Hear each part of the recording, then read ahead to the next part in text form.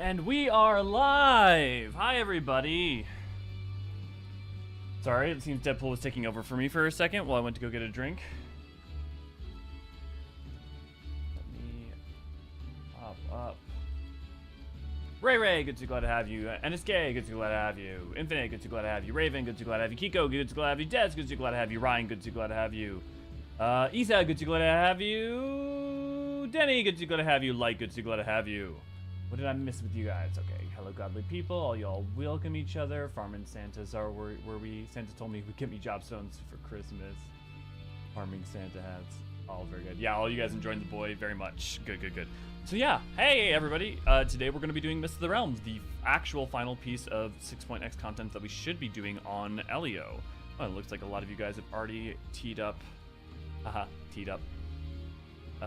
all ready to go. We'll get that a-going. Question, is my audio good? How are we looking on audio? How are all you lovely people doing?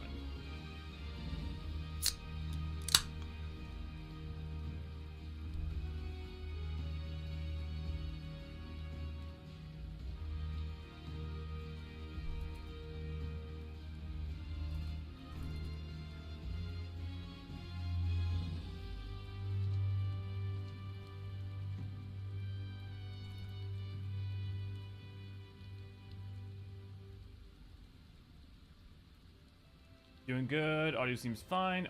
My audio could be a touch louder. Okay. I'm also speaking a little quiet. I'm a little under the weather, so let me move the mic in a little bit as well. Okay.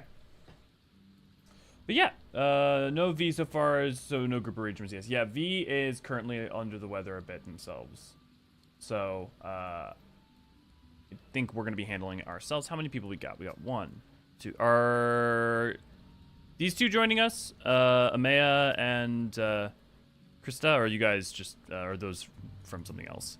Also, I'm assuming since you're here, you're joining us. Okay, we got 1, 2, 3, 4, 5, 6, 7, 8, 9, 10. Rip, good to glad to have you. Didn't realize there was an option to show the music name on screen. There isn't.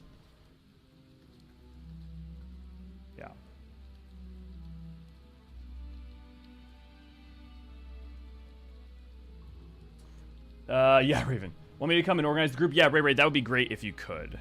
I will probably have you do that while I go get everything up and organized.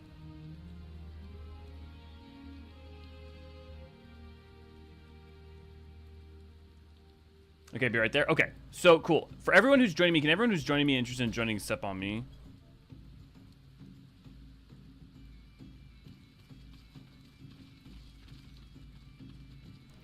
Okay, Amaya is also is Amaya. Okay, I see. So let me send a friend request so I can see you. Why is my mouse sticking?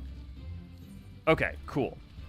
I'm gonna have you guys all hang out here. Ray will get you guys all situated, and I am going to get to my intervene back on my bar, and then I'm gonna go get the story started. We are on Crystal Curl. If you would like to join us, we are on Crystal Curl. Step on me, he says. Yeah, exactly. Can everyone step on? Okay, yes, laugh at Elio asking people to step on him. Can't even see Elio in this group of fellows. Okay, cool. So, let's see, we're 5 minutes in. Usually we do a little bit of warm-up. Just to give people a little time to trickle in. But since I guess I'll be doing the intro questline stuff, we'll trickle in that way. Does it start in Mordona or does it start in Sharlayan? I think it starts in Mordona. We laugh because we love at least. Yeah, I will gladly take the teasing. Also, Tam, good to glad to have you. It starts in Sharlayan? Okay. Did you get through the students of Baldesion? I'm trying to remember now. You don't talk to Kryl, obviously, or Graha, because they can't be permanently in a fixed place. So, is it...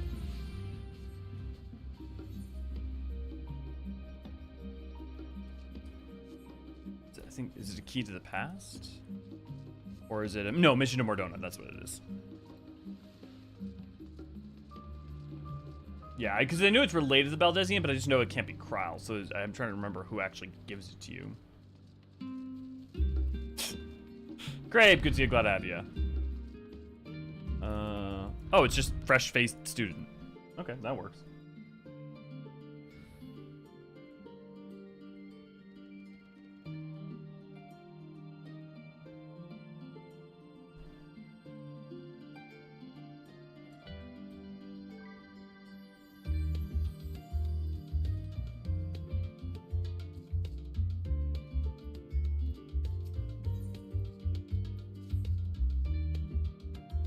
Ah, welcome back.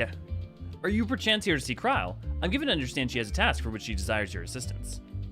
Yep, that's right. Then I shall fetch her at once. Pray, wait a moment. Oh, that makes sense, because he immediately gets Kryle. It just starts with him.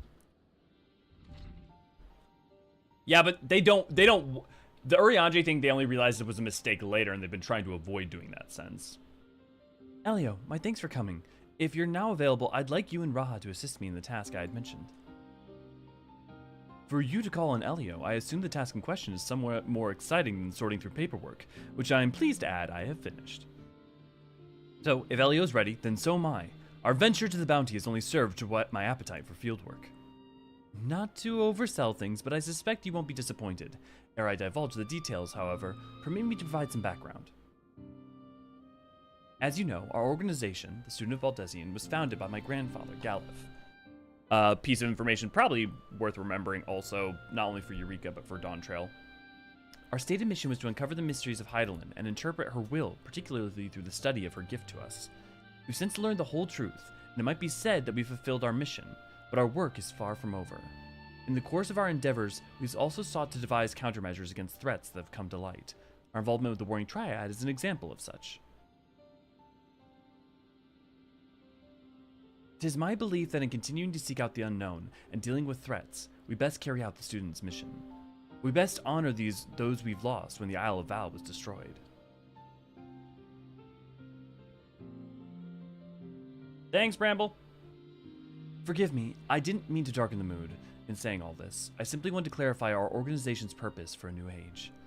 In line with said purpose, I've been reviewing new requests. And one in particular jumped out at me. Also, I didn't think about this, but those requests are kind of relevant to Wukelmat's requests in some way as well. It comes from none other than Rambros of the Sons of St. Koinak. Truly, has something happened in Mordona then? So it would seem, and he wishes to entrust the matter to us. While his missive is sparse on details, he writes that it lies beyond the Sun's expertise. Uncharted territory are his exact words. I'd like you to meet with Rambros and conduct a preliminary survey. What say you?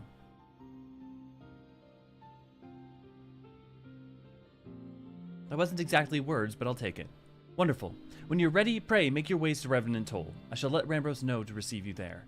I must remain here to oversee our operations, but should it transpire that our hands are needed, don't hesitate to send word. Oh, I'm glad you enjoyed the reading of EE3, Rip. Well, there's no time like the present. If you could go on ahead to Revenant's Toll, I shall make ready and then be on my way.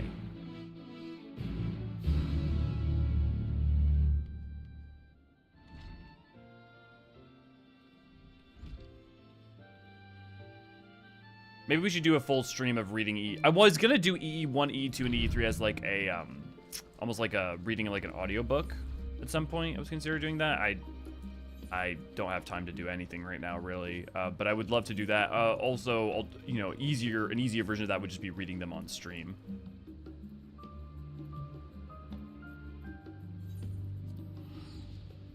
How's all y'all Saturdays going? And also, do you guys all enjoy Mists of the Realm? Do you have high opinions of it? And where would you rank it in comparison to the other Alliance raids? Would you rank it, and you can rank it on aesthetics, on the battles, on the music?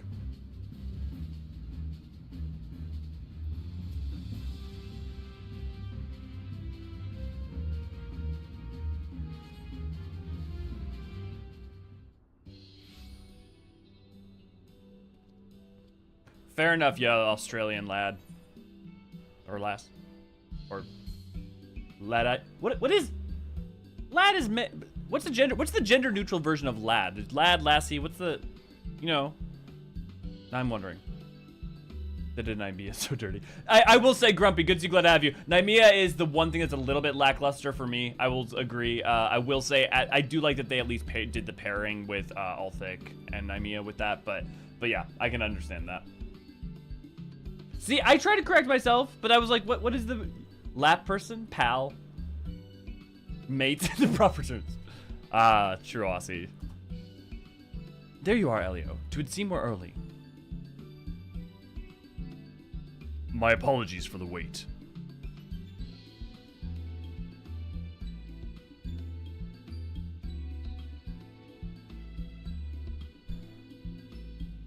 Rambros, what a pleasure to see you again. How have you been? The pleasure is all mine, my friend. I've been well, and it gladdens me to see that you are too. Now, I know you have many demands upon your time, so I shall explain the particulars of our request at once. Recently, an explorer came to us who claimed to have discovered the Phantom Realm. The Phantom Realm? So this is what you meant by uncharted territory. I do wish there was some, like, at least little bit of story or something that the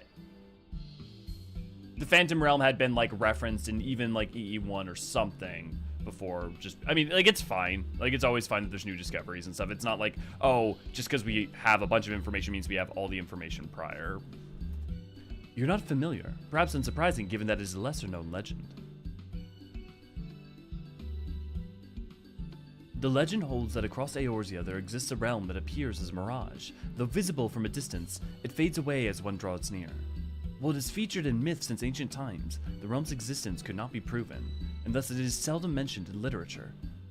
In spite of this, fueled by rumors of the occasional sightings, the myth has persisted and continues to capture the hearts and minds of explorers.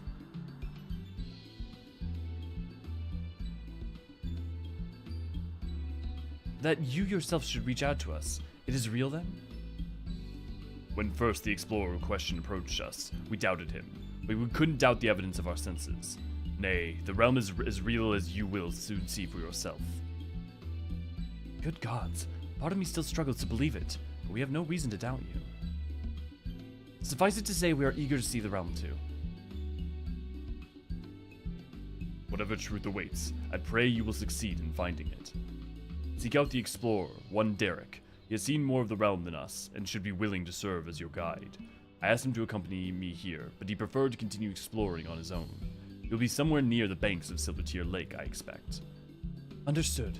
Our thanks, Rambros.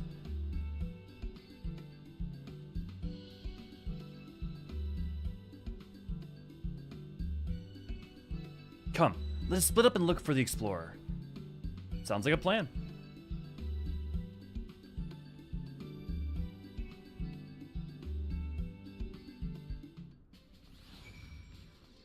Okay, and I will walk on over there. I wish we got it. Okay, awesome. Thank you, Ray Ray. I wish we got a chance to hang out with all the guys. Let me actually read that. Party Finder is listed as copied factory, and the password for it is 1969. So if anybody wants to join, you should be able to join in on that. I wish we got a chance to hang out with all the gods a bit. The last batch didn't get much time. Yeah, that's fair. I think the problem is that Alliance raids are always going to be a rough, are going to be hard because there's going to be more limited time, but I don't know how you put the 12 in the MSQ without making that like the whole thing. And also, if you think about Mists of the Realm as an epilogue, because it really is an epilogue closing out the last questions rooted in the sort of 1.0 to 6.0 arc and the remnants of the ancient world, Hydaelyn's plans and whatnot. I do think it works quite well on that regard. So while I agree, I definitely would have loved more time with all of the 12 for sure. I definitely feel like within the vein of seeing it as more as an epilogue and more of a wrapping up of that arc, I think it works quite well. And like to what Crepe says, good fights, neat lore, but nothing much of a story. I feel differently because I feel like the emotional beats of what it's about are all hit on. Like the emotional beats are about things coming to an end and roads coming to a close, and I do feel like that the emotional arc of that is I think pretty acutely hit on as the narrative. But Flora, good to have you. But who's surprised that Elio disagrees with people again? I feel like I'm half the time just trying to be a contrarian. The explorer doesn't appear to be in this area. Nope, Ray's flying by on a motorcycle. You've heard of card games on motorcycles, but have you heard of moderators on motorcycles? Could have been expanded. But, I mean, isn't that kind of always true? Like, in terms of expounding upon them, what was necessary to tell the story?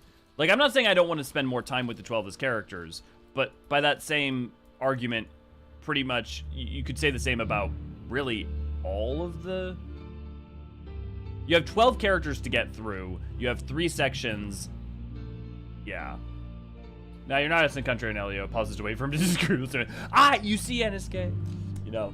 Not surprised you disagree with me specifically on that. I mean, to be fair, though, Creep, I am a kind of surprised because you usually are more sentimental like me. So I'm surprised that the sentimentality of it doesn't connect for narratively for you. You see a small Opo. Could it possibly be the Explorer? Or could it be? Yeah, I wouldn't be surprised. That could be possible, Flora. A tale story would definitely work well.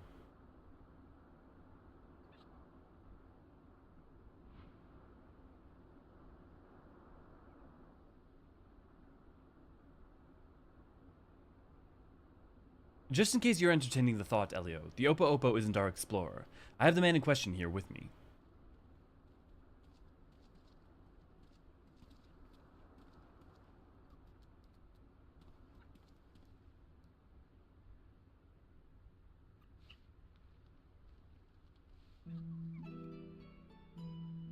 Oh, buddy. I am Derek, the one who discovered the Phantom Realm. My apologies for making you search for me.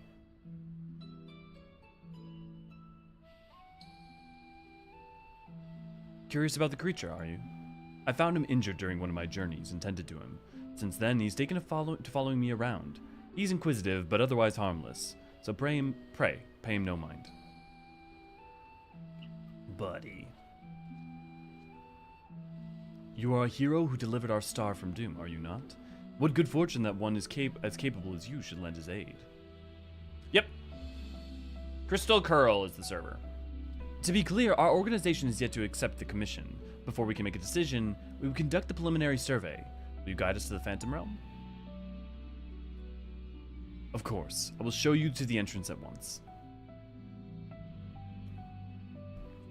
The gate to the realm long dreamed of by explorers. Infinite! Does Secret Secret glad to have you at the top? Because if not, does he glad to have you?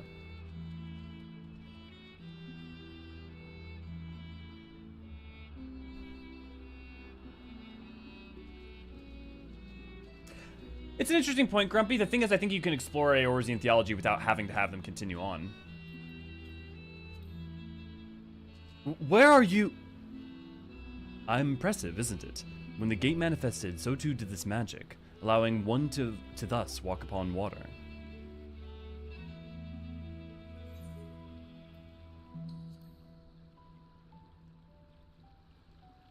This is just like the spell Urianger used in the first. Someone's conceived the means to do this as well. An intriguing individual.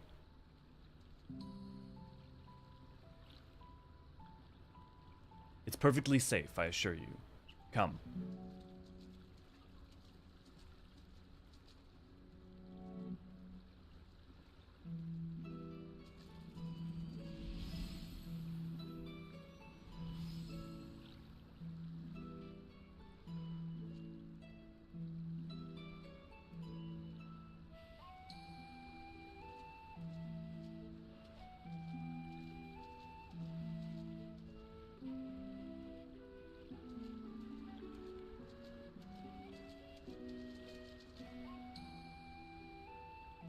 By the 12, you truly can walk here.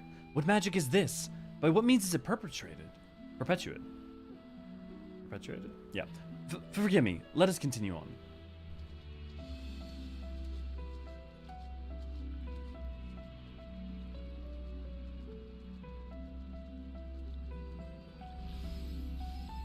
Birdie.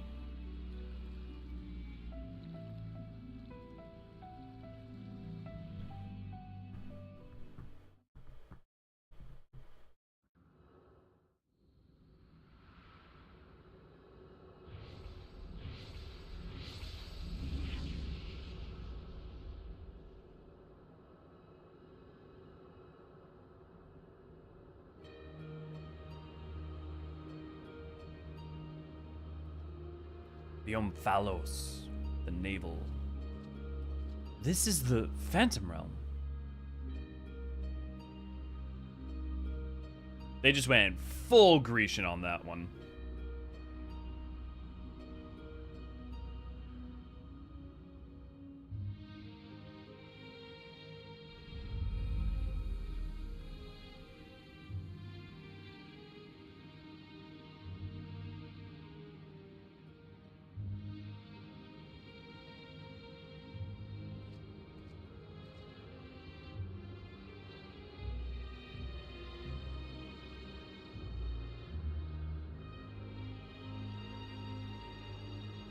To think that the entrance would lie over Silvertear Lake.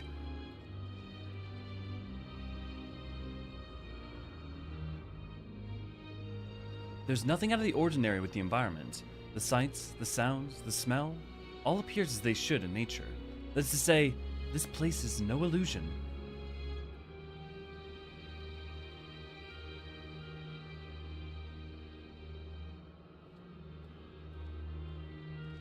I love how they have the different parts of the theme. Bum bum bum bum bum bum bum bum bum bum.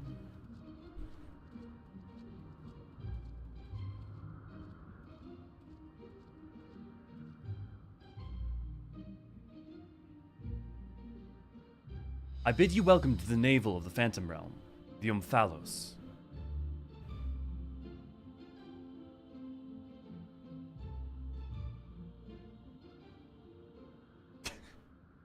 Flora, I mean, to be fair, this game mixes like North African and Turkish elements. I think it's perfectly fine for a thing that's not trying to replicate history to mix design elements, right? Like they even mix the Amratine elements as well.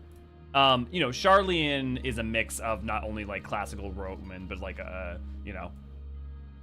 But okay, so for geography's sake, there's the Crystal Tower here. So we're over Silvertear Lake. You can also see the remainder of Bahamut's Mega Flare and Dalamud and all that. So from a geographic standpoint, we are directly over Lake Silvertear, the heart of it. Interestingly enough, this is also where in the 1.0 trailer when Midgard Summer comes down, he comes down from the cloud cover, and it seems like there's a good chance one of the things Midgard Summer was made to protect by Hydaelyn was the Omphalos itself. There's never any direct statement on that fact, weirdly enough, but it is interesting that it's there. While Mystery Theory lines are worse, I wish they kept alive further explore theories and theology. So the thing, Grumpy, is that I think one of the things I like about this story is that while it gives you answers to the nature of the 12, it specifically goes out of its way to kind of say that people's faith and people's belief this isn't necessarily, it's not like this information is disseminated out to everyone in the world right away. Like worship of all, of the twins by the Lalafels and Ul'dah is not necessarily altered by that, and their faith in and of itself is a beautiful, powerful thing. And so for me, that's why I find it moving, is that these people who have stood as watching vigil for 12,000 years are now allowed to go to their rest, knowing that the people and the beings that they have stood vigil over for all that time can now find their own way, much like Hydaelyn herself. Yeah, I can see Midgard Summer's Skrimir. Yeah. Also Hindu, yeah. So hovering just beyond the cloud barrier, yeah. Charlene is a mix of classical Roman with Hellenistic dome-shaped groups, yeah. First Brood is a mix of Slavic, Nordic, and Arabic mythology. We're past the point of consistency. Well, not even just that. I mean, Final Fantasy has always done that, right? Final Fantasy, Dungeons and Dragons, it's always been, yeah. Ritra's Hindu, yeah. Isn't it established that we keep the existence and death of the 12 hush-hush? Yeah, for the most part, yeah. See, Ray Ray's got you though, Flora. Ray Ray's on your side. Oh, Mary, yeah, you do get a line. Mary, good to go to have you. Have a specific addition if your God speaking to you is when the 3 show up before the Ray proper ones. Yeah. We'll get to that in a sec here. AC, good to go to have you. Even if the 12 are gone, the faith still exists, yeah. Because one of the things the 12 kind of point out is that the faith in them and the belief in them and people's veneration of them is very separate from them as actual existent individual entities. It's one of the reasons that they've remained hands-off, right? Even though their love is true and forever, and that continues to still be true, even though that they have now gone to their sleep. Yeah. Well, is it what you were expecting?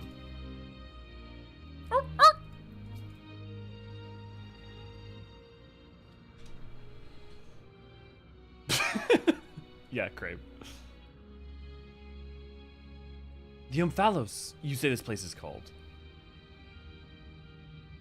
A name of my own conception, I confess. I felt we needed something to call it by. Lest you wonder, the word means navel in an ancient tongue, an allusion to Mordona's location in the heart of Aldenard.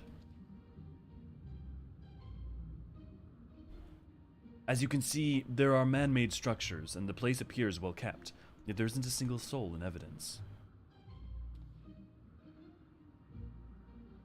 'Tis my hope that you will help me shed light upon this realm, to learn who created it and to what end. I should also like to know why it has revealed itself now. Was it simply chance that kept it hidden, or something more? In any case, let us begin by taking a look around. Sure, but Rip, you gotta. Are we talking about battle, music, aesthetic, story? You have to give me like which of those to go by.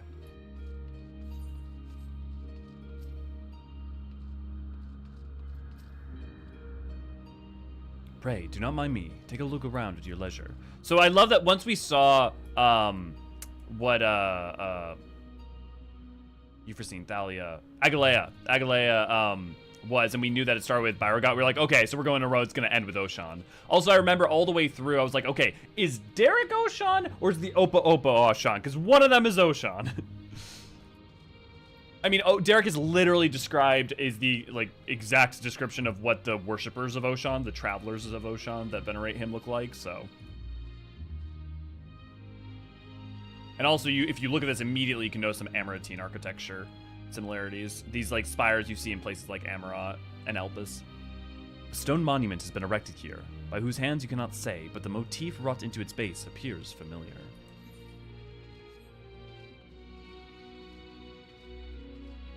Would you be more surprised if there's proof God looks like Morgan Freeman or the All-State Man?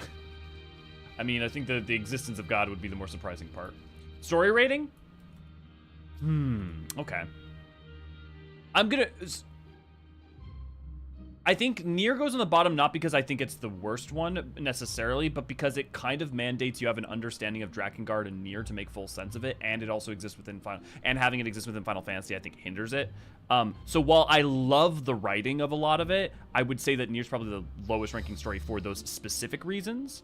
From there,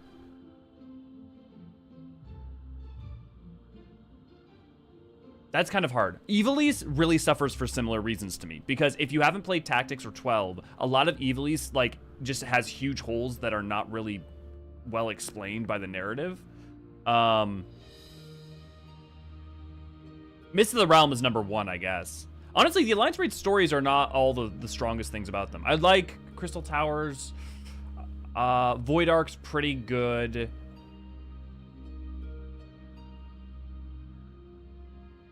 The thing is also, Crystal Tower is like, yes, we love Grahatia, but I can't rate it on like loving Grahatia as the Exarch onwards, because because Grahatia in Crystal Tower itself is actually not like amazing of a character. I love the conclusion of his story, but like his characterization is not that strong, really.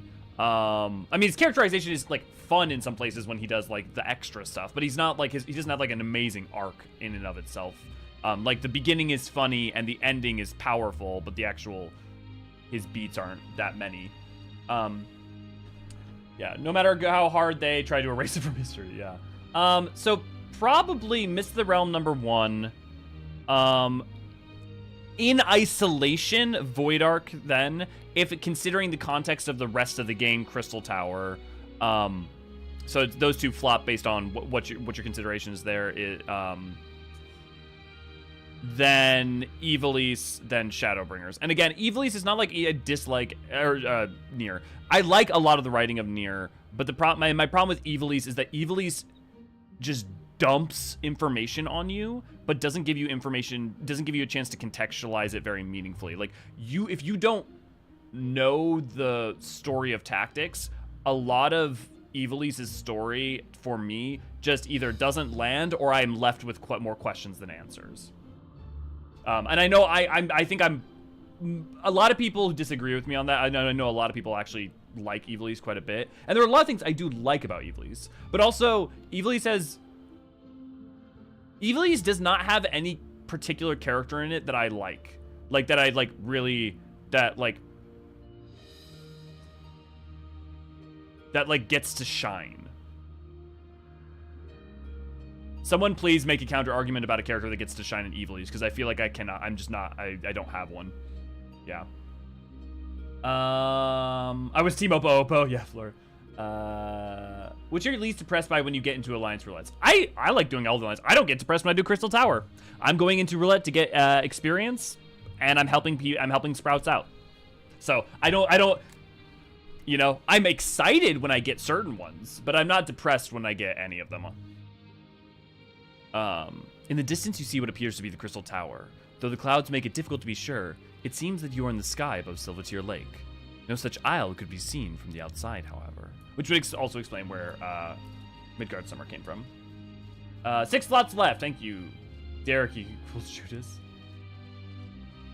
I'm not sure I see how, but good to see you. Glad to have you. Second, I'm willing to hear you out. Also, Infinite, you had a point earlier about me in general, right? That I forgot to read. Which was something to the effect of, like, yeah, I'm definitely gonna, I may not agree, but I will definitely hear people out. I will also unintentionally forcefully give my, like, counter thoughts and points, but it does not mean I'm not listening to people or taking it in their feelings and thoughts. Mikoto is cool in Bosnia, but I really can't remember what she's like in Ivalice. She's kind of a nothing burger in Ivalice, other than the fact that they make her a romantic interest for Sid. I do like her in Bosnia. I like Bosnia better. I think Bosnia is better storytelling than Ivalice. I still have a lot of problems with Bosnia, and the amount that Bosnia is told through notes is problematic, and also I don't like the way it handles Misuja very much, but that's a whole other conversation. The Oppo seems quite at home, wouldn't you say? How many times has Dare come here, I wonder? A number of structures such as this can be seen in the area. What purpose could they possibly serve? The architecture is unlike anything seen in Eorzea. Truly exquisite stuff. Ramza accounts for at least 70% of my desire to punch side characters in the face. Yeah, Ramza's not... I wish Ramza had a moment to be good. Arslan Duriai. No, but that character doesn't get to shine. That character only gets to shine if you know that character from other narratives, in my opinion. And Ramza too, like, good God, talk about incredibly unlikable character. Yeah, heroes shine pretty bright all against Ultima. Yes, but if you don't know tactics, you don't have there's no emotional connection or understanding or, like, meaningful relationship with any of the characters in Orbone Monastery if you have not played tactics, you know? I really love Ivalice plays and the plays it introduced, but yeah, it's a terrible lore dump situation. Yeah, I'm glad, Luna, and I'm glad you like it, and I'm glad the people who like it. Do not take my disdain, articulated disdain as even a disdain. I enjoy the fights. I enjoy Ivalice. I do not hate it as content. The story is not bad. My problem is it has far too many holes. And unlike Nier, where I expect Nier to be bullshit, not only because of Yoko Taro, but also because they put Nier in Final Fantasy, so yeah, I can kind of just discount that one. They actually did try to recontextualize Ivalice to work in 14 in a way that I'm glad they did that, but so much of it is holes, and we have so few, like, I want to care about the characters. I want to care about Ashilia and what happened to Rabanastre. I love Final Fantasy 12. I really do. I have problems with 12, but I enjoy 12, and I like its story, and I like its world building. But they, like, keep throwing out ideas and things, but then do nothing with them. Yeah. Looking forward to hearing your thoughts on it. Bosnia's story discussion is very lacking, at least on YouTube. Yeah, I've been meaning to make a whole video on my thoughts on Bosnia, because I have, like, I have some particular opinions, and they're not all negative. And I don't dislike Bosnia out of hand. I just have very specific critiques on it, aimed at it.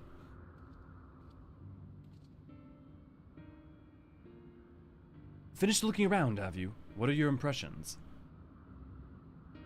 We've only had one cursory glance, but this is truly a mysterious place. The gleaming spire rising beyond the clouds, that is most certainly the Crystal Tower.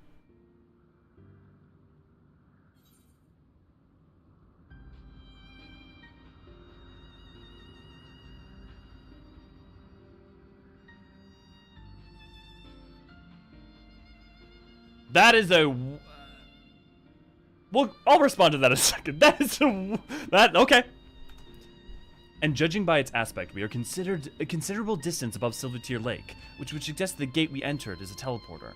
However, if this isle lies where it appears to lie, then it couldn't have escaped the Battle of Silvertear Sky unscathed.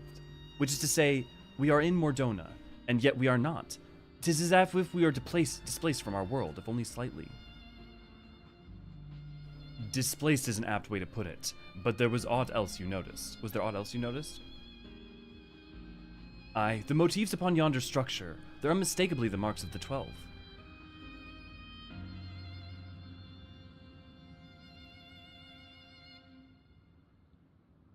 By which I posit that this was created to be a place of worship. That's a different game though, AC. But by whom? I cannot think of any who could have possibly built such grand premise. Never mind magically conceal it. At least not in the wake of the Battle of Silvertear Skies. Aye, this is a mysterious place indeed.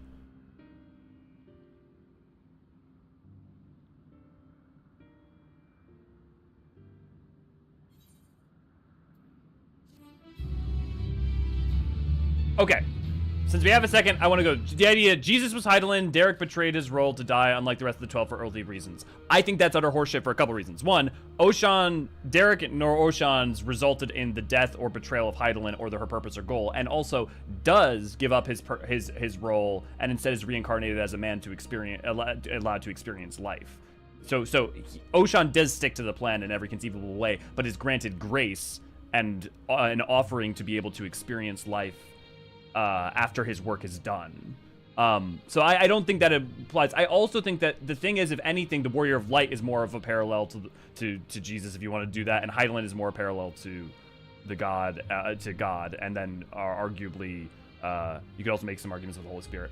So I don't think that works, because I don't think in any way Eorzean did betray the plan. Eorzean did everything right and was only granted grace to continue to live on as a man by those of authority, by those within authority as well, not from a betrayal.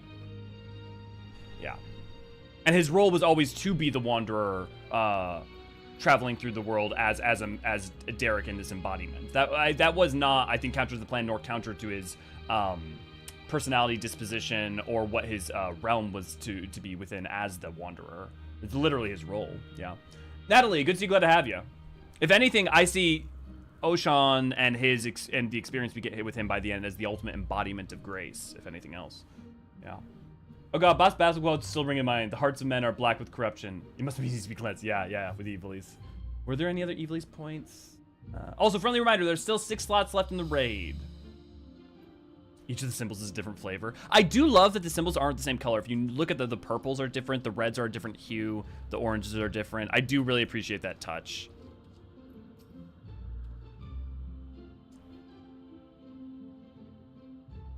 Yeah, so here's what I would say, Flora. I didn't say Vana, I said Hydaelyn, right? Think about Hydaelyn as her role that Vana occupied as the guiding light for the peoples since the Sundering.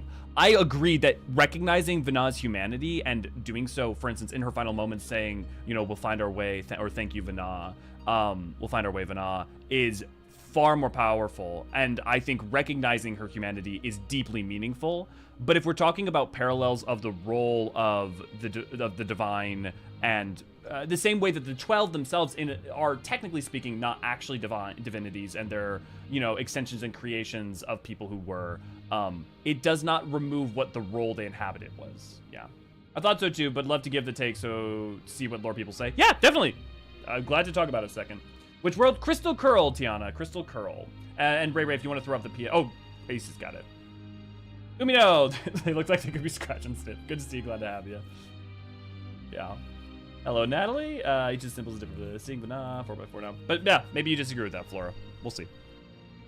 Magically concealed. This is a mysterious place, indeed. Magically concealed. In like manner, perhaps, to the ruins of Amdapor in the Twelveswood. The city, I understand, reappeared when the 7th Umbral Calamity weakened the elementals. Because for those of you who don't know, Amdapor was sealed off after the fall, after the 6th Umbral Calamity, because of what white magic and black magic had done.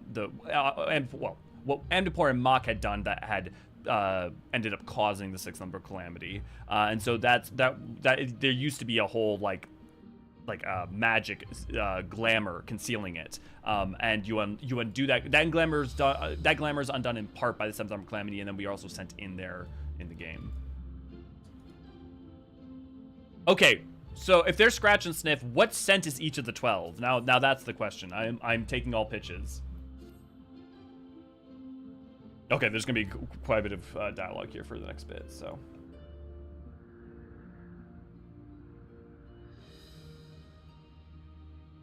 Well, it seems that there's but one solution for our ignorance: a thorough investigation. For this, we will require more manpower and supplies, among other things. With your permission, we will confer with our representative, Kryl, and make the necessary arrangements for a formal investigation.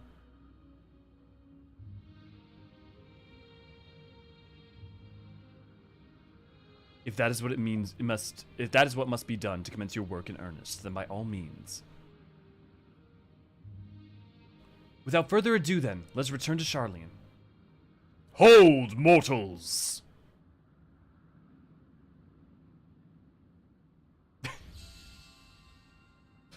Some of you guys got some good ideas.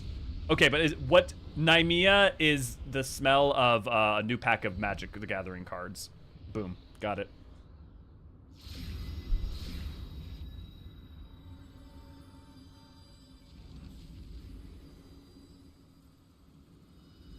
I love that even their elemental orbs are also slightly offset purples.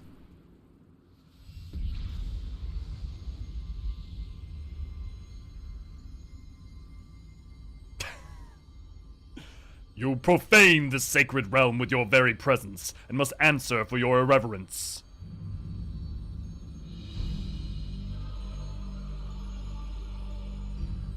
Dude, if they had been evil, that would have been genuinely terrifying.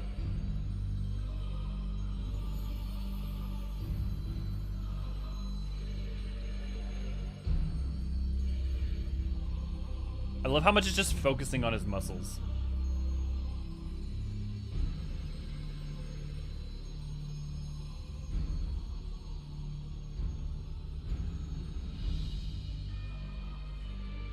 I am Byragot the Builder.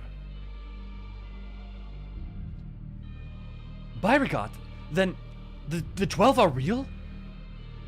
Let there be no doubt, we are not simulacra born of mortal faith.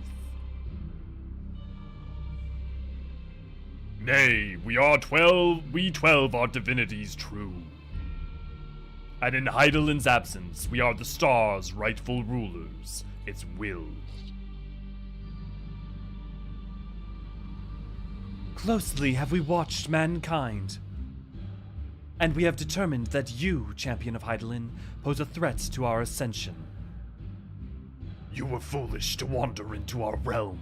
We could destroy you with ease here and now. But as divinities, we must demonstrate grace and forbearance.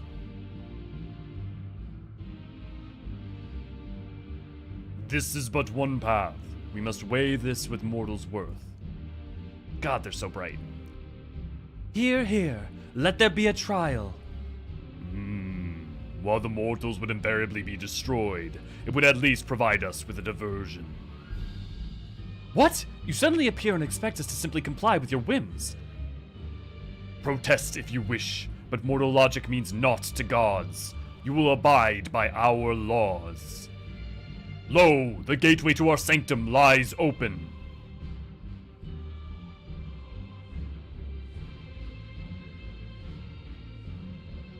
Show us the strength of mankind. Show us the honor of mankind. Show us the spirit of mankind. If man would remain the master of his own destiny, then assemble your comrades and come. Come and prove your worthiness.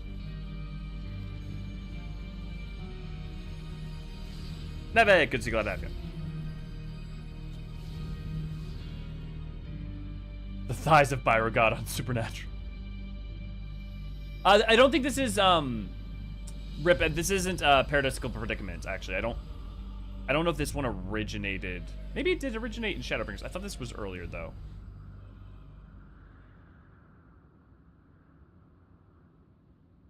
Maybe I'm wrong on that one. It does get used in Shadowbringers. But the main one that's used for a lot of the Sin Eaters, I believe, is Paradisical Predicament.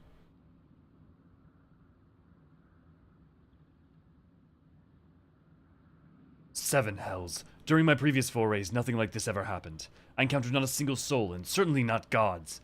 By their own admission, they mean to take over the star. What are we to do? The situation has indeed taken an unexpected turn, but we must try to think clearly. The 12 have long been revered and worshipped in Eorzea, and myths about them abound. But to my knowledge, they have never thus appeared so openly before people. For these beings to suddenly reveal themselves just when we're here, claim supremacy over the star and challenge Elio to a trial? Too much about this field's odd, and it gives me pause. Fair enough. Yet as it stands, it seems we can't dismiss the threat either.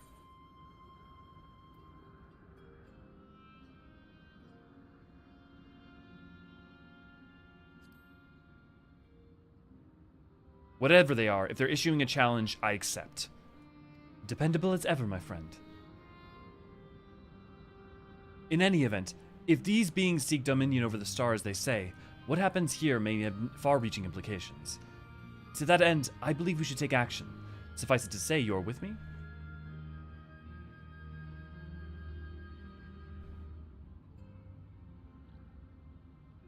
Then the students of Baldesion will officially tend to the situation. Aye, in the course of studying the star's mysteries, we've undertaken to deal with any threats that may arise. This is no different.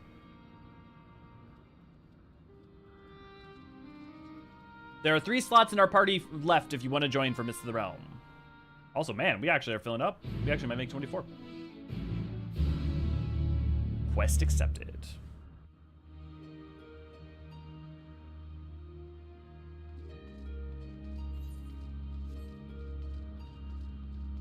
Tiana, if you want to join in, we are over at, what did he say? We have a few spots left. Ray Ray's Party Finder up. Party Finder is, the password is 1969. The current slot is, I believe it's set for one of the near raids. It will be under Ray Ray or Issa. Probably Ray. Dez, good to glad to have you. There's something funny about Graha pretending to be a bad guy dealing with the 12 doing the same. That is funny. Yeah, that is a good point. Mankind this, mankind that, but what about man evil? What about man selfish? There's plenty of stories about man selfish. I think Elio might be... Yeah, Elio's the scholar, Thaliak. To answer your question, Flora. Roger smells... I need to read some of these. Roger smells like icy hot. One of you guys said Roger smells like Old Spice, and I feel that. Lim Lane is the smell of the ocean. Yeah, Lisa, definitely agree. I feel like Lim Lane is sea salt, no question. Lao Lin for Nymea since she's a spinner. Like, I appreciate that some of you guys are actually taking this question serious, like Flora with Nymea and Wax and Sandalwood. Yeah. Byrogot smells of body. Byrogot smells of the forge, right? I mean, think about it. He's the smith. I feel like he would definitely smell like a blacksmith, like a forge, like coal dust and ash. Square needs a slash sniff. No, they need to never put a slash sniff in this game because we all know what will happen if they do that. Party Finder set up for Copy Factory. We have 3 slots left. Thank you, Ray Ray. To think that we would encounter the 12.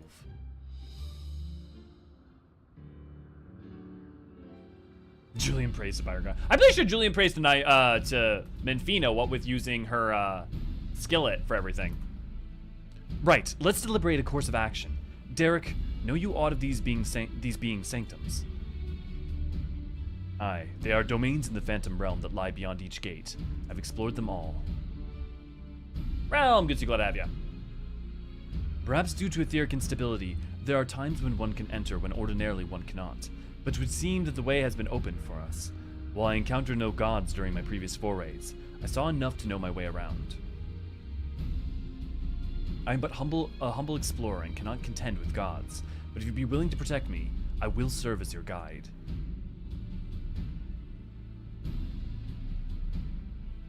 Assemble your comrades, Byrogot bade us. As strong as I know you are, we know little and less about our foes, neither their strength nor their nature. 'Twould be decidedly reckless to contend with them unprepared.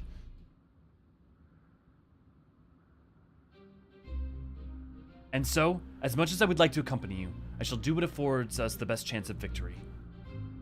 While you sent forth to answer the gods' challenge, I'll work behind the scenes in my capacity as a student. For one, it would behoove us to arm ourselves with knowledge about the 12, and I shall begin by apprising Krile of the situation. But this utilizes our resources to the fullest. We shall overcome whatever trial awaits. Yes, we will.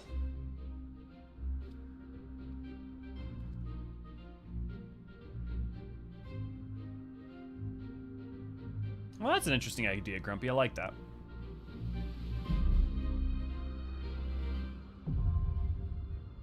Agalea, now accessible. Welcome, Realm. I'm upset we didn't get a cooking item Manderville tier. Cooking item Manderville tier. Trying to think about what that... Do you mean like as a level of difficulty for crafting?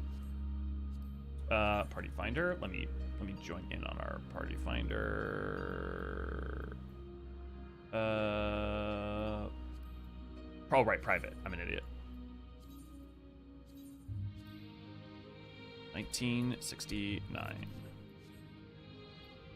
Okay, we have 2 slots left. 2 slots left. Also, while we see if we can fill those real quick, I'm gonna go over some EE1 stuff real quick about what the description of some of the stuff with the 12 is. In specific, why I said Minfina in a skillet, seeing as she doesn't use a skillet of any kind in her in the fight with her. Come on, 12 veneration. There we go.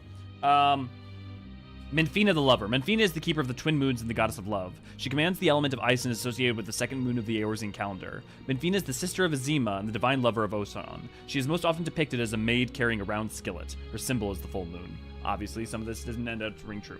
But let me describe. Let me go through the 4 deities that the descriptions as many believe of the 12 in Eorzea. Byragot the Builder. Byragot is the purveyor of architecture and industry, the god of the arts. He commands the element of lightning and is associated with the 7th moon of the Eorzean calendar. Byragot is the elder brother of Halone and pupil of Thaliak. He is most often depicted as an ardent smith with a 2-headed hammer. His symbol is the hand. Also, notice that pupil of Thaliak will come back up later on.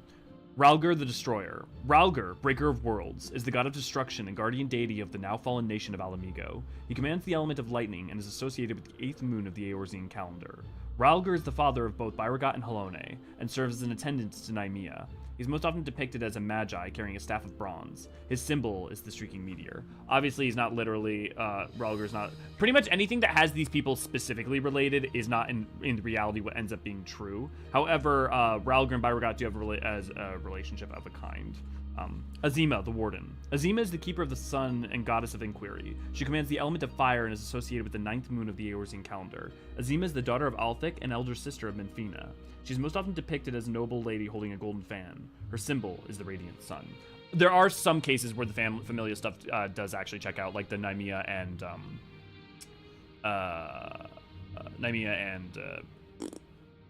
Althic. Speaking of Naimia and Althic, there is a quest in Elpis, which if someone knows the name of, please share it. I'll pull it up otherwise. Where you get to meet the people who almost certainly become Althic and Naimia, and also get to be responsible for the creation of Behemoth and it using Meteor. So blame the Warrior of Light for that one. Nald'thal, the Traders. Nald'thal, overseer of the underworld and god of commerce, is the guardian deity of Ul'dah. He commands the element of fire and is associated with the 10th moon of the Eorzean calendar. Nald'thal is the single manifestation of the deific twins Nald and Thal. He's most often depicted as a discerning merchant holding a balance. His symbol is the cowrie, an ancient shell currency. And then the 2 other things I'm going to read real quick are the heavens and hells.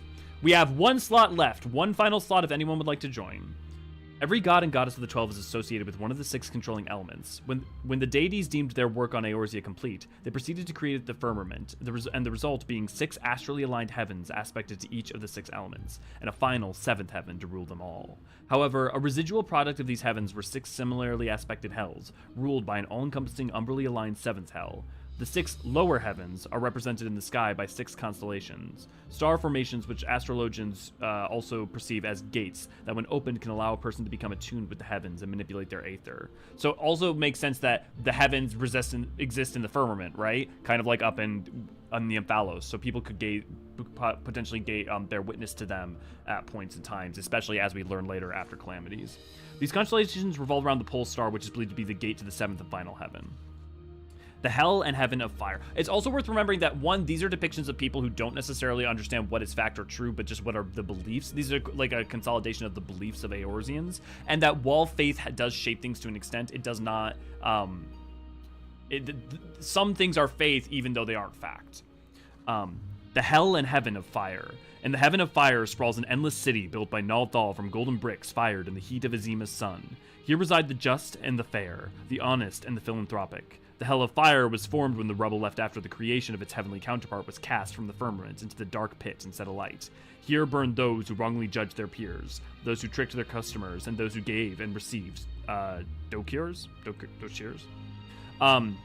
Also, there's an attack that is called the Hell of Fire. So while there aren't actual hells as far as we've seen in this, there are there's references to the concept of the hells in some of the attacks. And then also the Hell and Heaven of Lightning. In the Heaven of Lightning, one will find a towering clockwork spire built by Byragot, with metal forged from a comet and powered by Ralger's 11 bolts. Here rest engineers and architects, revolutionaries and the conquerors of evil. 11 charged fragments of the comet plummet to the pit from the Hell of Lightning, a place of damnation for vandals, slumlords, and warmongers. Okay. No final 24th? We're so close. We're so perilously close to 24. Oh, well. There you go. Let me get in Japanese. The Maker's Rune is called Godless World, isn't it? It's fitting the Mist of the Realm. You'd have to pull it up. That sounds right, but I would have to actually look at what the kanji or katakana or hiragana are. Isn't that fitting for? I think it's different though, because the Maker's Rune I think is actually better because it's a god. I think there's a difference between a world without gods and a world forsaken by gods, and a world there's a difference between a world forsaken by the gods versus a world in which the gods handed off the baton of agency to their creations, knowing that they could lead their own way. Even though technically are both a godless world, they're very different in nature. That's how you say it. I always say it as Agaya. I mean, I say it as Agalea. That's how I pronounce it. That's an L in Agalea, not an I. Yes. Here, let me see if I can pull up in some way that's well, I'm gonna have to pull it up to start anyways. Also, Ray, pass me lead whenever you get a chance. Yeah, it's Aglaia. I hope someday there will be a frying pan warrior weapon in Hildebrand's mom. I believe, Umino, I believe. If she did use the skill. Yeah, if there had been at least, I wish there was at least one reference, like one of Minfina's attacks just had her dropping a skillet or something. One more, come on guys, you can do it. Cowries, yeah, cowrie shells. For those of you who don't know, they're like the little shells that kind of like fold over with like have a line in the middle. Yeah. Oh, also cowries exist in the the Island Sanctuary. One more is on the way, but we will be full. Woo! We did it! We did it. Kaminaki Seki. Yeah, a world without gods, a godless world, a god-lacking world. Sekai, yeah. Kaminaki Sekai, something like that. Yeah. Maker's Ruin is an interesting interpretation as well. They should call on the Hell of Ice. Oh, no, yeah. Sweet Realm, awesome. We do get to borrow the skillet, that is true. Okay, Ray, can you pass me a lead?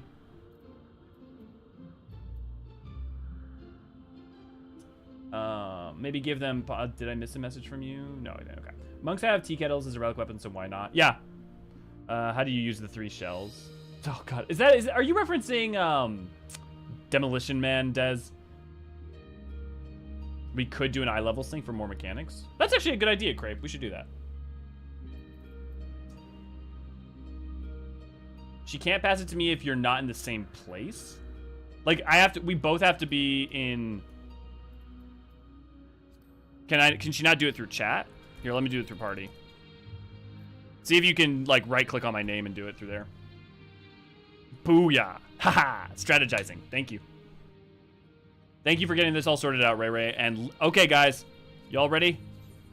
I think we're actually going to go with, we're going to do min-eye level.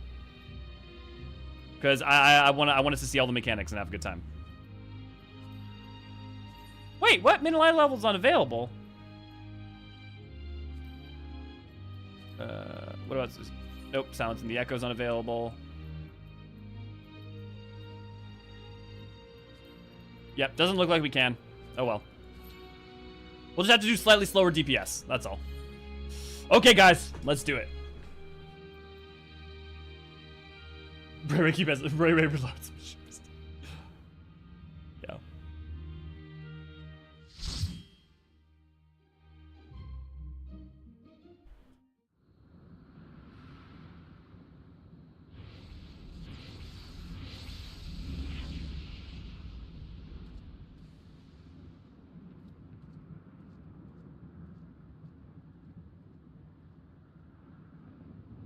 Also, I love the Griffin element because of Alamigo and Ralgar. Mechanical tower built by Byrogot. Ah, look at all these lovely people.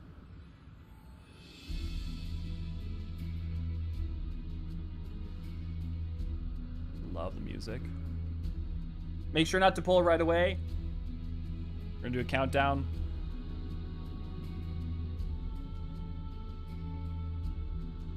I also love that the statue of Ralgar from Woo! Let's go.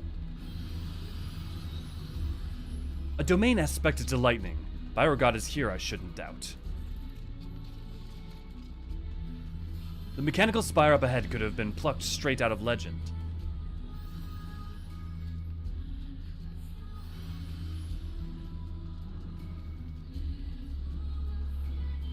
So, you are resolved to face me. That's definitely Vritra and Gosetsu's voice actor, right?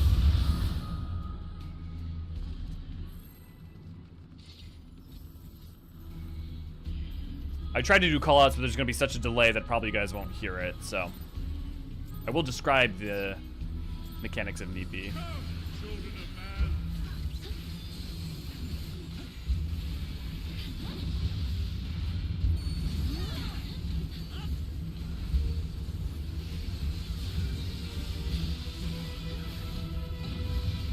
Scatter!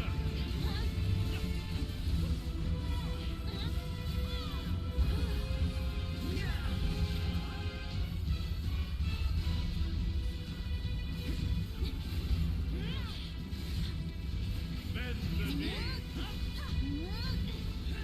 Tank Buster.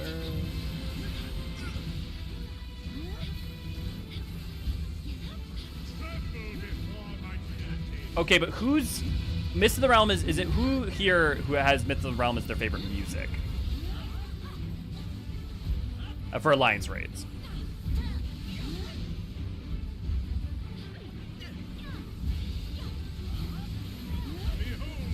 Because I do fucking love the music.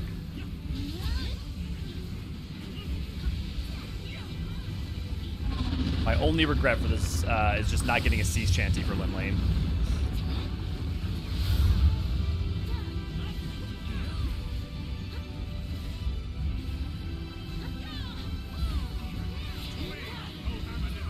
Oh, Hammer Divine.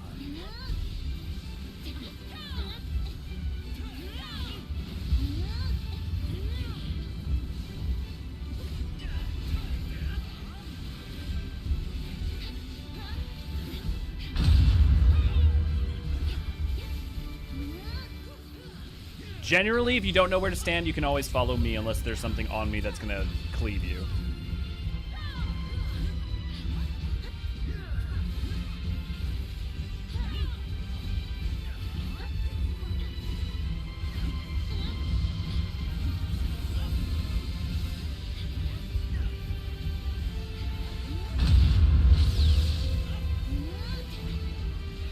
I promise I won't lead you astray.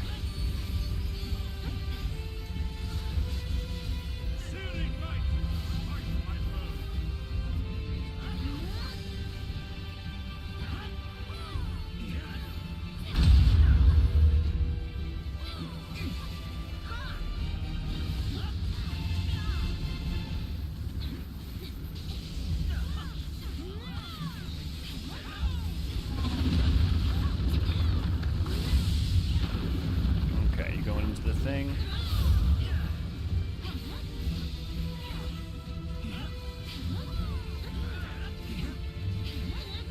We might even get him before he goes into the thing.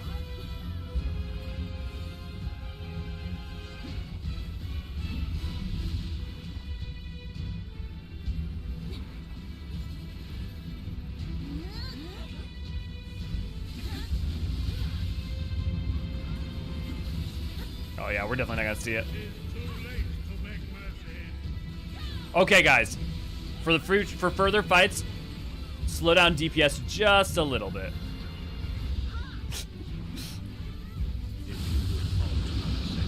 The one time you'll hear me say that.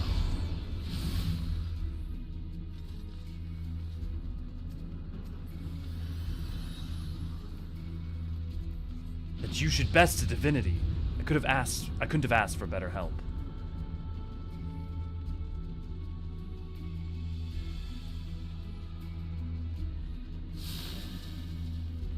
The builder has been made to yield. Intriguing. Then the destroyer shall take your measure. After you have provided my servant with some sport.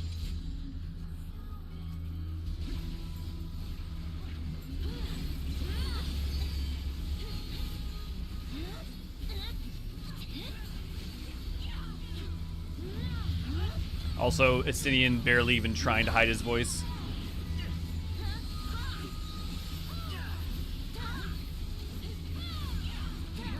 My divine axe will rend you in twain.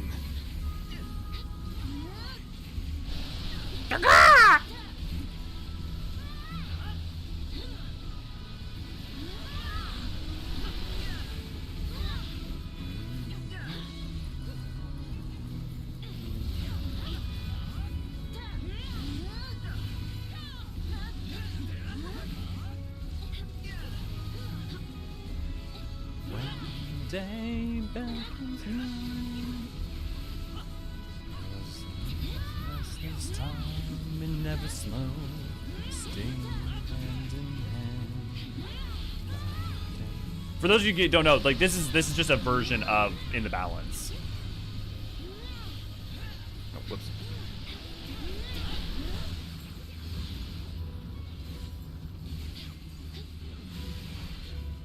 I'm just gonna eat that.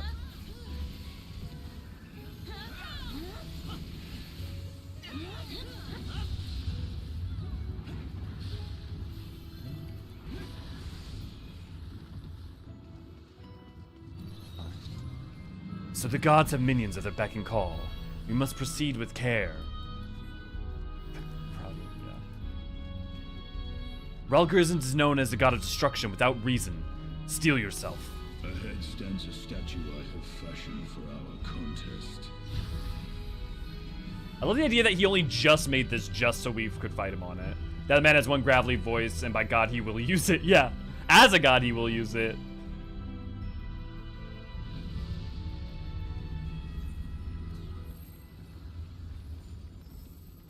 That's the competition. They're all awesome, but Divinity songs are perfect, and I'll say no more. Yeah.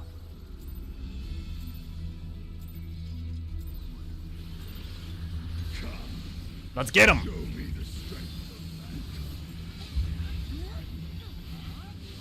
Upon the ground you shall crawl. You know, I don't think I feel like I give him enough performance for his vocal performance. There is quite a difference between some of the line reads versus if it had been Estinian. He is going more gravelly. And he, instead of going by crawl, he goes crawl. You know? I will break you body and soul.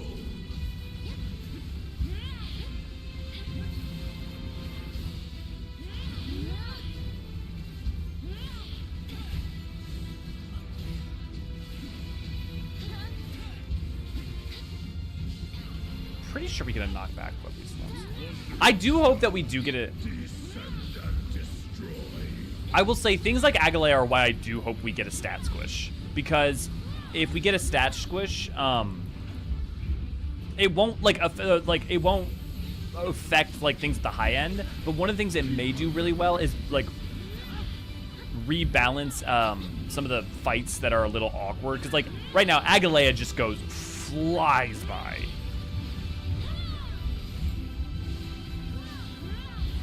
I wish it went a little bit longer.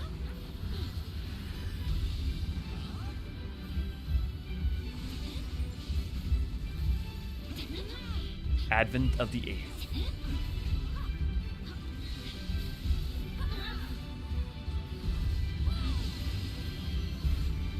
Punch in red.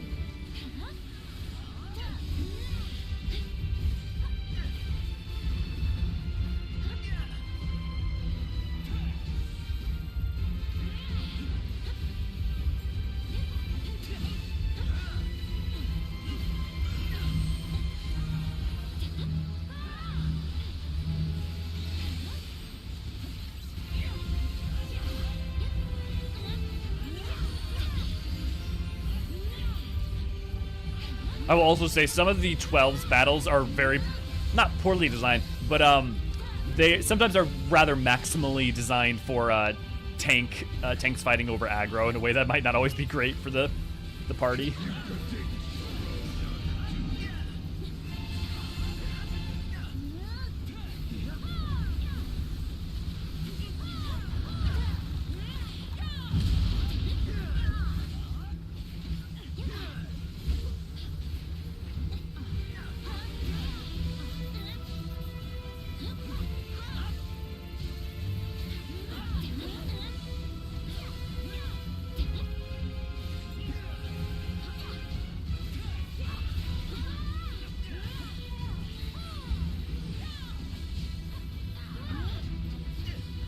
Okay, which side are we gonna have to go on? Let's find out.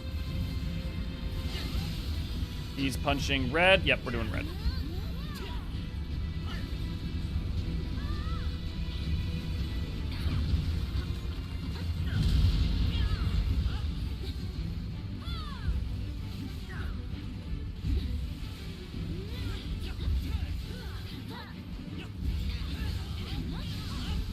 Are we even gonna see? Yeah, we are gonna see a second attack.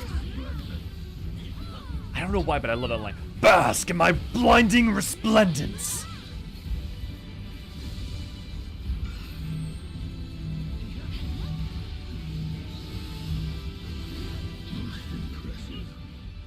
Damn, we didn't even get to the second knockback.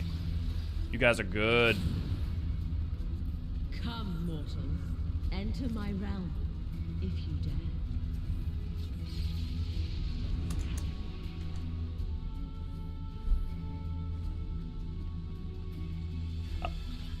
Another domain, one aspect to fire. You know, it's funny because I would look over, I'm like, oh, there's no new chats, and then I realized it's probably because like most of you guys are in this fight. Then the voice that called out to us must be that mortals should set foot in our divine realm. Come, and we shall see whether you are fit to remain. Oh boy. Oh boy. Yeah, please do not do that. Do not use limit break until it started.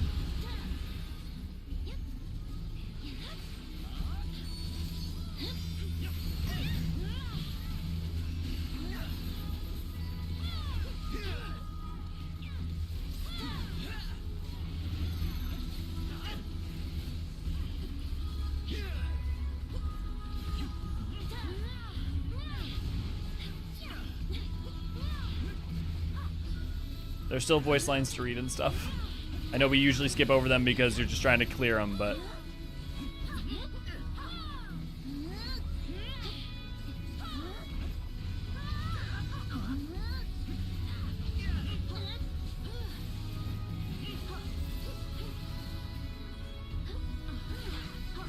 It isn't over yet!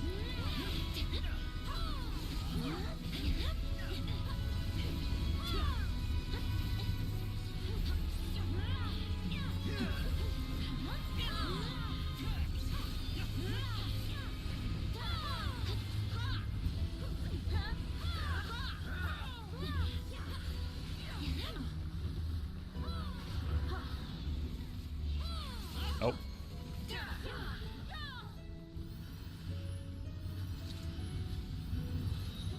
Mere minions are no match for you, it would seem.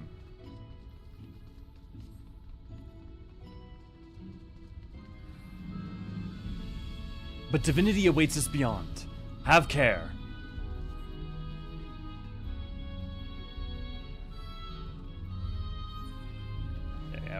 Boom. So got some stragglers. Okay. Azima, goddess of the sun. Dancers at your step. Ray, don't forget dance partner. Unless you turned it off so that we did less damage. You will be scoured by the light of the sun. Make sure to look for the fans. I'm sure Azima has plenty of fans.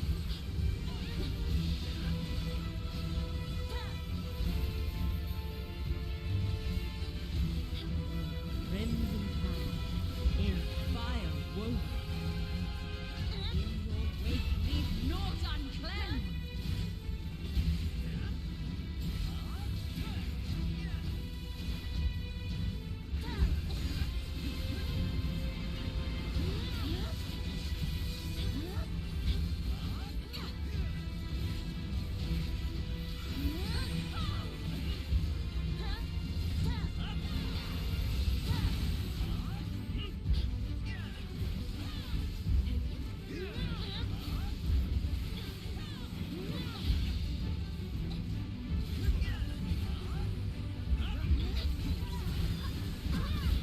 Yeah, no, you were right. You were totally right. You were. I do. Is it just a mirage? Or something more? Well, that's interesting. I don't think I've ever seen it do a 3-er. It's at least a 2 and 2, or 2 and 1.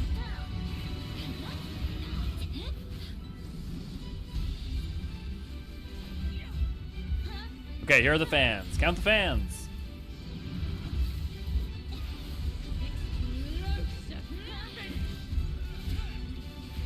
That's what she said.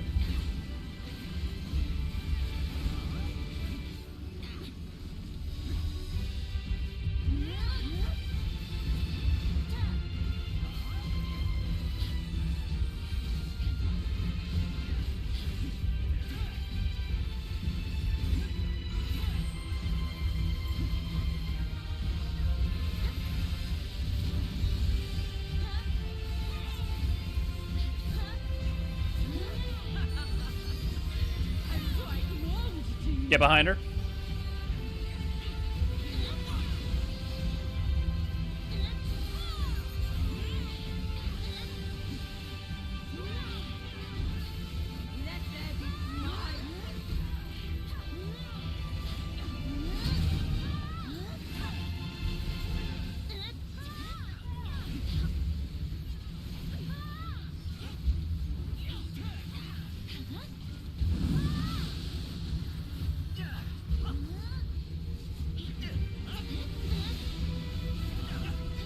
Raging flames dance upon the wind.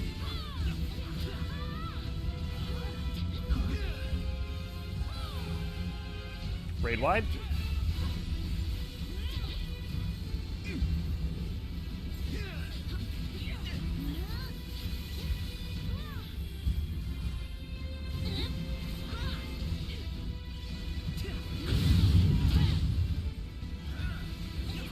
Okay, what's the order?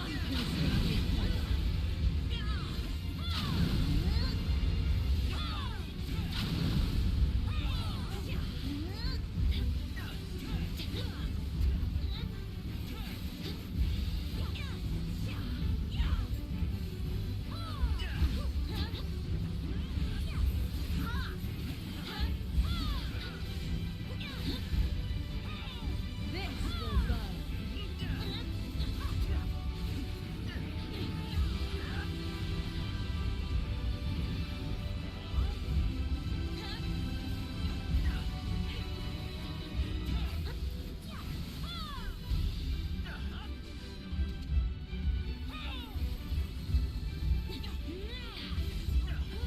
A gift of flame for our children.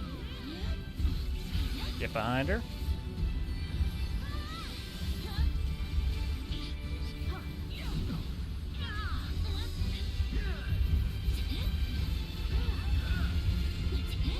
And we've about seen everything now, so if you want to go wild with DPS, feel free. The real one we definitely want to slow down is the twins, just because we want to see their full attack.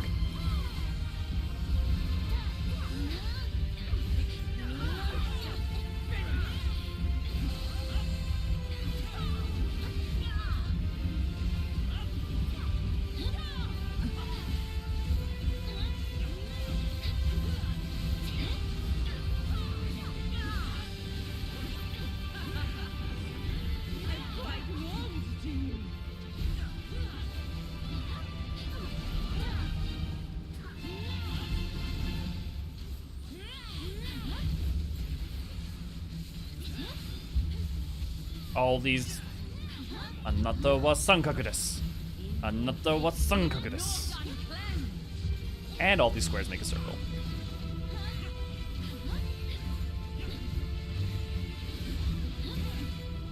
Is it just a mirage? Or something more?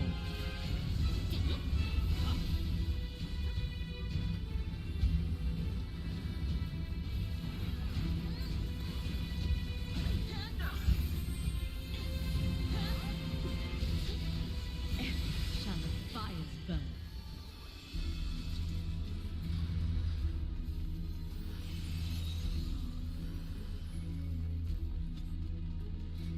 Look how the sky has changed. The result of victory over Azima, I dare say. The city's up ahead. Could there be people there? The heaven of fire. Okay, who's ready to bop? I am Nald'thal, keeper of the realm of the living. I am Thor, keeper of the realm of the dead.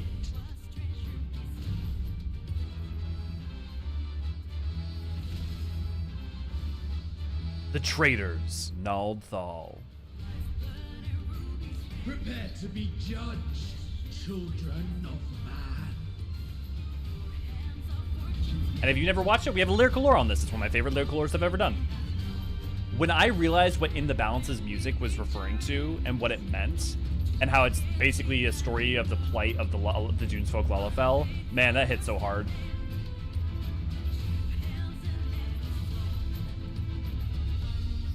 Under arid sky, with silk veils we weave rainbows, voices lifted high, dreams on our backs we carry. Sorry, I'm not a great singer, but I love singing along though. It's so good. Oh, let's not attack Lone. You shall bear witness to our might. Look to the color. The color that it is what will explode.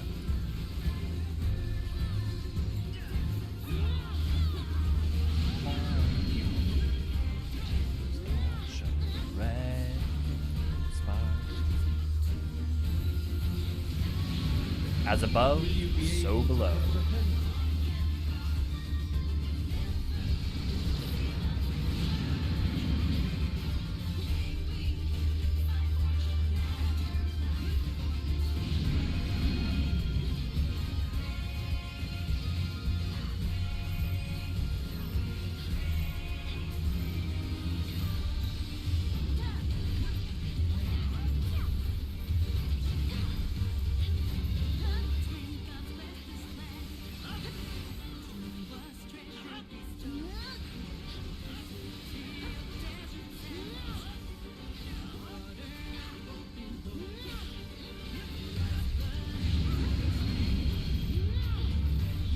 You only have to do the mechanic if it's the color. You only have to do the mechanic if it's the color.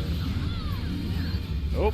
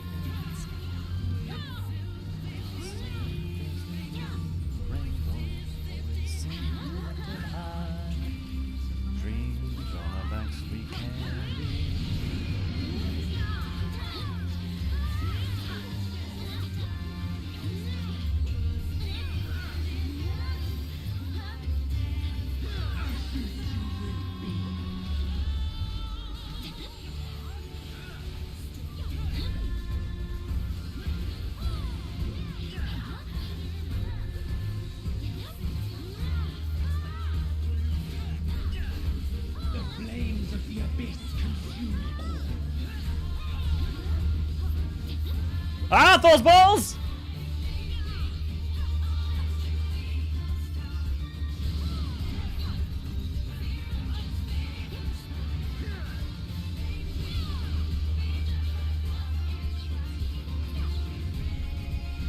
Bitterest suffering awaits.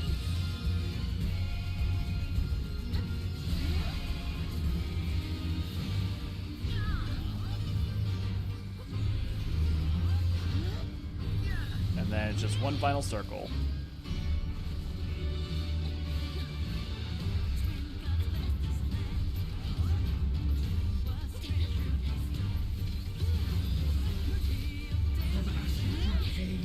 To access you will return. Is this the limit of mankind?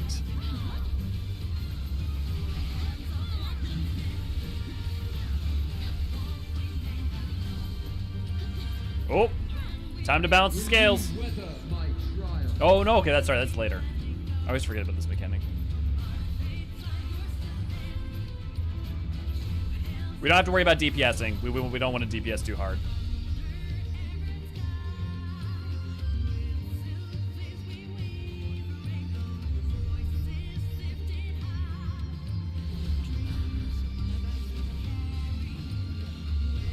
We have only just begun.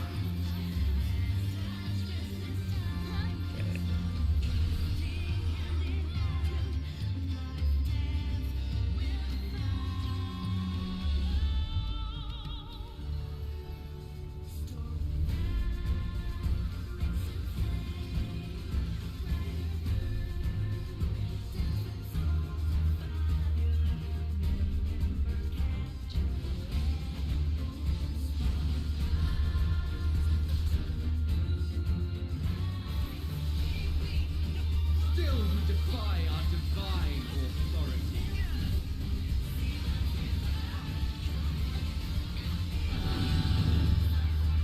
Very well. Let us proceed to your judgment. We, the traitors, shall weigh your soul. The first time I got this egg, I was blessed to be one of the clones, which made me feel good. Hey, it's Ray Ray! And she has the sunglasses on too. That's pretty funny.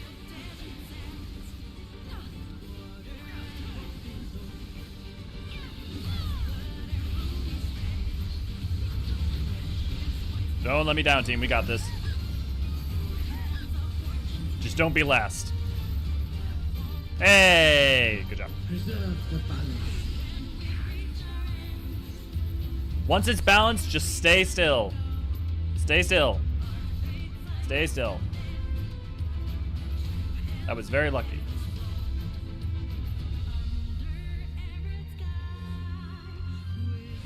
Congratulations! You guys are better than about 50% of the player base.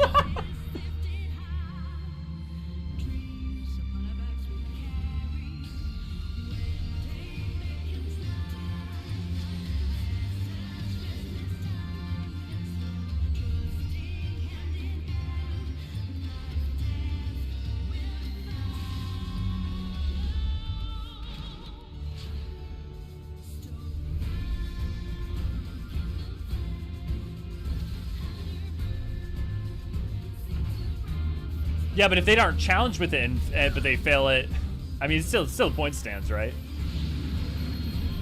People were struggling to do that far too often. I luckily had very few of those groups, but I watched a lot of good people reset to that mechanic. Limit break at will. And DPS to your heart's out. Only worry about the color that you see.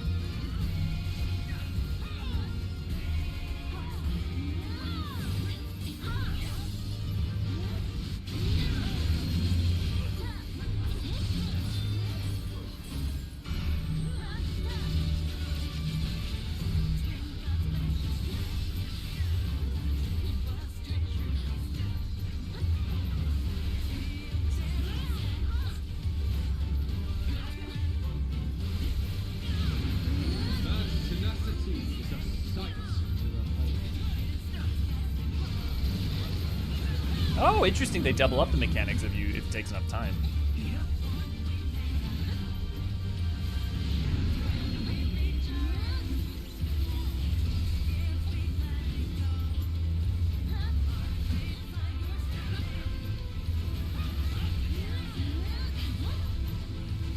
Ooh, we had a DPS try to stack with us on that.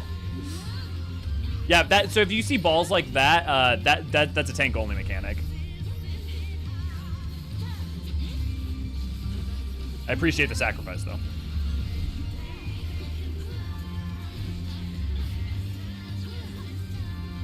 Hey, good job, guys. Oh, it was you, Umino? Been found worthy. There's 24 of you, okay? I can't tell it, and a lot going on. How am I supposed to know it's just someone trolling and not someone trying to be helpful but not knowing?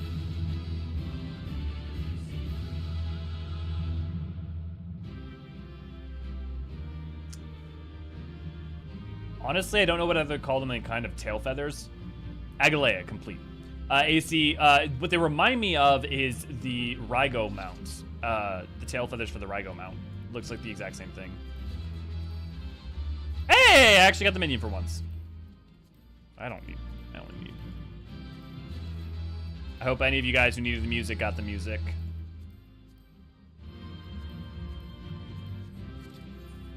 Okay. One minion down. Oh, you guys want to take a picture? Let's do it quick. And this time I'll let people do all the weird shit they want to do.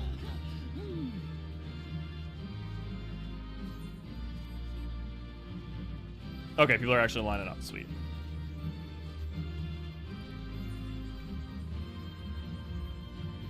Oh, look at you guys got an order real fast.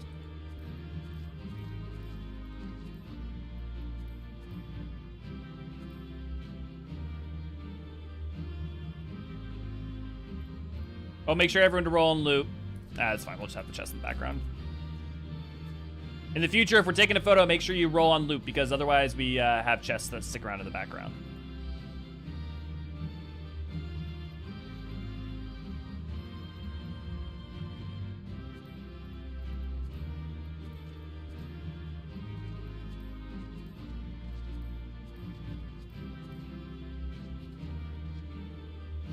See, this is also why I have people try to do like stances, because like now crap your character makes it impossible to like you're blocking a bunch of different characters. There we go. That'll work. Oh no, it's okay. We gotta wait for that character to come back around. Yeah, that's fine. We'll just do that. Okay, got it.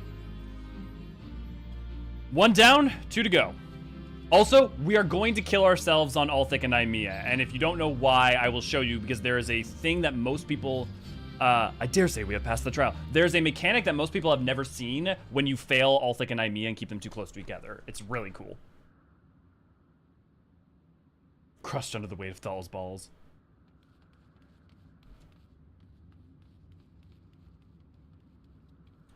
You're safe, thank goodness. They're siblings, I see. I rushed here as soon as I heard the tidings from Raha. Is this true? Beings claimed to be the 12 have appeared. Well, more or less, but we fought them, and won, not surprisingly. You defeated them all. Incredible. I had no doubt that you would succeed, but I'm no less impressed for it. Polone has a special cutscene? I know Limlane does. Seldom have I felt such exhilaration.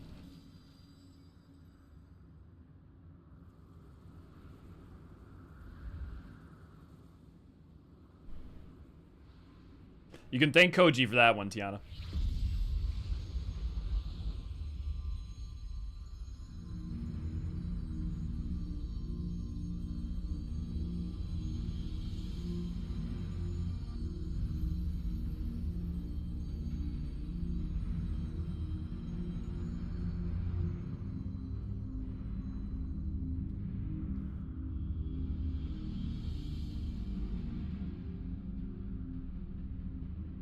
Look of recognition. To think the day would come that we would put on an act for men. I must say, Byragot, you played the villain's role to perfection. Come now, Master. I merely did what was necessary to compel the mortals to confront us. See, remember that what I said about the Master role in EE1? Still, it pained me to speak to our beloved children so unkindly. So you say, Azima, yet you seemed happy enough to fight them. You did not forget the true purpose of the trial, I hope. Well, I couldn't help but be excited, and do not tell me you felt differently. Consider yourself fortunate, children. 'Tis rare indeed to see Nald'thal in such high spirits. He's a robot. What in the world is happening? Didn't you say you had defeated them? Did they manage to flee? Or perhaps were resummoned?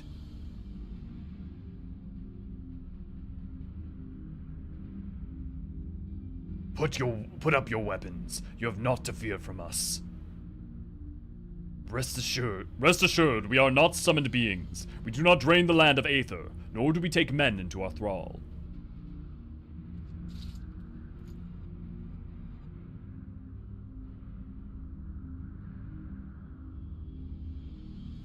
But what of the gods who were summoned during the calamity? The one Master Louisoix called forth to protect the realm. Okay, I do appreciate that they... So this has been in lore since 2.0, or at least 2.x. The thing that was summoned, or no, actually, technically in some ways it's been in since 1.0. But the thing summoned over the Cardinal Flats was a primal of a singular embodiment of the 12 and the faith in the 12. It's basically the pantheon of the 12 as a singular primal. So completely different thing. That was not us, but a primal born of your fervent prayers for salvation. Indeed, that the worst of the calamity was averted and the realm restored in its aftermath was a direct testament to the power of your hopes.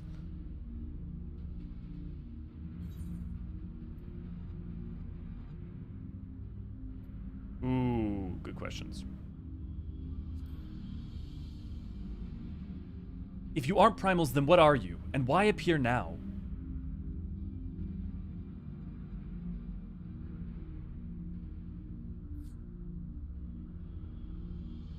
Just as men harbor hopes, so too do we gods.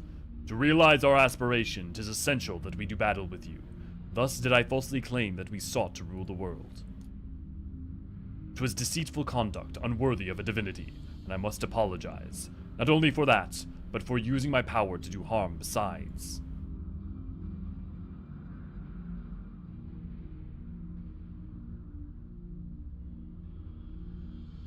These hopes of yours, won't you tell us what they are? We cannot. If you wish to know the truth, you must discover it for yourself. 'Tis not easy to move forward when there is seemingly no destination, but if you press on, you will eventually arrive at the answers you seek. Aye, you will understand why we hold our peace, and far more besides. You will learn the very truth of our existence.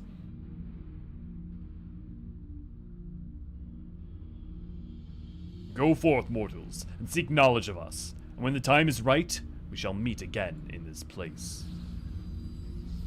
Do the 12 actually count as real gods? What do you define? It depends on how you want to define a real god, because if you're only using the Abrahamic definition, like an Abrahamic religion definition, then I guess not, but like if you're using a definition that would be applicable to something like the Greek pantheon, then yeah.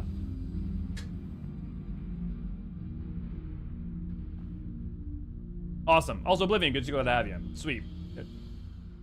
Yeah, it is touched on in 1.0 with Louisoix's plan. Yeah.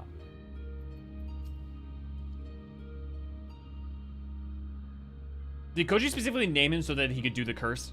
Kind of, yeah. There's a panel where Koji talks about it, but basically about how swears are almost always anatomical body parts are related to the divine, and so he created a lot of the swears to be like, you know, matron's tits, that sort of thing. David, good to go to have you. Yeah, what is a god if not a being that is being prayed to? That's a really good point, Crepe. We have met and exchanged words with the 12. When I pause to think, I can scarce believe it. When I first explored the Phantom Realm, it appeared to be unoccupied. To think that it was home to the gods. As if hearing about you're battling the 12 weren't shocking enough, to have them appear before my very eyes. Suffice it to say, it's been an interesting day. While much about them remains shrouded in mystery, at least they seem open to reason in considering our next step. I should very much like to hear your detailed account of them. Right after I have a word with our client, that is. Please, give me a moment to introduce myself and then we can review the situation.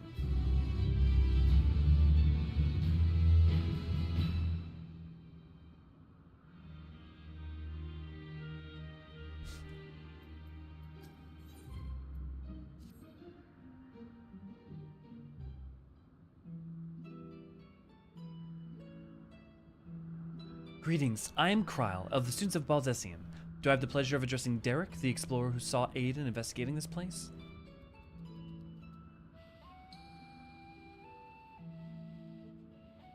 Hi, I'm Derek, and this here is my baby Opo Opo.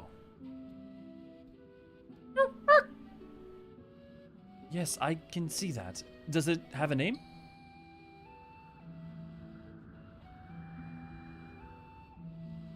None that I know of, nor would I presume to bestow one, for that would be condescending. I see. That's very considerate of you. So I understand you explored the various phantom realms with Derek. Will you recount to me the experience? Sure, but it's going to take a second. So, first we headed into the entry portal of Agalea and saw the Heaven of Lightning. And we fought on through even the Heaven of Fire. So while the gods tested you sorely, you did not sense any malicious intent. As Byrogot said, they wish to do battle with us, which would seem they do not necessarily wish to cause harm. Though much and more about this perplexes me, mayhap 'tis safe to assume that they are not primals. As you may recall, Livingway once told us that the art of summoning as taught by the Ascians incorporates the fervent desire to assimilate others into one's beliefs.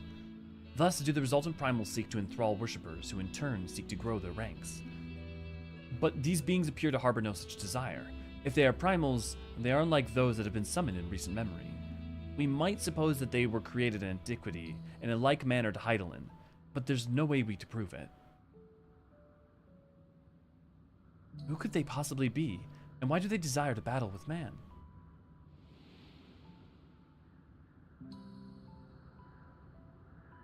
Even of your own little Eorzea, you know precious little. The true identities of the 12, for instance.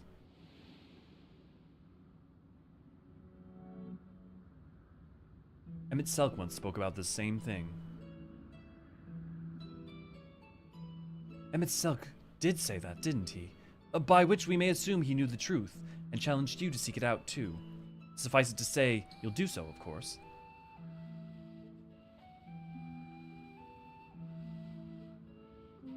Insofar as we can ascertain, this is a matter which has implications for the entire star. In light of this, the student of Baldesians formally accept the commission. We will investigate the Phantom Realm and the beings who call themselves the 12. I am pleased to hear that, thank you. Without further ado, then, I will look around. There are a few things I'm curious about. Then with your permission, I'll take a look around Eorzea and investigate the worship of those gods we encountered. Elio, Derek, seeing as you've already seen this place, would you care to accompany me?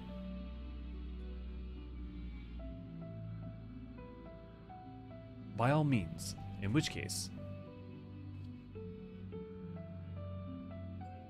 Could you stay here with Kryle, my friend?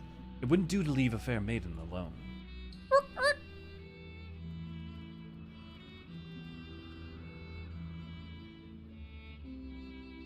I shall be glad for the company.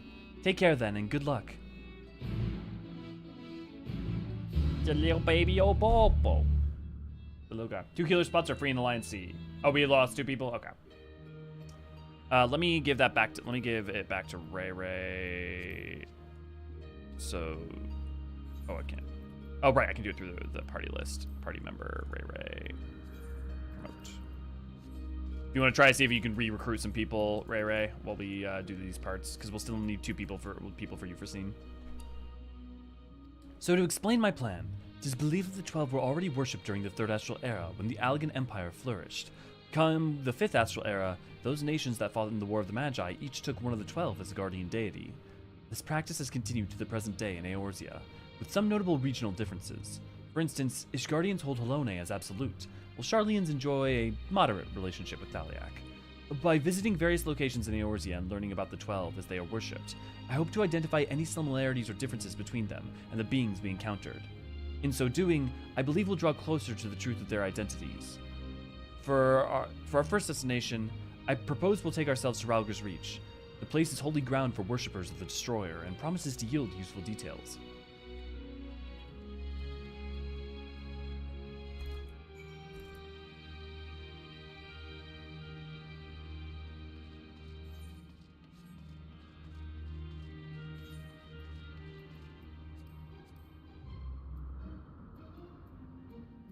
I do wonder what Mock's patron deity was, because we don't ever actually know.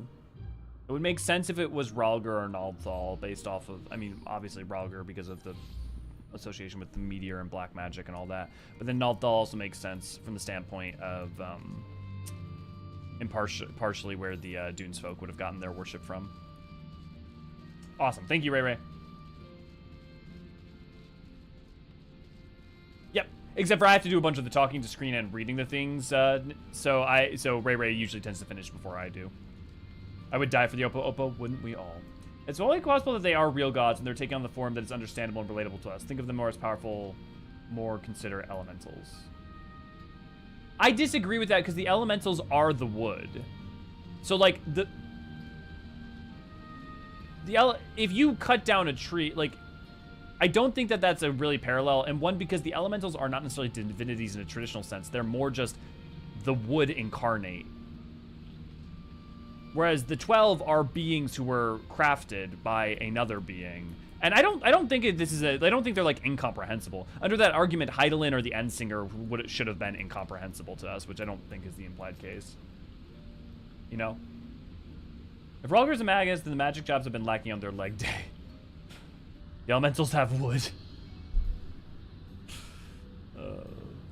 So that means Mirror City and next in the expansion patch are altogether another reflection as their next definition after Thrall. Yeah, I would say, I wouldn't say for sure, but I would say it's pretty likely that 8.0 is either going to be Mirror City or another reflection, because I don't know what else would make more sense. Obviously, you could go out into the Sea of Stars, but... There you are, Elio. This place served as the base of operation for your investigation into Omega, did it not? How delightful to be here together. If you don't mind my making an observation, it seems you enjoy traveling with company.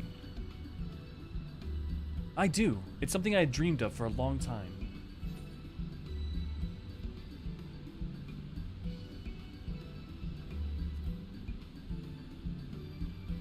There's nothing like traveling with good friends. I do like my alone time too, though. Is that so? What of yourself?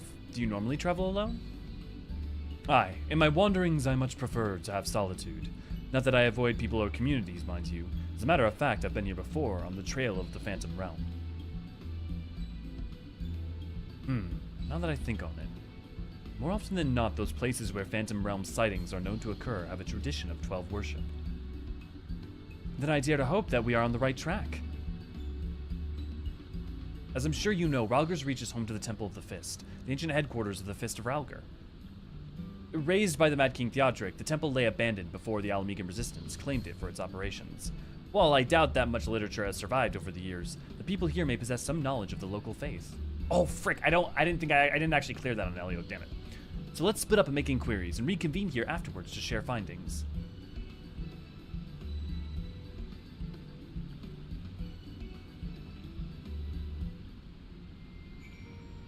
Okay, I think there's a confusion here. There are elementals as a category, and there are the spirit of the 12 woods that are often referred to as the elementals. The elementals, there are elemental spirits that are constituent aether converted into semi-corporeal forms that are what we tend to know as elementals. But the elementals of the 12's wood are not separate, just aetheriological phenomenon created separate from the wood. They are the aether and the embodiment incarnation of the wood that are their life force is directly connected to it. Yeah. The ultimate quest, find the legacy of maybe 8.0 will be back on Norvrand as it's slowly being rebalanced. I don't think so, Tiana, only because then they would have to completely redo all of the arenas, all the maps in Shadowbringers, which I don't think that they're ever going to do. What I would imagine is that based off of how 6.5 ended with them getting the Zeramis crystals, you could imagine if they did an expansion maybe in the 13th, with the 13th under some restoration, since there aren't defined maps there other than zeros, which you're not allowed to go back to. You could imagine that an exploratory zone out in the empty would make sense if we look at the story of Eden, and also the fact that Eden's implied to take going to take a long period of time to function and work. So I would expect more of exploratory zone. I think would be more likely. You read the words inscribed on the monument. A storm of blood approaches fast, hell's open, heavens weep, for no one's soul doth lie beyond the measure of his reach. Once upon a time, Lys explained to you their meaning. that we must prepare ourselves for the strife and sorrow that will inevitably come. Also, look, it's Oblivion. In your Loprit outfit. It's joshing way. Party Finder is up again. 2 slots for you for sign, and the password is 1969. As we know, Azems by themselves do not fuse together if they both have physical form, else Arbert fused to me the instant he had a face full of fists post Heaven's Word, yeah.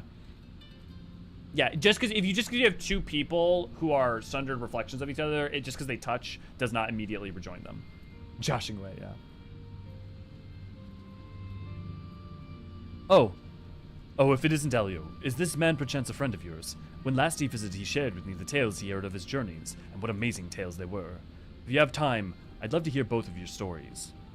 Alas, we're in some haste. We're investigating the worship of Ralgr and seek literature on the subject, religious texts and the like. Can any still be found here? Just about all of it is gone, sadly, destroyed by the Empire, if not the Mad King before then. But we haven't lost everything.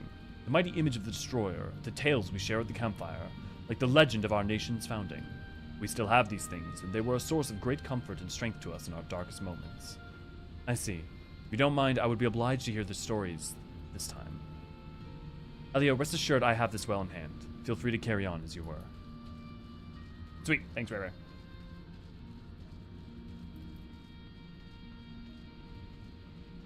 What about if 2 Asciums create an Ascium Prime? Well, you would have to remove your soul and then bond your soul together, which would effectively...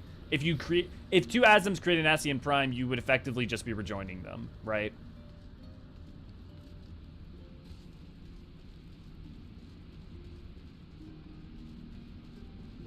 It's possible, AC. It's definitely possible. Selk has an answer. Did I miss anything? Don't think so. You smiled, I win. Even if I got shut up. Yeah, yeah. I mean, yeah. If your win conditions is making me smile, then awesome. A moderate relationship with Daliak. Paint the picture of them overly official, but somehow offhandedly performing rites, and him equally offhanded providing blessings. Yeah.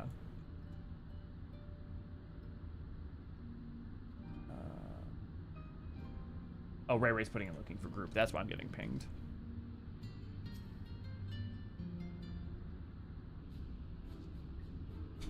Oh, well. Yes, if you have business, please make it quick. I'm due to meet with someone any moment now. Forgive me my delay. There's different, you get a different dialogue here if you've done the dungeon. You're an adventurer, I take it. What can we, the students of Alamegan history, do for you? Well, you could explain about the faith around Ralgr. Researching the worship of the Destroyer, you say? In that case, I have something you ought to be of interest.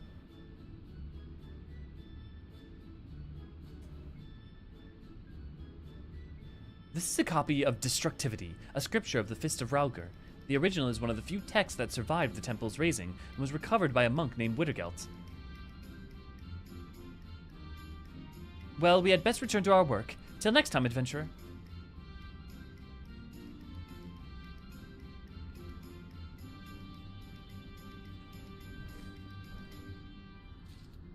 Y'all just trying to make me react. Y'all sick. Is rubbing souls together considered indecent? Yes.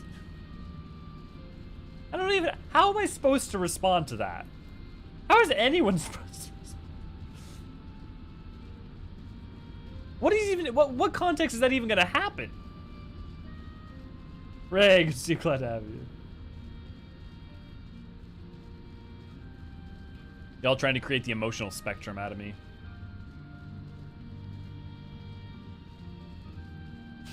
Yeah, sorry, Oblivion.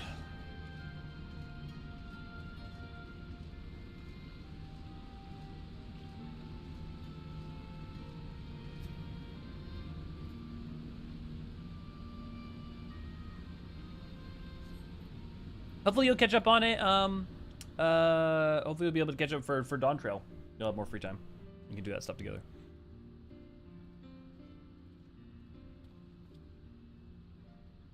Elio, what were you able to learn? Oh, bits and bobs, and I got this text called Destructivity on Ralgr. A copy of one of the scriptures, you say? A moment while I skim it over.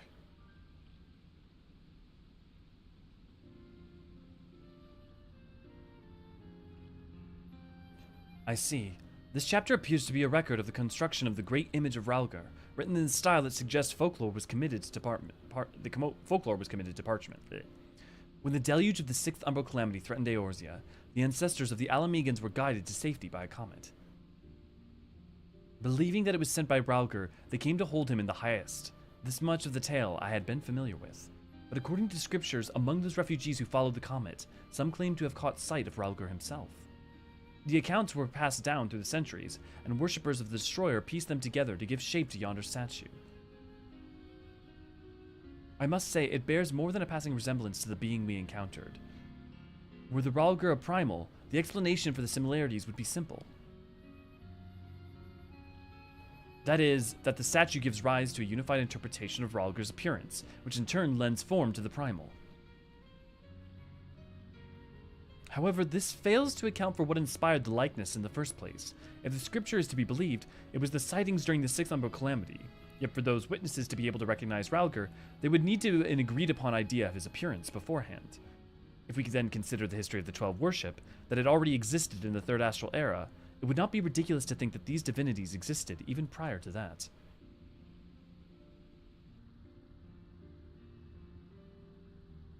So the question is, did these beings give rise to their respective faiths, or are they primals born of them? I thought we made it clear. We are not summoned beings.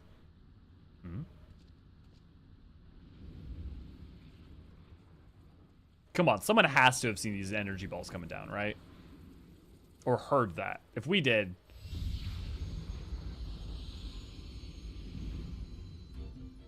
I love that Byrogot's a Spriggan. It's so funny to me. Since time immemorial, our domains have lain scattered across Eorzea. As a matter of fact, one of those in which you set foot is nearby. 'Tis not unusual for mortals to glimpse us. So one of the things that's interesting about this is that this implies that what the Unthalos connects the different points between the heavens, that the Heaven of Lightning is a physical location that does exist in the world, but it exists in the Phantom Realm and cannot be witnessed currently. So it is the Heaven of Lightning seems to exist somewhere in and around Girabania. That voice, could they be? Indeed, I am Byrogot, and the hawk beside me is Rhalgr. I shall elaborate upon my master's explanation. In cute form. We thus disguise ourselves when we wish to observe the world without, for being seen in our true forms would violate our laws of conduct. Yet though we similarly disguise our sanctums, veiling them in illusion, rents are known to manifest when the surrounding aether is unstable. In such time, should a gifted mortal chance to be near, they may inadvertently catch sight of us. Which, when they say gifted, it's quite possible they also mean those with the echo. Of course, during an Umbral Calamity, etheric imbalance occurs on a star-wide scale, the ideal conditions for seeing the Phantom Realm. Precisely. How many times I have been seen, we ourselves have no way of knowing, but that is a sound assumption to make. Well, Byrogot, I believe that we shall suffice by way of an apology for our deception. Shall we? Indeed, that is all we are at liberty to reveal. Fare you well, children of man. Yee-haw! Hi-ho away, Spriggan!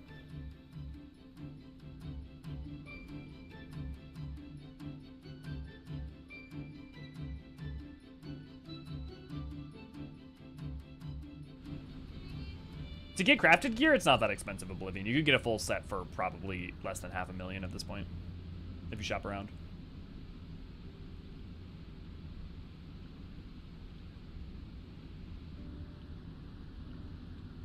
Aside from their reticence when it concerns their identity and objective, these divinities are certainly approachable.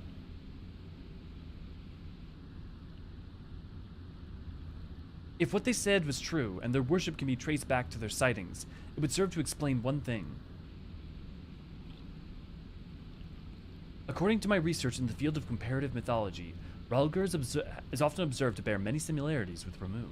Assuming both were inspired by the Rhalgr of the Phantom Realm, their divergence may be attributed to differences in culture between man and sylph. So you believe that they gave rise to So you believe that they gave rise to the prevailing faiths of Eorzea? Given available evidence, yes, I'm inclined to.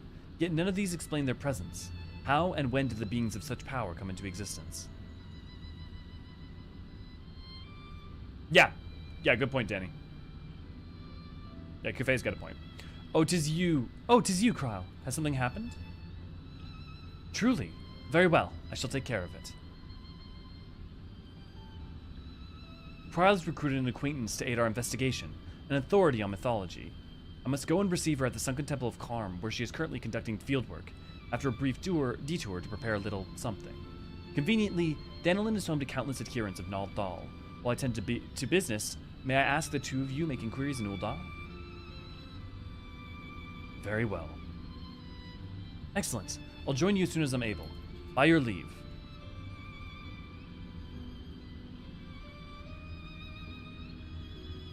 One of the other reasons that I feel like they might probably combine Nymea with Althik is that, well, Nymea has a lot of generalized lore like Nymean Lilies and the Spinner of Fate. She doesn't really have much in the way of descriptions around her that could be used for, like, the Heaven of Water or, like, anything particular to her. Also, they want to obviously have a final boss that was not of the 12, without going spoilers. So it's just to be you and me in Ul'dah. I suppose it can't be helped. Best girl incoming indeed, Tam. What strange manners for one who's proposed the survey to so promptly abandon it. I'll not lie, I'm not given to working one-on-one with another, but I suppose I agreed to this arrangement. What do you mean? Well, we had best to be on our way. As I recall, Milvaneth Sanctuarium is still closed for construction, so let's try the Arzenath Ossuary. You have no objectives to traveling separately, I trust. Good. I shall see you in Ul'dah. I'll meet you there. I desperately want Milvaneth to, like, actually open up. It's been closed since the Calamity. But they're never gonna go back and do that. There's no reason to. Unless they, like, redid the starting cities for some reason. There's also the raid gear from Thalia and Anabasios, latter of which is easier coming by. Don't forget the comedy tomestones. Yeah. Best girl incoming with their siblings. You're talking to Althik and Nymea, Nevik? I mean, my point isn't about whether them being siblings or lovers or whatever with that lore. My point is more, think about it this way. Byrgoth is the smith. In the Heaven of Lightning he's described as having an active role in it, and his visage is also specifically described in a more meaningful way.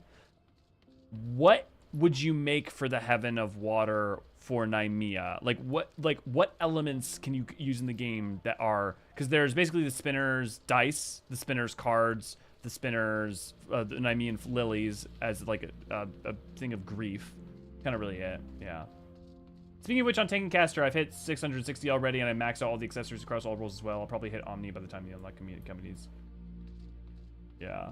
Well, good for you. Whoops.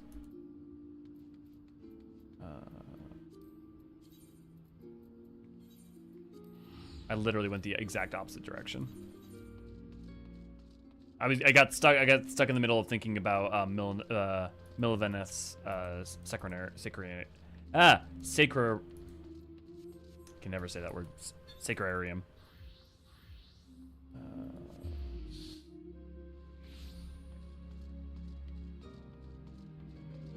I think this is what Grail drawing Spriggans because of Byrgoth. I don't think that's why AC, but it would be funny if it was. That would be really funny if that's why Kryle used paint Spriggans. I mean, as part of the realm could be a freshwater pond with lots of flora, like the Lotus Stand, but better. Yeah, and I guess you could do something with, like, the graves and remembrance of those who passed on, Umino. There's definitely something there. Also, since I haven't asked, between Agalea, Euphrosyne, and Thalia, which is each of your guys' favorite? I'm curious if there's like let me. I'm gonna create a poll because I'm curious if there's like if it's even or if there's a strong.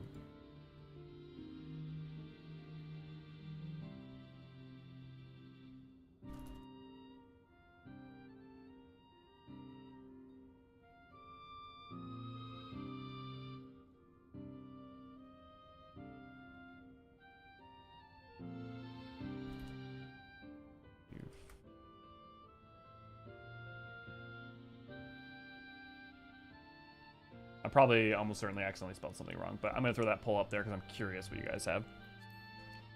Ah, you're here.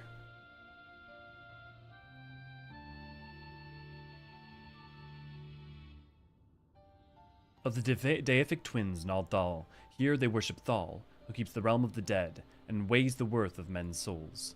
In contrast, Nald keeps the world of the living and oversees their financial fortunes. I also love that Nald, life, death, Thal, death, Nald'thal, it's like a life then death. On the surface, it may seem strange that a hub of commerce such as Ul'dah could be home to such spiritual people, but it's actually quite logical when one considers that their religion is in essence commerce. See, I feel like we do get a lot more about, like, especially if you haven't read any of the Encyclopedia Eorzeas or, like, delved deeper into, like, some of the lore around the faith and philosophies. I do feel like they take the fact that they take so much time in Mist of the Realm to talk about the different peoples and their faiths and how they intertwine, I think is cool. In any event, Nald'thal is truly an unusual divinity. What were originally held to be one god came to be worshipped as twins. Indeed, rather than two distinct entities, that which we encountered was a single being possessed of two personalities. Everyone, the fucking Lalafell. Did I mishear? Did he just say encountered Nald'thal? And while his appearance differs somewhat to the divinities worshipped, it cannot be denied that there are striking similarities in their nature.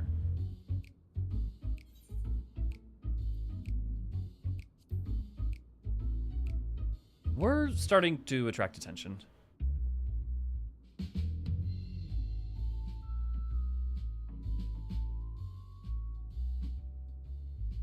Forgive me, this is hardly the place for such a conversation.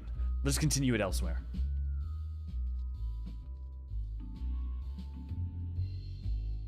Having of water could be like Venice, but half library and half casino. So I like it. It's an idea. Definitely an idea. Grumpy, your answer is yes in terms of all of them. You've, Agalea, and Thalia in that order. Interesting. Interesting. Darian, good to go to have you. To be honest, I don't think I've done Thalia more than once or twice. You've seen though. Interesting. Thalia's, I really like Thalia's music. Do not know who that is, but hi. I appreciate the glow stick energy. Also, friendly reminder, if you would like to join, we have 2 spots open currently. You can find the party finder in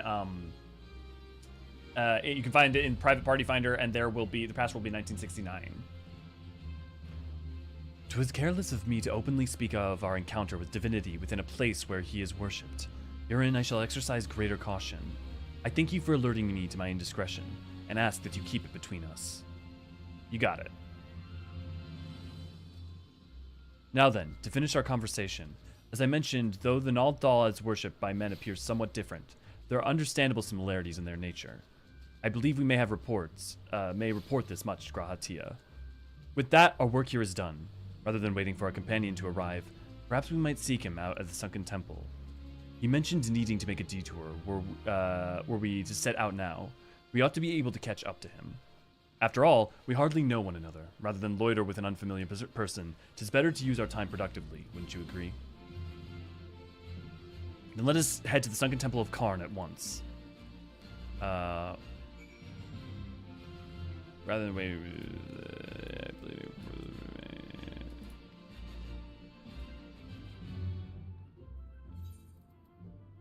Yeah. And there's some Azima worship in Karn, so it makes sense that we're going there. There's a dance with the fountain. I know, I was appreciating, not that, you know, it's always good to have a little bit of extra Mikote attention. But if I ever turn my camera away from you guys, it's not to be rude. It's just mostly that I have a hard time reading while there's also visual noise going on the side. So I appreciate the sentiments appreciated, though.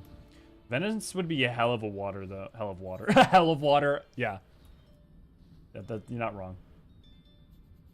As long as it's not bloody Canto Bite. Well, Canto Bite doesn't have enough water features.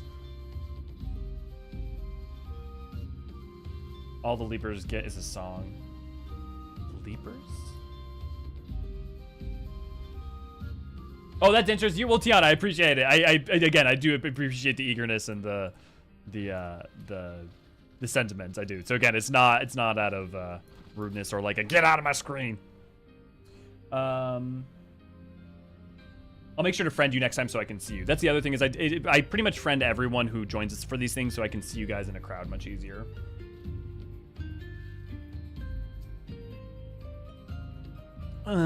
Okay, guys, it's time for Bay. And look, I know I have a thing for Femro, and I love them dearly for their size and their yeah. But You're here, thank goodness. I found this woman collapsed, though I can see no obvious injuries. But by her attire, she appears to be some manner of scholar. Water, food, in my bag, please. I see. Elio, may I trouble you to find her bag? I will stand a lookout in the meantime. thank you for making my life easier. Although, in order to actually accept a friend request, you have to let your entire friends list populate, which is wild to me. I remember when I started Elio and there was only a couple people on it, and then I didn't have to wait for it to populate very long. Snow, how's your snow game? Giant woman. I mean, it's not about, it's honestly, it's not about, I don't have a thing for giant women. I just have a thing, I just like, proportions, as it were. I like thickness, as it were. And, Mikote females, very, very skinny. Eorzean, very, very skinny. Lalafell, no. Here, they're here. Alra, small, thin. What other race? Viera women, tall, thin. Like, they ain't no thick. They're only one thick race. Although, more, now, to be fair, they're more toned and muscly, but like, Hrothgals are coming up. Hrothgals are coming up. But Femro for life.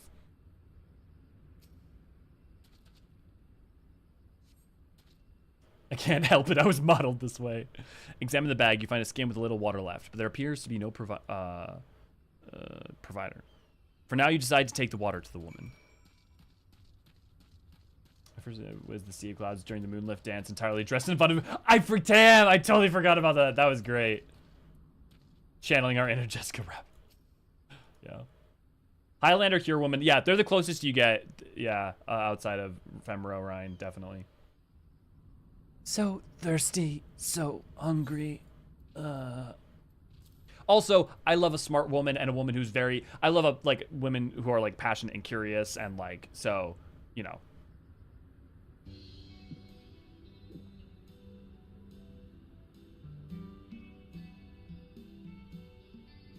Not enough food. I need food. I have not saved dried meats, tough as leather. Do you have anything easier to consume?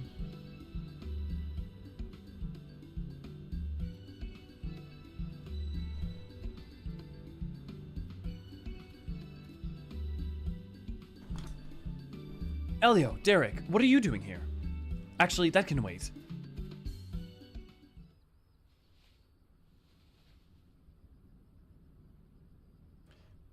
Steady, Snow Gene.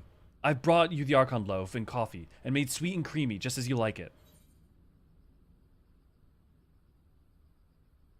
In the mighty words of Rowan. Ayo! Also, literally, she's named Snow Gem, so how can you not love that? Those are definitely sound effects of the sweet and creamy. Ah, I am reborn. Washed down with sweet beverage, the life-giving nutrient of Archon loaf permeates my being from head to toe. She could probably go. Thank you, kind stranger. However, you know my preferred source of sustenance. You are truly a godsend. Oh, it's you, Raha. What brings you here? I don't recall mentioning my fieldwork. It's for my research into Beladian's worship of Azima, you see. Haven't you heard from Kryl? The students are presently investigating the 12, and we would prevail upon your expertise.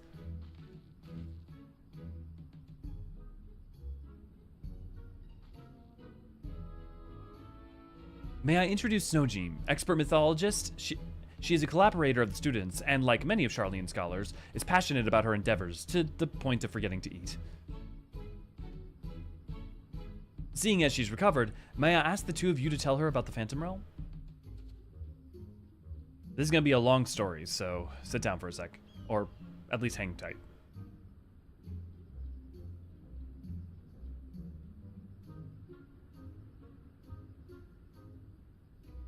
12 abide in the Phantom Realm, and you exchange not only words with them, but blows besides. Incredible!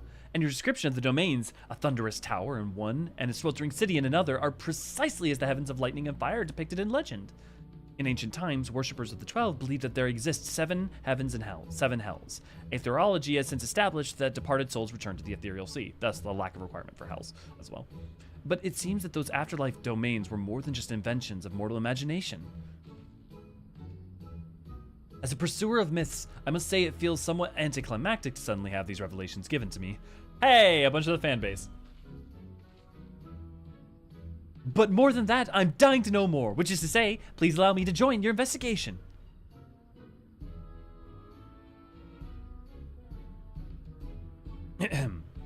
We would of course welcome your presence. Without further ado, then, let us head to the Umphalos. Krile awaits us there.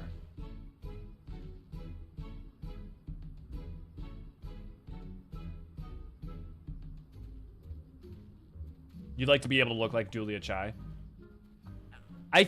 Here's the thing. If they didn't have to do all the work to then remake all of the armors and animation and all those issues around it, I'm sure they would let us. To be fair, though, Yoshi P specifically said he ain't never ever gonna make another race over and over and over again. And honestly, I didn't think they ever would, and I still don't think that they ever would. And then at the last Fan Fest, he said, unless you guys really want it. And so, fuck, anything's possible. I wouldn't be surprised if we saw something like in Solution 9, there were genomes. And then they made genomes a playable race, or like a clan, considered like a clan extension of Cures or something.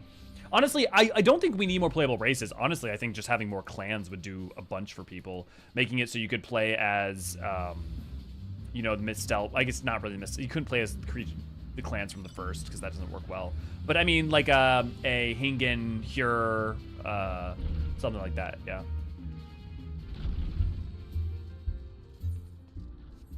Oh, right, I have to go to the Umphalos first. Genomes? That means something very different. They're a race of people in Final Fantasy IX. Mudfolk Lullavel. Ara with more scales. See, but that's an aesthetic option, I think, more than it would necessarily be a clan. Like, I think they would just add that as, like, all Ara would be able to do that. More Mikote. I'm trying to think what Mikote groups would make sense. I don't really know what you would do to break down the Mikotes further, but maybe. Zidane's race, isn't he basically a Mikote? No, not really. More like a monkey, if anything. I mean, he's more like a human with, like, a tail. I mean, there's some feline features to them, a little bit, but not, like, Mikote-like. Honestly, I would really just, like, a Hure with a tail, for the most part. Yoshi P wanted to make lizard people. If Brumeshians never get added to the game in 14, finals rating will be 9 out of 10. 10 knows what, or sorry, 10, yeah. Lil knows what they're about. I vote the Lupins. The problem is that the Lupins' head and everything about them, you want to talk about making it so that a race never gets helmets. The Lupins would be an absolute nightmare. They're technically already a modified Hure body, though. Or Allison? It's one of the playable races. Pouncers of the Dusk. Welcome back, everyone, and welcome, Snowgame. I'm glad you could join us. Krile, how delightfully to see you again. I understand you've been doing a fine job leading the students. I want to make it more excited. But may I say what a lovely place this is? At a glance, this appears to be the highest of the heavens of legend, the 7th heaven even. And ooh, if those aren't symbols representing the other heavens, I take it those are their respective gateways. I should like to pay them all a visit. For Snowgame's benefit, let us review what we have learned thus far, and then deliberate the next step. Game. You know what? I'm pulling up the Rogadin dictionary. Because I wonder, is it Geem or Geem? I think it's supposed to be Geem.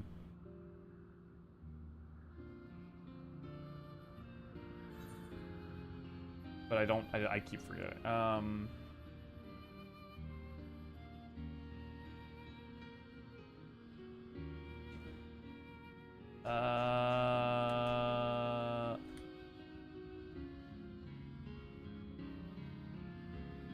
No, this is the Merdvada. Damn it. Okay. Doesn't have that one in specific. Oh well.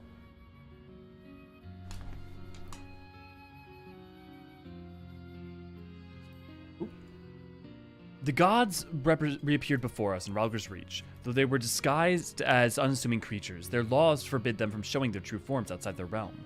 Yet, in the event that the ambient aether becomes unstable, such as during an umbral calamity, it is possible for the realm, and indeed the gods themselves, to be glimpsed by mortals. So, like, the important thing here is that the portals here in the Omphalos connect to those heavens. They don't contain them. As we confirmed in Ul'dah, the Nald'thal worshipped by people and the Nald'thal we encountered here have more similarities than they do differences. Eorzean Variant Dungeon, it's a coming, Ryan. In the course of exploring the Omphalos, two things caught my attention. Or at the very least, it'll be a map. They even established that trolls come from there. It's a coming. It's a coming. I believe it. It's real. They also, well, I'll get to that later, but there's an interesting addition to the recent map. The first is the gate which lies in the innermost area. If each of the 6 gates lead to an elementally aspected heaven, and we stand in the 7th heaven as Snowjeem says,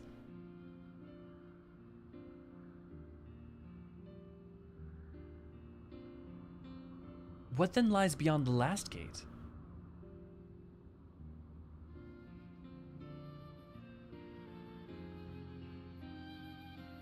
The second is this monument. It harbors some manner of magic unlike anything I've seen before. I will endeavor to decipher it, but it will take time.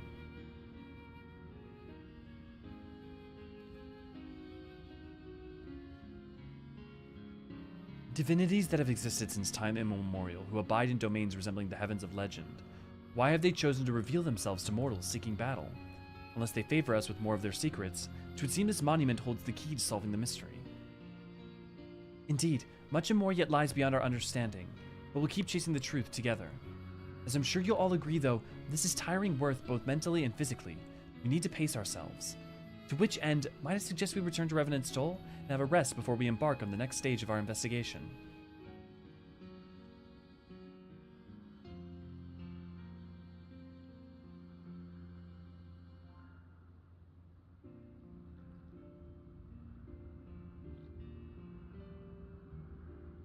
A giant piece of auracite. What could it contain? It's snow geem. You're thinking snow geem, Umino? Okay. I also initially saw EI and yes, E. Oh, I see, for the snow geem. Yeah.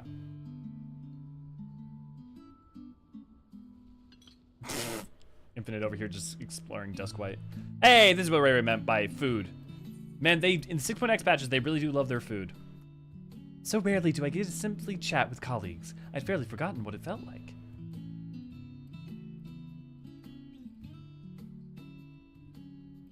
Indeed, and it's quite fitting that we should be doing so here at the 7th heaven.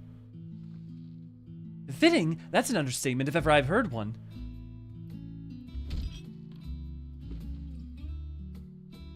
The 7th and highest of the heavens, which rules over the remaining 6, was right here in Mordona all this time. This isn't fitting, my friends, it's destiny!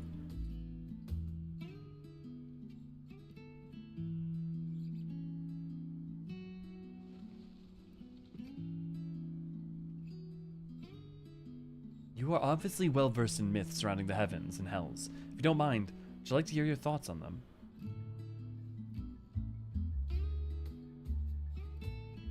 I want to too! I want to know more about. Tell me the lore!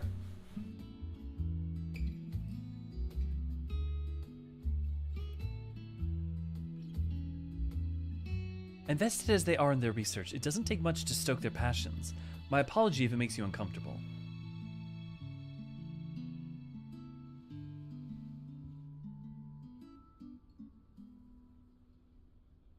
Having always traveled alone, I'm admittedly not too familiar with such lively atmosphere, but I do not mislike it.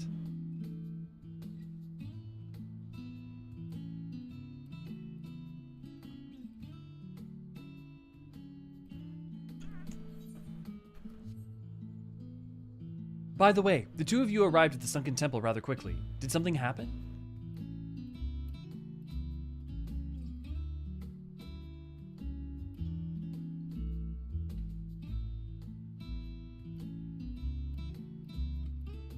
Well, as pleasant as this has been, it's past time we return to the Annex. The paperwork for this commission isn't going to complete itself, alas. Then I shall take myself to the Umphalos. There's so much there that I'd like to see.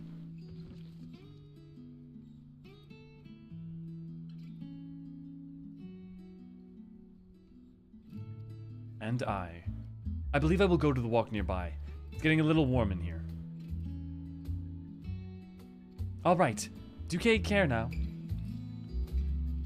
Honestly, I'm not a huge architecture guy, Nevik, but I would have thought most of it is either like Gothic or French but maybe parts of the Trinity Mist are different.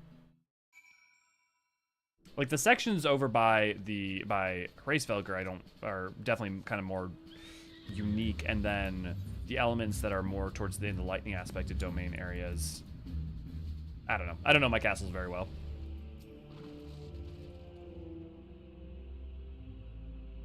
Oh, Elio, it's pleasant, isn't it? The smells and the sounds of a tavern makes one feel alive.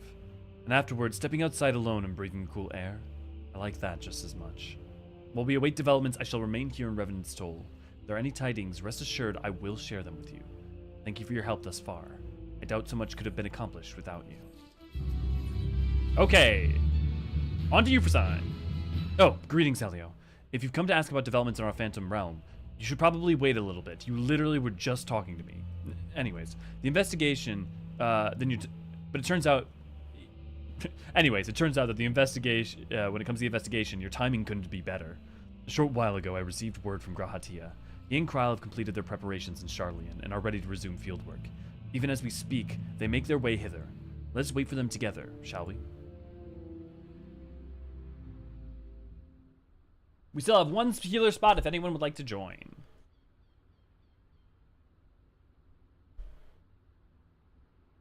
I'm sure we could shuffle things around if you only have a DPS.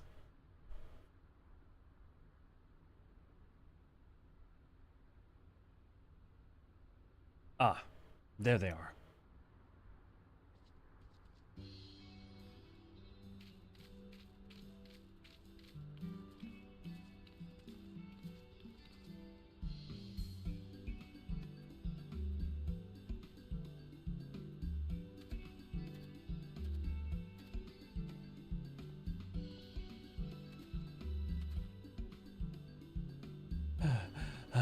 I like playing as healer, but I like playing as the Vanguard too much. What in the heavens are you carrying? This, my friends, is the latest technological marvel to come out of Sharlayan. Yeah, password is 1969. You can definitely join Neo. I give you the Etheric Analyzer. Holding it thus, you take the measure of the ambient aether. Ray, if you want to post the thing you had earlier. Whose waveform is then recorded by the ethereal transcriber at the back. This provides us with a detailed data of the environment, which we can study at our leisure. As you know, the Phantom Realms are hidden by illusions. In order to ascertain their nature, I suggested to Kryl that we record the data with proper equipment. What's interesting is, how different is that to the actual goggles that they used? It's like, why need such a complex mechanism? I guess maybe for the recording, because the goggles let you allowed to see ethereal signatures, but they don't record that information, so that might be part of it. Alas, said equipment is tremendously cumbersome. Ra has done well to bring it here in one piece, and as expensive as it doubtless is, I hope we can return it in the same condition. Return it? Yes, to the Forum. In approving our investigation, they granted us use of the device in addition to their financial backing. Despite the student's greatly reduced scale, the Forum has faith in our endeavors. Thus did the approval notice declare, I'm proud to say. We owe much of this goodwill to the Scions, yourself not least of all.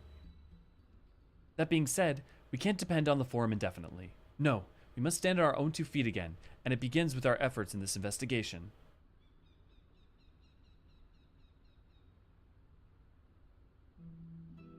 That's also possible true, Tim. Though to be fair, Tim, they do use them on Alexander to witness all the stuff that he's doing.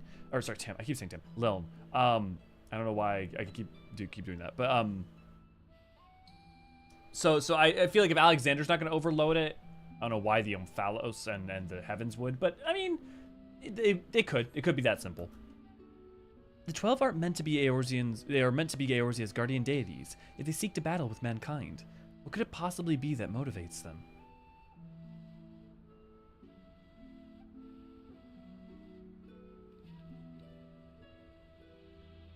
In treating with them earnestly, I am hopeful that we will find the answer.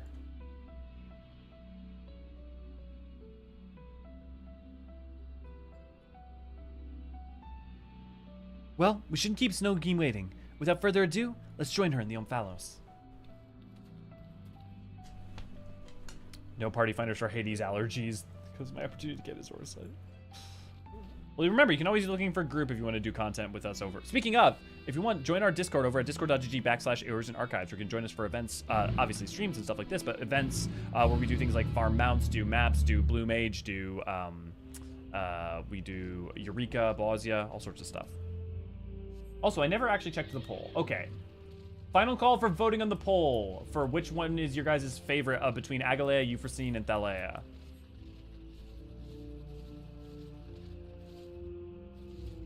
Goggles are like camcorders. The analyzer is more of a movie camera. Yeah. Yeah, I definitely think that's definitely my interpretation too, Crave. It didn't come back by bow. Why didn't we get this as a fashion accessory? Maybe we will one day. Maybe we will one day. It could be that they just didn't consider putting it as one. It may be because they're supposed to be expensive or rare objects, or that they would be tied to doing something for Charlian. Just some thoughts. The only healer I don't like playing is White Mage. Mood Grumpy. My favorite Sage by far. Elder likes tanking. I do. Also, welcome, Neo. Yeah, glad you got here. Raha flirts with Scholar. Yeah.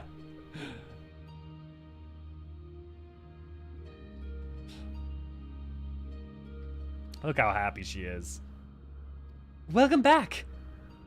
Just so excited to check out all the stuff. Well now, if that isn't the etheric analyzer, you've done well to get a hold of it. Indeed, we're duly grateful to the forum for the loan. It's no small thing to be lugging about, but I've always wanted to try it. If you're ready, Raha, you may proceed with measuring the aether of the Phantom Realm. Elio, please assist him, will you? In the meantime, I have a mind to further examine the monument with Snowgeen. How does that sound? Like a plan, as a matter of fact. As a matter of fact, I've already done a little bit of the work on that front. As you previously determined, the monument harbors some manner of magic, and this magic I've since found takes the form of an epigraph. By consulting experts in the field of archaeology, I was able to make a discovery.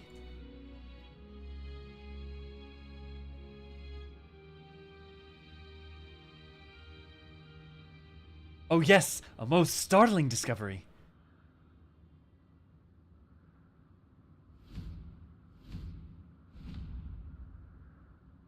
That is, the epigraph is largely incomplete, so we can't read it.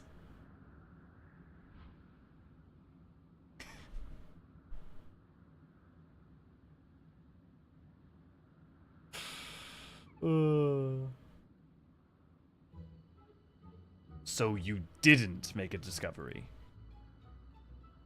Ah, but see, establishing what one doesn't know is also an important step in research. For a blessing, the language used doesn't appear to be completely unknown. If we can but fill in the missing information, it should be possible to make a sense of it.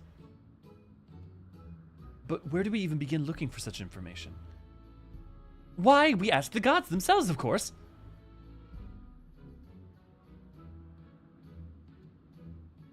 By giving them the battle they desire, we're doing them a favor, are we not? That being the case, I dare say they would grace us with their presence if called. Please, come with me. Yeah, the bathos in that moment is pretty good, Tab. And it's not like undercutting like an emotional beat, so it's more funny than like annoying. Oh, the things I would ask them if they really did appear.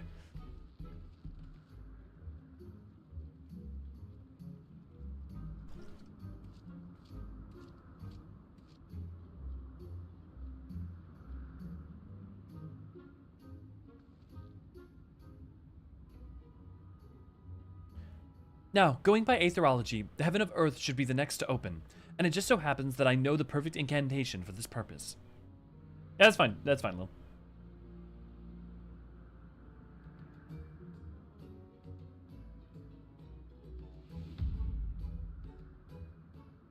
Open Moon Tui. Literally, because like Moon Tui's like Moon Tui's made out of like seeds and beans and seeds. It's like open sesame, open Moon Tui. It gets from the shroud, you know, the Moon Tui. It's fine. Moving on. It's a time-honored charm passed down in Gridania, whose patron is Nafka, one of the deities said to dwell in the heaven of earth. Come, everyone, say it with me.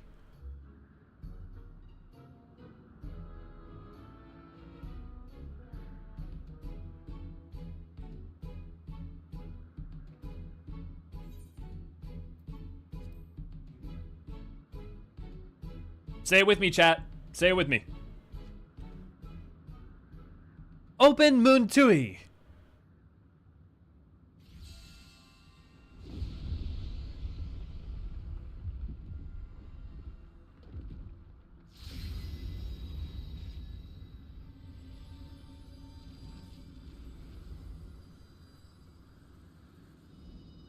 It actually worked, yeah. Good job, Luna, Ryan.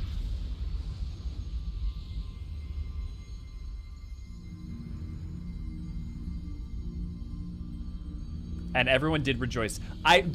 Knowing all the lore of these characters and knowing the depiction of Nafka that had been shown to us from art before. What delightful children you are.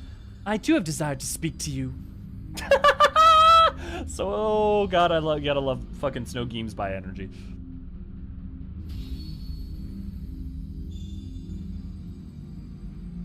I knew people were gonna lose their shit over Nafka. But by the 12, it's her. It's really her. I knew it was. I had foresight months in advance. She looks precisely as depicted in legend. Amazing.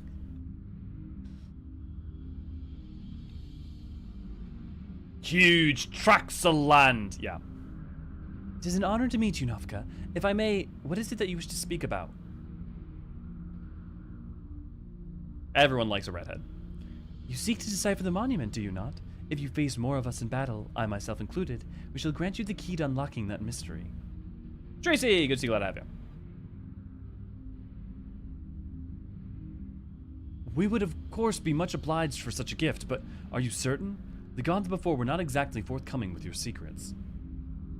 Closely have we watched you from our respective sanctums, watched as you faced us and pursued the truth with pure hearts and minds.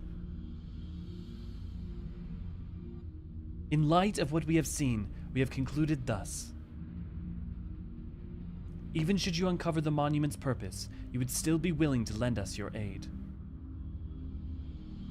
Help us to fulfill our heart's desire, and so too shall we grant you yours.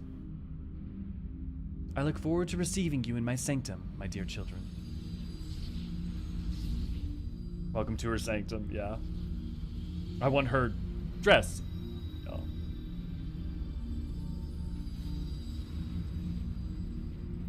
I remember doing the trailer analysis infinite and pointing out that, like, yeah. But honestly, I didn't oogle her then because, again, when we knew it was Mist of the Realm, I knew basically a year in advance that people were going to lose their shit over Nafka, and when they announced her, I was like, yep, that tracks.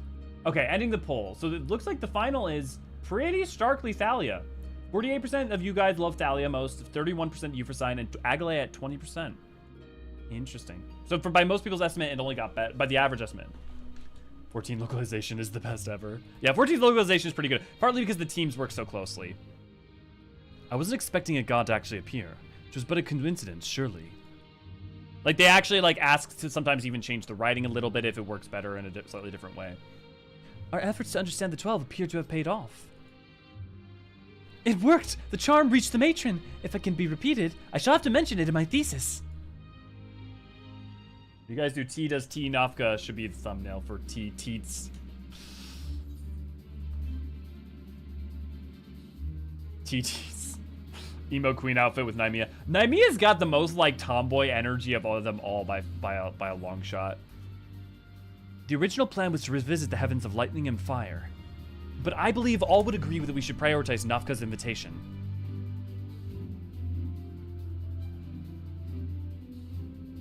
Well, Snowgeam and your charm did the trick. The way to the another heaven lies open, and beyond it the truth of the monument.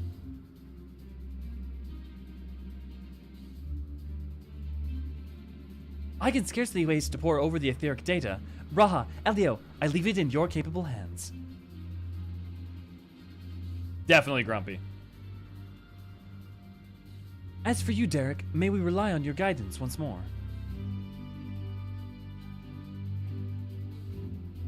Now that we know what awaits, I do not feel my presence is necessary. On the contrary, I would only be a burden. As you wish, of course. We can still count on you to pray for our friends, though, I trust.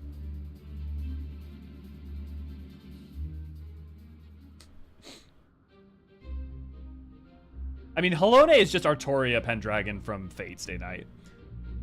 I'm glad that I can join you this time, Elio. Encumbered as I am with the analyzer, I fear I won't be able to assist in battle, but I shall do my part and secure the data we need. Yeah, basically, Tiana, yeah.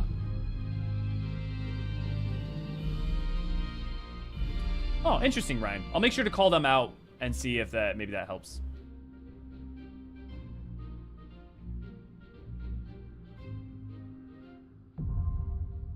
Euphrosyne, now accessible. Also, I've seen Euphrosyne, Euphrosyne. Any of them are fine as far as I'm concerned, and you have a particular bugbear about it, it's fine. Athena's powerful shipping energy, like she is the shipper. Yeah, you've heard of the one who knocks, she is the one who ships. Again, remember, when we get to Althic and Aimea, Liln, I'm gonna have you pull you pull Nymea, I'll pull Althic, and we are gonna run them together to start with. Euphrosyne is what I call it. Eurode son? I have no idea I even had to read that, Ray. Eurovision. I'm not in the party, just saying it. Well, that's my point, Ryan. Since you're watching, I'll call them out so that maybe me calling them out and watching it might help in the future. Maybe it won't. Just an offer.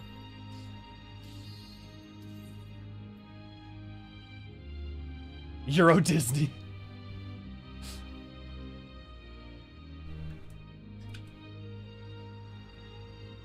Euro, not going to work here anymore. Do we have someone who's AFK? Bavaria. Considering it's Persephone, I go for Euphrosyne. Euphrosyne. Yeah. It's definitely a fair reading there.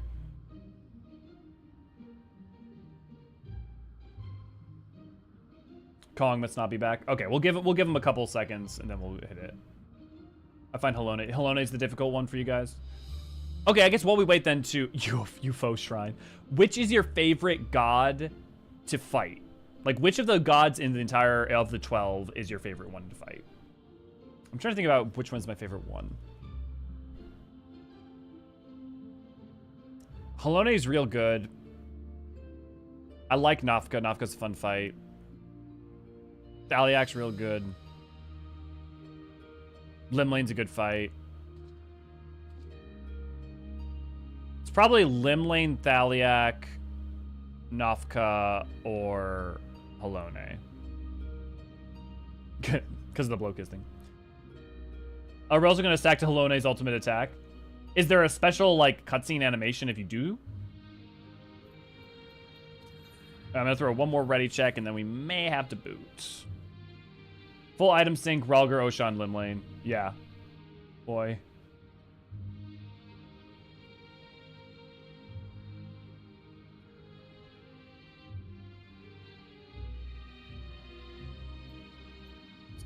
Okay. We'll give Kong one more minute. Athena is not about all kinds of love. I mean, and look at her saints also, what she did to the world to make her so much better. Yeah. Not counting the final boss, Halone or Limlane, Thaliak plays 3. Definitely. Yeah, okay. We'll swap in Misago. Sorry, Kong. Sadly, I have a schedule that I have to stick to, so...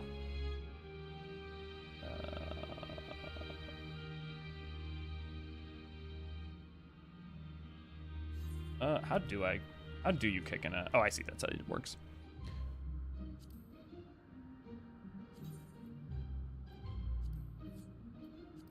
Okay, and then Misago... Can I invite you from friends list? Okay, they'll understand. Good, good, good, good. Probably Helone, but Minfina close second. I do like the Minfina fight. Misko, can I invite? I cannot. Okay, so I'll just put us in the party finder. Recruit members. We're gonna do. Oh, cool. All aligned. Comment. I don't know why. I don't need a comment. Forming a private party. 1969. Okay. You should be able to join it from private, Misako. I started as a Zima worshiper and still am. Yeah. Well, I like Oshan. It feels very long thanks to the 2 phases. Yeah.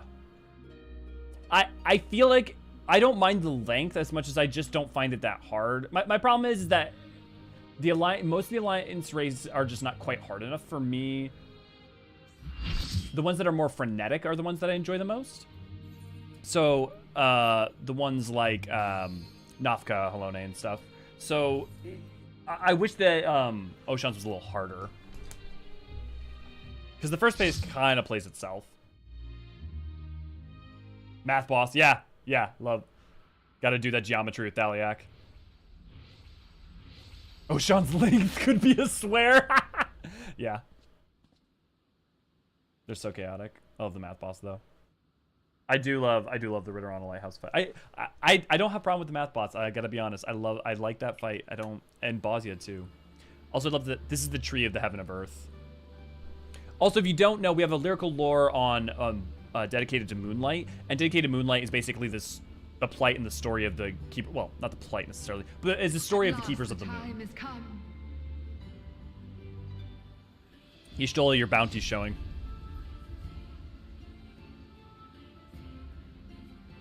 Worth it, Des.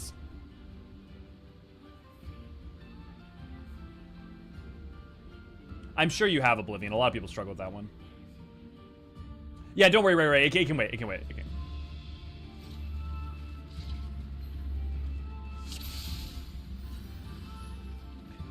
That the matron should welcome us herself. Remember, don't pull early.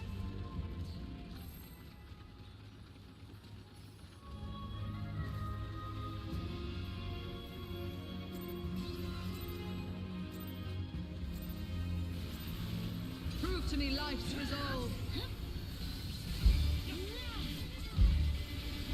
The thing is, I know that Shola's voice actor can modulate quite well, because she also did Titania's voice. Which I will never stop saying because I will never get over that, because the revelation of that moment when I found that out was... Hold on DPS. We should probably have less of a problem with that. I don't think we need to worry too much about holding on DPS here.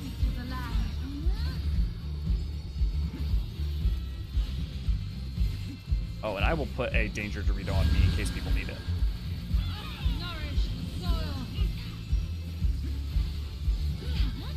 I think the one place we're going to have to hold might be on Minfina. But other than that, I think people should be good on DPS. Because the only interesting thing to really see elsewhere is going to be with... we're going to see with Altic and Imea at the start.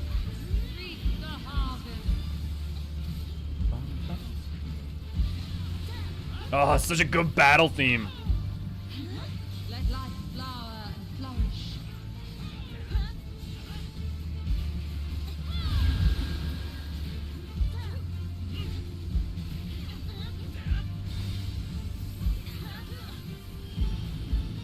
Remember, you got to direct yourself so you get knocked into her.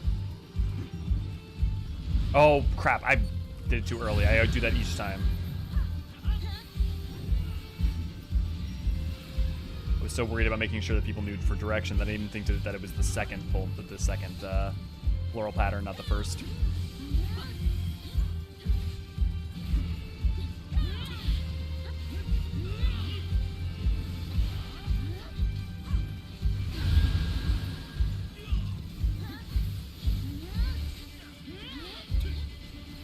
This part, I don't know, there's something about this, I hear this part with the fiddle, violin, I don't know what it is, but it just makes me like a barnyard brawl.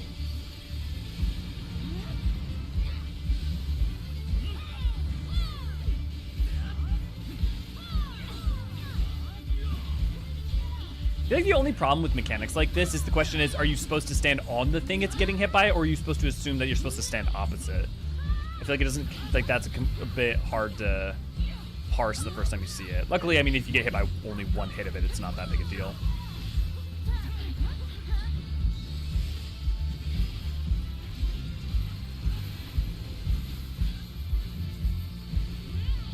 My heart rejoices for our union.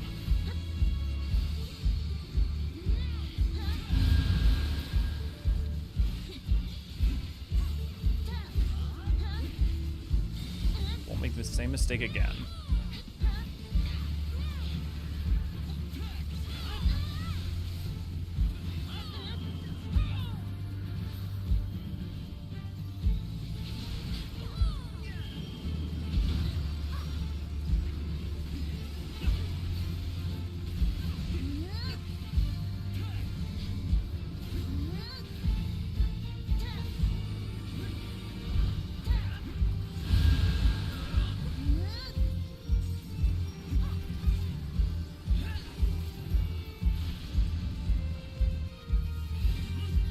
See, I'm sure a lot of people hate that like series of attacks because of how crazy and chaotic it is. That's exactly why I like it, though.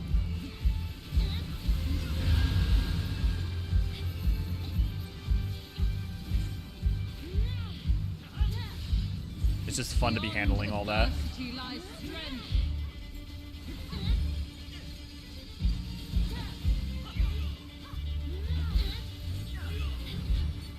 Good children, be strong for what awaits.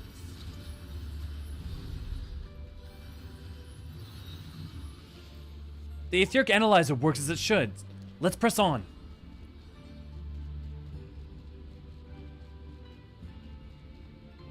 Okay, let's slow down here. Let's slow down here. Because I want to make sure everyone's okay. Cool. We're grouped up. Just because otherwise, if someone's too far ahead, some people get in the back, just miss the animation. By my authority, let the land be remade. So, fun fact: if you look, you can see Amdaporian structures in the background. Because Amdapor seem to worship Althic, the Stone of Althic can be found near them. Okay, and everyone's here.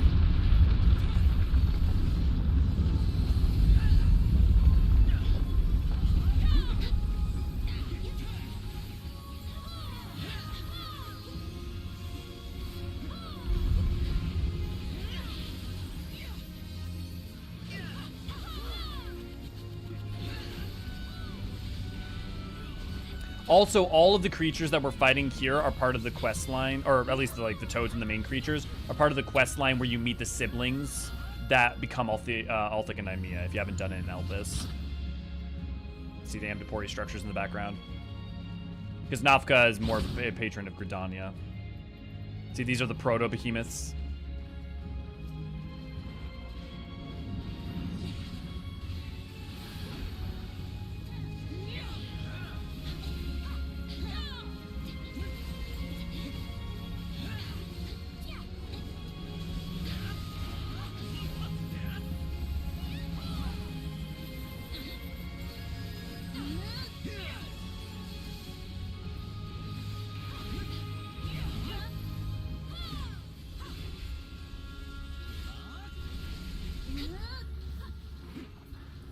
Here comes the big boy. Proto-behemoth, then we get the big behemoth.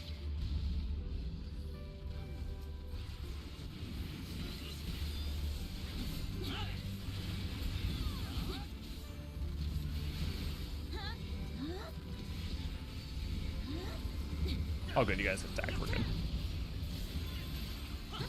good. Great! Why?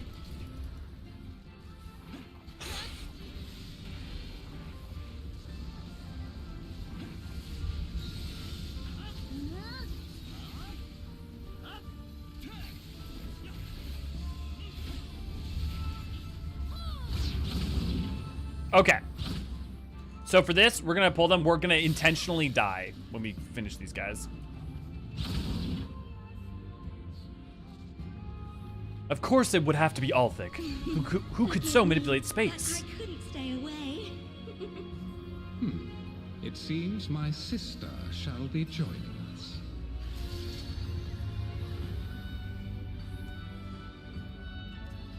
gonna take off my hat for a second. Oh, can I not get rid of it? Oh, there we go. Okay.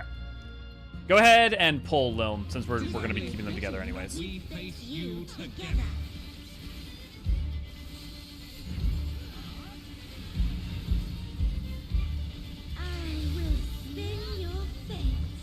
I actually don't know how long it takes, because I've never seen it other than in recordings.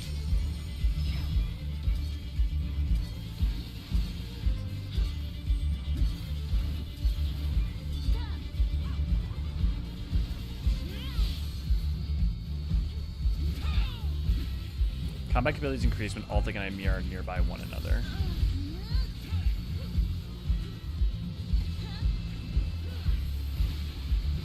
It's not an enrage, right?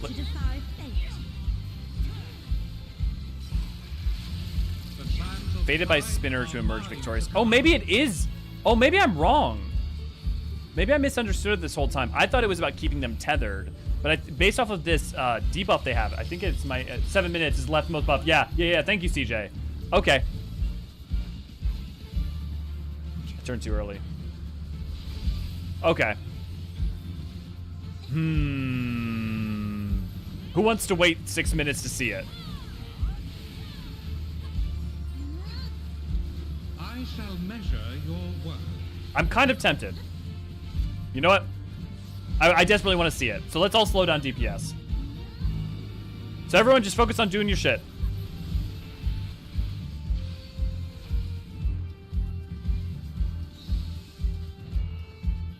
It is, yeah, it's a very cool animation if you've never seen it before. It's a whole thing.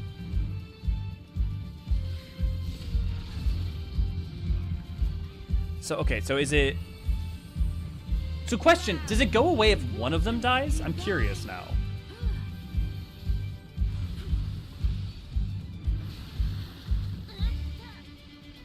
Also, I'm curious why they, like,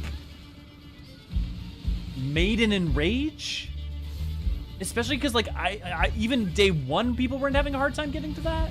Like, getting by that. It's like, were they thinking because he's time? And so it's like the cool time thing? Pray to the stars on high. Also, does anyone know the voice actors for Altic and Ymir? If you do, I'd love to have if it was shared. Is he not going to do time? No, okay. He's not doing time. I'll change until later.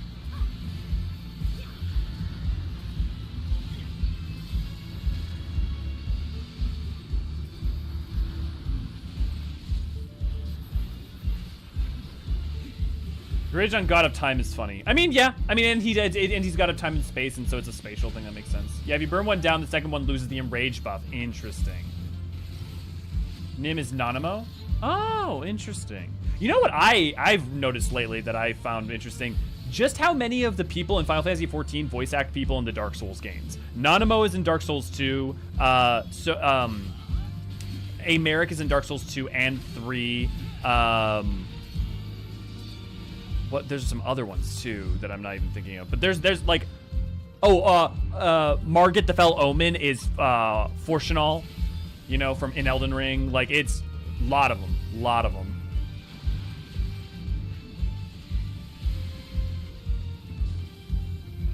Bananamo. You basically could see it week 1. Yeah, I definitely never saw it week 1. Even so, like, basically that was the only time you were gonna do it, because we have to intentionally slow ourselves down if we want to see this. Like, if it was a 5-minute debuff, maybe I could have seen that happening. Marches to my will. And I kind of get it. Like, I kind of get that it's like, okay, it's an alliance raid. It's supposed to not be too it's not supposed to be too hard, but I mean, if it's a mechanic you're never going to see anyways, wouldn't it make more sense to just make it so, okay, it's a mechanic that if you have a bunch of deaths, you might not reach the DPS check, but you will reach the DPS check as long as people are surviving. So if you do have one time where you fail in the early weeks, then presumably most people will, like, have learned the mechanic afterward. Learn the mechanics afterwards, and they'll have less deaths and overcome that. Yeah, literally not attacking is the only way to do it. I remember reading one of the wikis that there was some kind of rival between Nafka, Naimia, and Menfina. So, first off, Grumpy, you may be new to this, but I do not ever trust anything. Well, be very circumspect about anything on the wikis unless they cite themselves, because the wikis have often just made up shit. Not often. That's unfair. There have been times where wikis have stated fanon or fan theories as fact, and so it's worth being very careful about assuming what they're saying to be outright true. However, I believe what you're getting at is more to do with what's in EE1, and I'm pretty sure that it does hint as much. It does imply as much. Nafka, Naimia, and Menfina. I mean, rivalry's a bit, yeah. Trial, Maribel, Desian.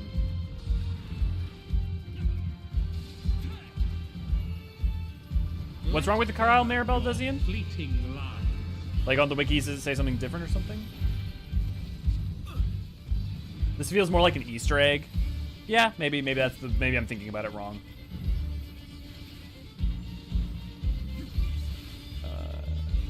Like really like how upbeat the for Sun and Battle theme is with the fatal and the steady beat. Yeah.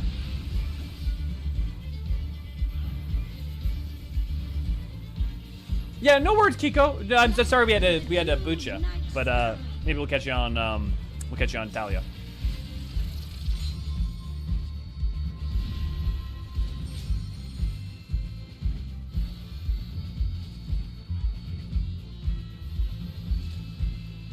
I love that I'm not even using mitigation. I mean, I'm sure it's because my healers are getting me covered, but like, The sands of time are mine to it's not even that spicy. I guess if you guys ever wanted to practice the mechanics for this fight, congratulations.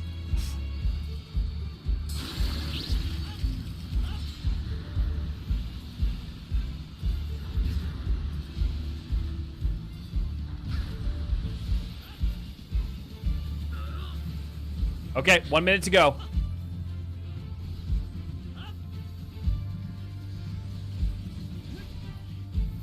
$59 seconds.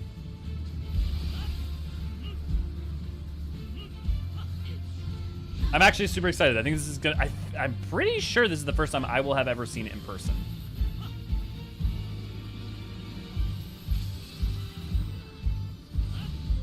Because I'm pretty sure I've only ever seen YouTube recordings of it. bear witness to the Keeper's might. Ah.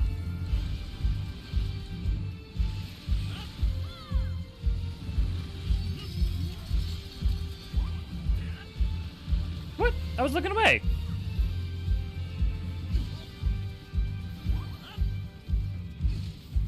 "15 seconds. Show me everything.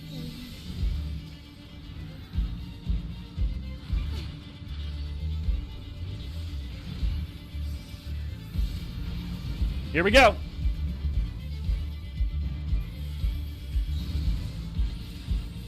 With me, sister. Ever ready, brother. Oh, time and fate inexorable, guide them true. Oh wow, you get a bunch of time to even continue fighting too.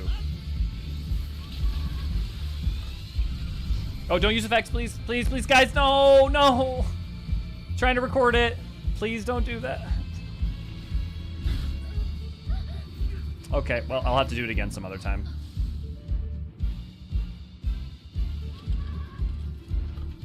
I'll do it again. We'll do it again another time.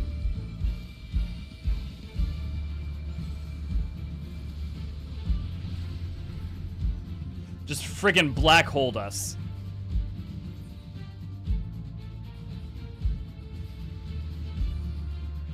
Straight up suck you into a black hole.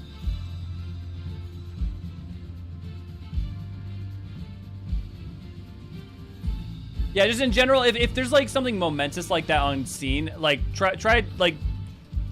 I will spin your Whoa! Did you fate. guys? Oh, you guys pull already? Yeah, let's reset. Reset. Go ahead and reset.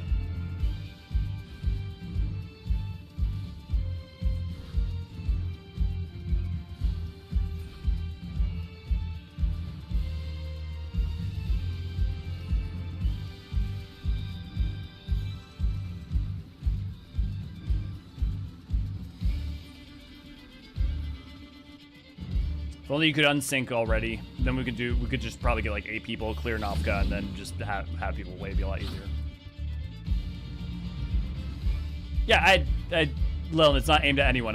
People, doesn't matter who. There was 2 tank limit breaks and it covered up the thing. Doesn't matter who, it is a reality. Okay. I think we have everyone. Let's go ahead and count down.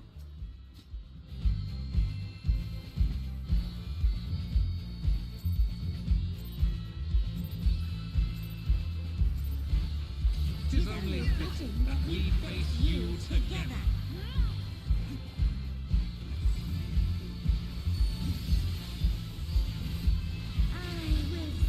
Okay, now burn the crap out of them.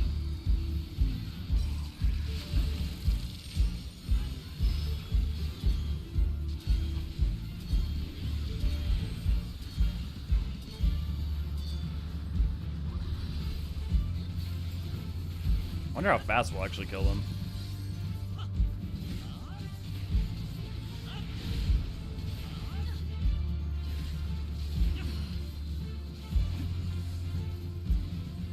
Have you the strength to defy fate?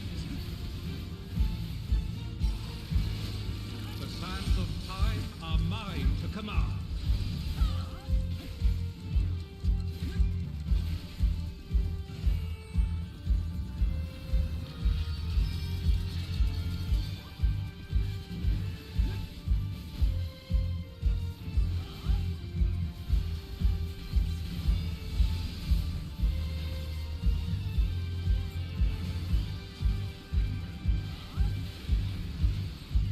I'm honestly kind of sad they didn't reuse the like Ozma animation of like people being spun around the map and like pulled into the black hole. I feel like that would have been really cool.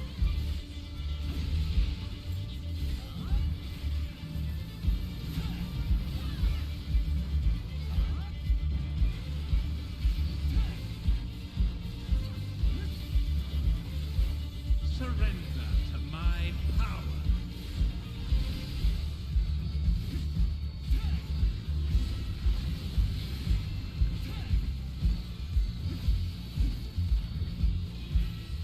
These lines pull you down because they're gravitational wells. So if it's a knock up, if you stand on the line, it'll prevent you from being knocked up.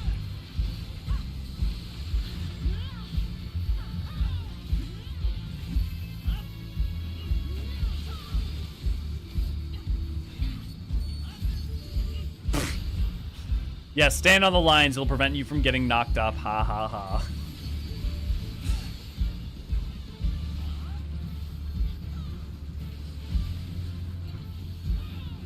Pray to the stars on high.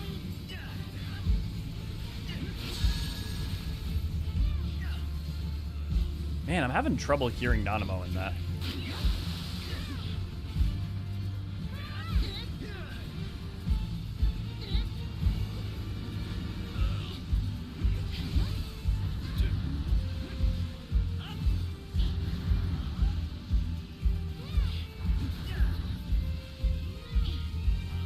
I mean, to be fair, like, Althic was a completely original character, so... I wonder if Althic's voice actor is going to be in, a character in, 7, or in, in Dawn Trail. I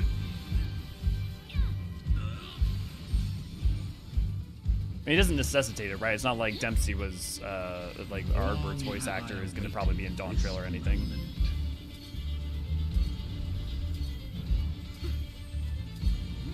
Unless, of course. But no, that would be crazy. And if you think about it, Solution 9, though, does have a soul supply. What if one could be able to confer with their own soul? Minfina's also a new VA? Okay.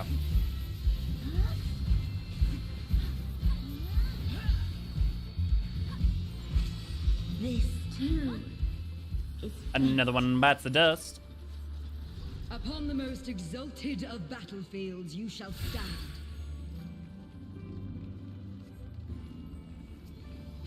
Yeah, Daliak is. Yeah, this is what I was saying earlier, Luna. Daliak for 100% is, but what I'm curious is if he'll pop back, if any of them will pop back up in Dawn Trail. We'll come to a frozen domain, which means the Heaven of Ice. Oh, dude, I love the Heaven of Ice is fucking gorgeous. Ice sculptures. Nay, they're more servants. We got people. We got people. Okay. Limit break at will.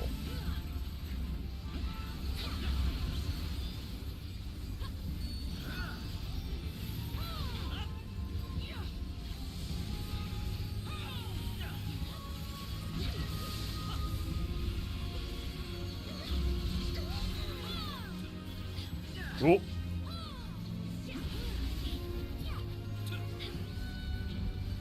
Yeah, usually if I get the tank buster on that one, I home gang it, or I think you had all three of them, Lil, so you were kind of screwed. Sorry about that. 'Tis all but certain that Hydaelyn awaits us. Look at the potato, just trying to be tall enough to be seen.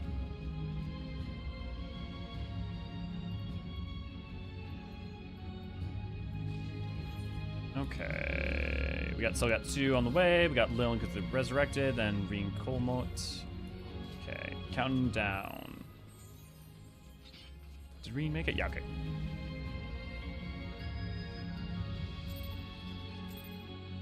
Just need to be in range for Holy Spirit. I, the Fury, shall test your strength of spirit. I will be doing calls for this just to explain for anyone who's watching. If you're listening while also doing the raid, there's going to be a delay. I apologize. So raid wide.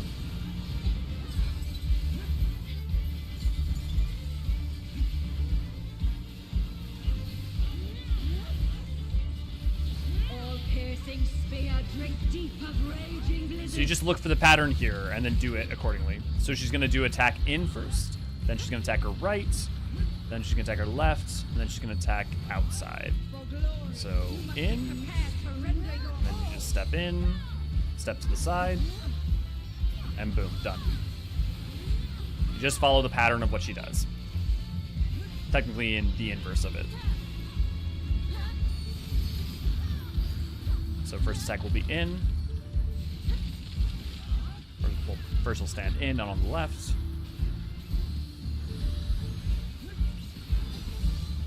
Swap to the right, and we get out.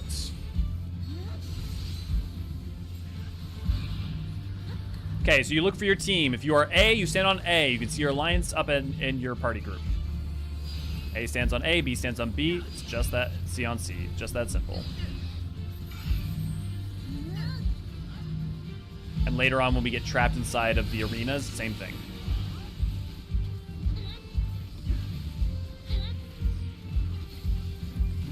You must do better than that against me. For this, you just look at where the red springs are going. And it's a channel, so even if you get hit by the first part of it, you still want to get out of it.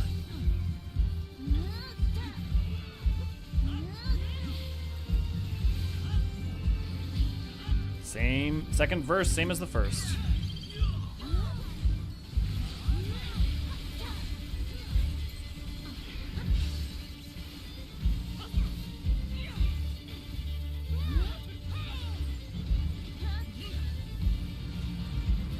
Okay, this, wherever it's yellow, she definitely doesn't just straight up do the Gates of Babylon again from Fate's Day Night. Okay, Gilgamesh. You just look at where the lines are and you stand. There's always going to be one quadrant that'll be safe.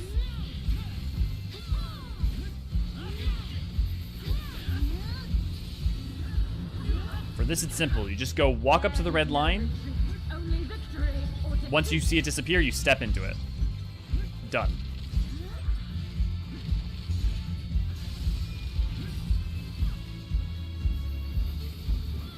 Did you invuln that? Okay, same as before. You get to your group.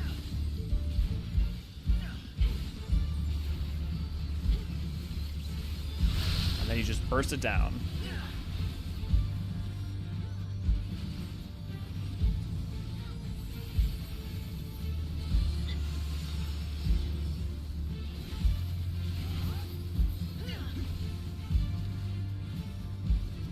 Once you break yours, you go to the middle.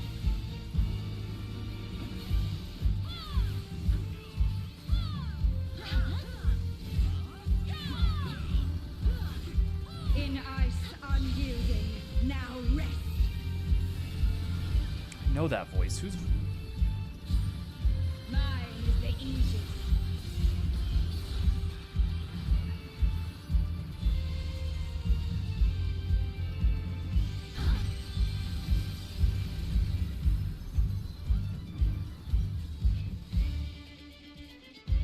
And then you'll get one hit in, and then she'll dash back. Ah, would that our clash could continue forever. Okay, same as before. 1 quadrant safe. She'll also do the red rings. There will be 1/8 of the platform safe. Just have to look for it.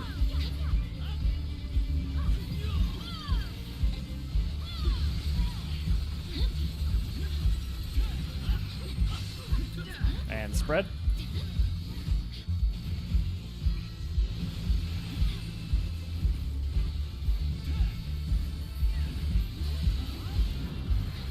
Same as before, if you see that red, you just wait for it. Once it disappears, step in.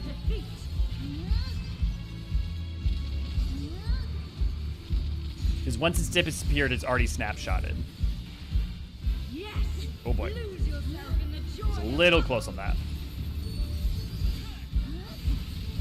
Same as before, you just look for the pattern. So we start on the right, and then we're going to move to the left right afterwards.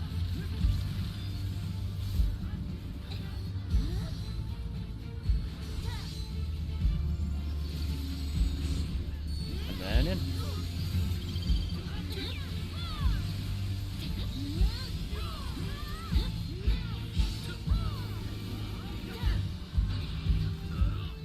Right parties again.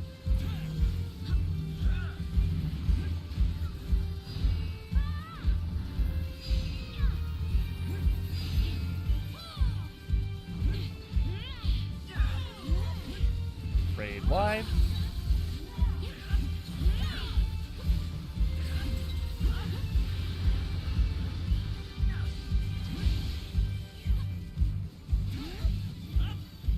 Well fought. And good job, guys. The race. One last fight. Who's ready to bop to the song of the Keepers of the Moon? This light, it seems to beckon us to yonder palace. I think the enrage here is failing the ads phase enrage.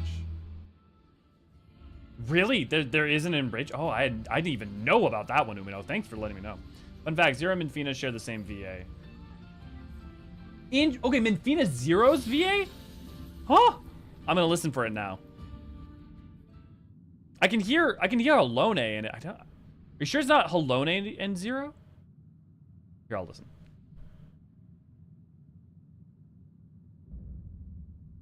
Why am I listening to my mic? The lover, Minfina. Come bathe in the moon's tender glow.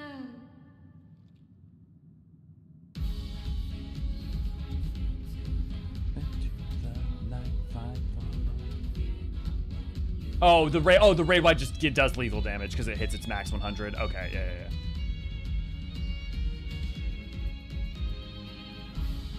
yeah. I forgot I invited you to do that, Infinite. Yeah. Thank you for doing that, by the way.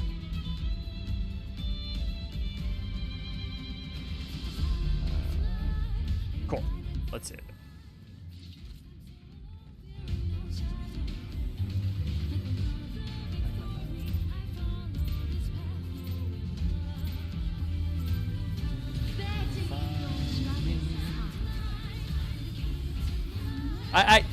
Lil, you don't need to pull it off me. I know where to pull her.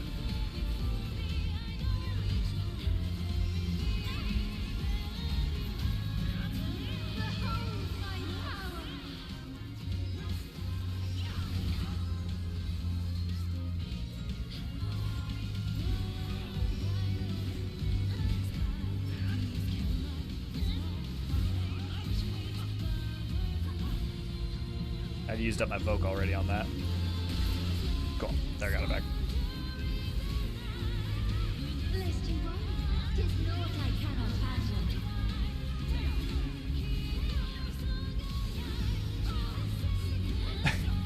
Umino's just trying to get all the Vuln stacks. Is it too much for mortals, I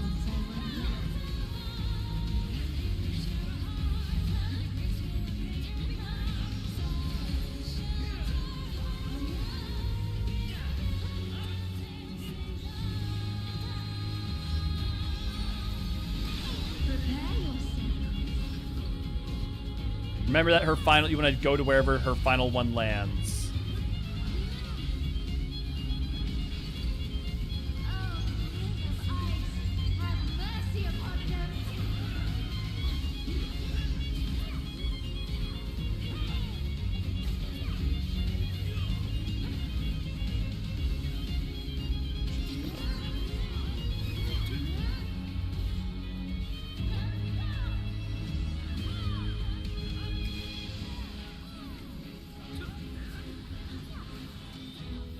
Move?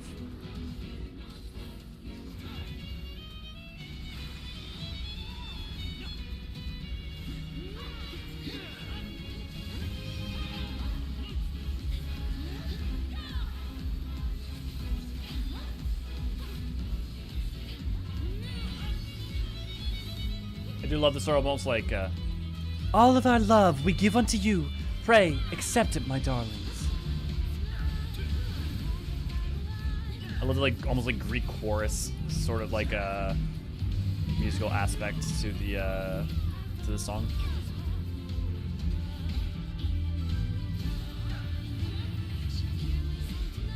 I heard Athena yesterday, and I still don't. I still can not. I can't even hear Lena in it. She's really hiding the Icelandic accent in there.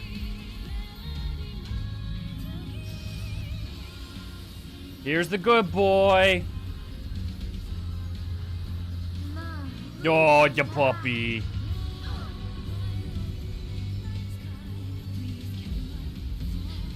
It looks like Dimple.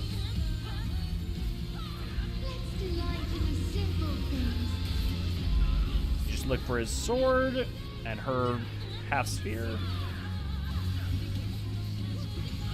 His blade is in a half the arena, and her area that she's marked as half the arena.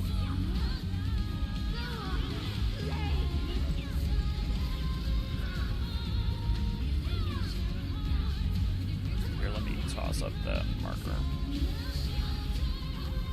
Got the danger, Dorito.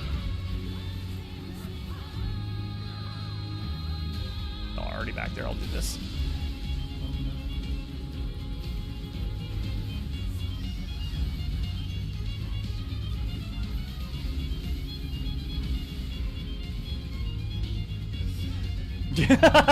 Yeah, definitely don't stand on Umino. Lil's also safe. Lil knows what they're doing. They're.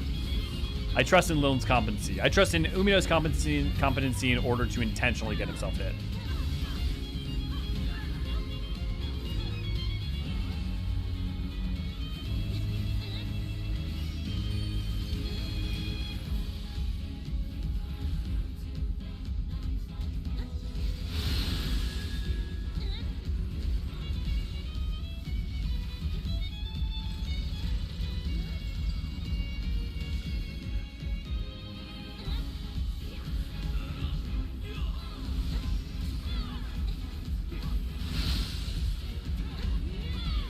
You're always in my heart.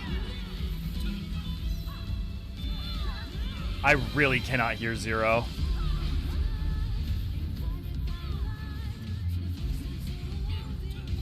Maybe it's just because Zero's so monotone.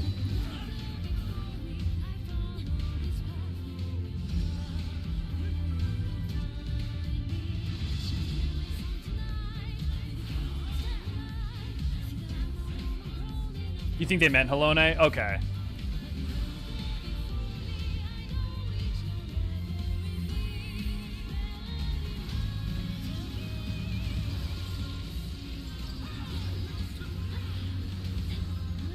Ice pool. A lot of people thought Halone was Beatrice, Romilly, Sadu because of the tone. And okay, yeah. So Mary did mean Halone. Okay.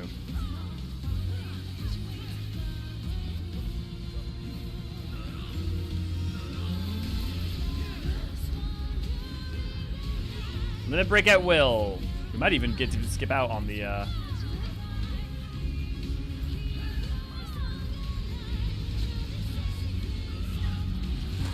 A bunch of you guys were just like, now we're gonna eat it! Divine Revelry. Good job, everybody. Thank you to my co-tanks, one of which is highly competent, and the other which is highly competent at getting themselves hit. Reality. Thank you.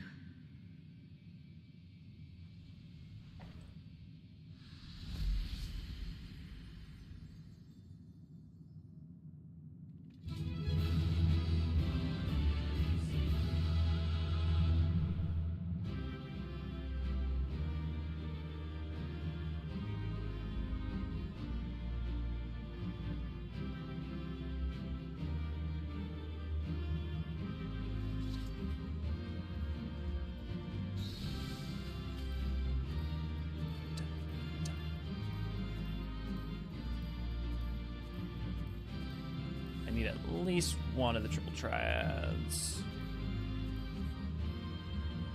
Cool. Don't forget, everybody roll. Before we can take pictures, everybody needs to roll. We need the chests out of the way. Alliance A, my alliance, still needs to roll. Alliance C still needs to roll.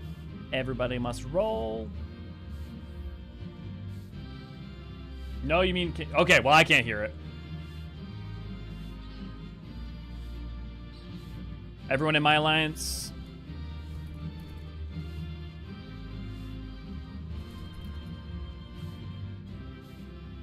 Okay. We still need people to roll on music. And we're good. Cool. Setting and resetting my emotes. G-pose. Okay. This is only...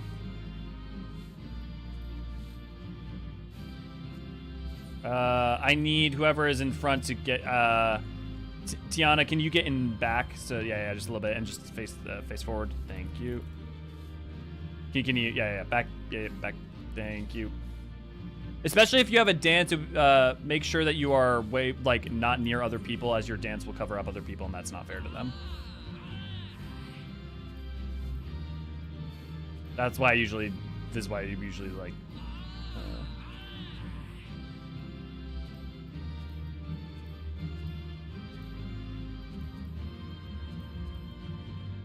Okay. Let's make sure I don't want to cut you guys out over there. Sweet. Good job, everyone. 2 down, 1 to go.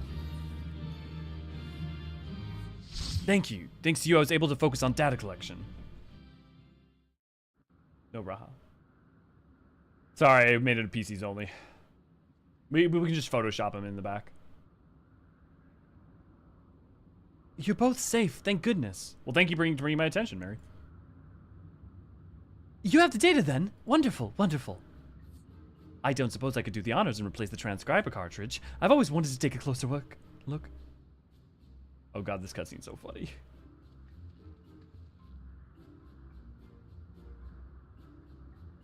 Take care of removing it now. We don't want anything to happen to the data.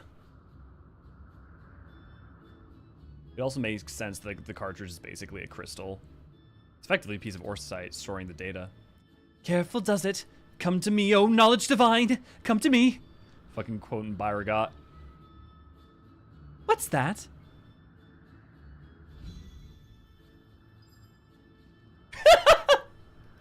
Ah! Oh. It's all right. The cartridge is safe.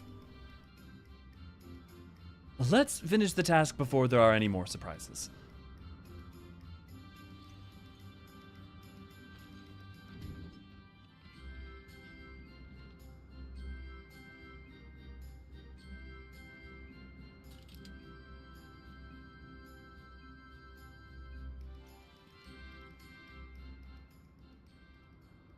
Quiet, Tiana.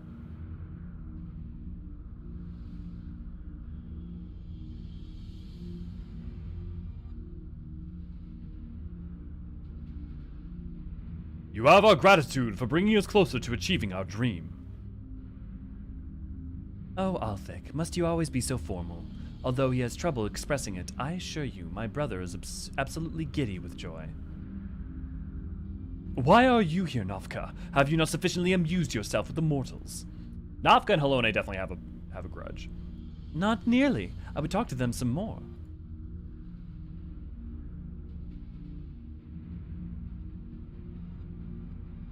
Nafka promised you the key to deciphering the monument, did she not?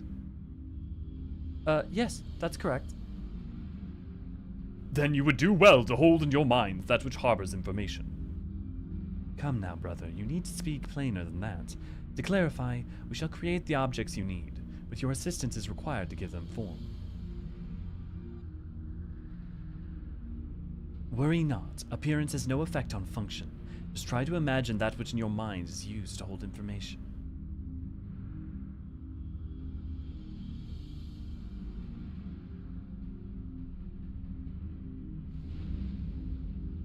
Yeah, we really should get portraits for all of them.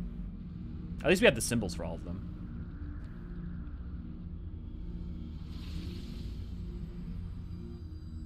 The fact that they have tome. Oh, it's got the.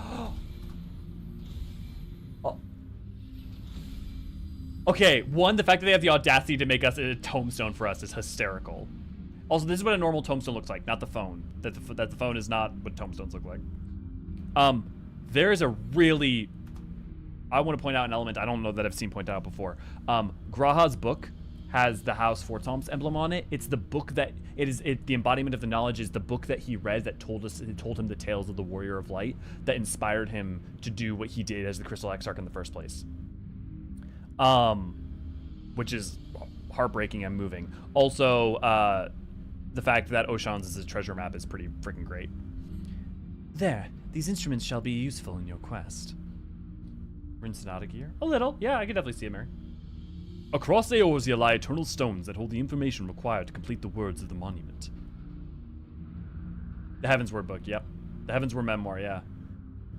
By holding an instrument out to a stone, it will take the added information onto itself. We scattered these stones across the realm that mortals would not uncover our secrets. Of late, however, 'twould seem you have found alternate uses for them as objects of worship.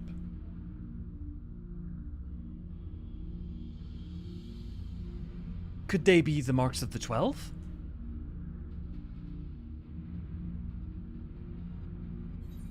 Why would they hide them outside of the Phantom Realm? Why not just hide them in the Phantom Realm where the mortal's king? I'm not gonna worry about it, it's fine. They are, aren't they? Oh, to think that they harbored information on the gods. It seems we have our next destination. Aside from the 3 city-states, I believe the marks are located in Kurthus and Mordona. I propose we split up the quicker to finish the task. I wish to come too. Yeah, that doesn't help either, Ray. No, Minfina, 'twould not do to burden these children so.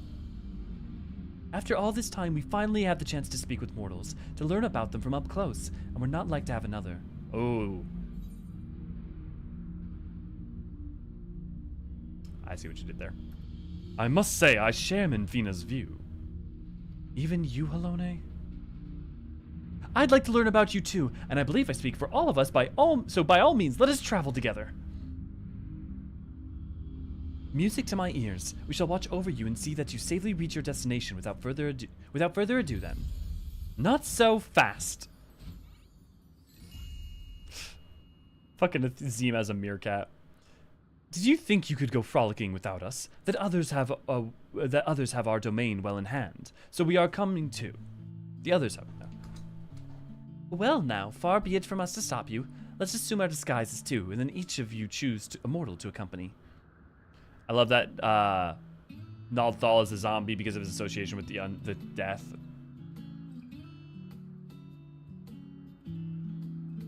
Please, let it be something inconspicuous.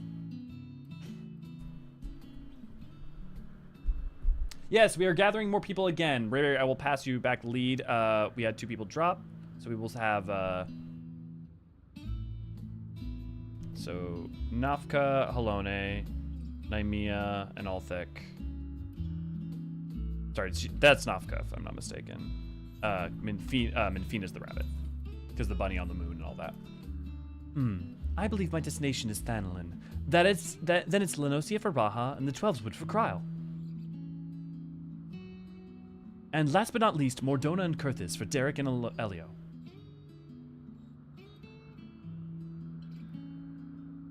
Will you be alright, Kryle? I shall be fine. You needn't worry.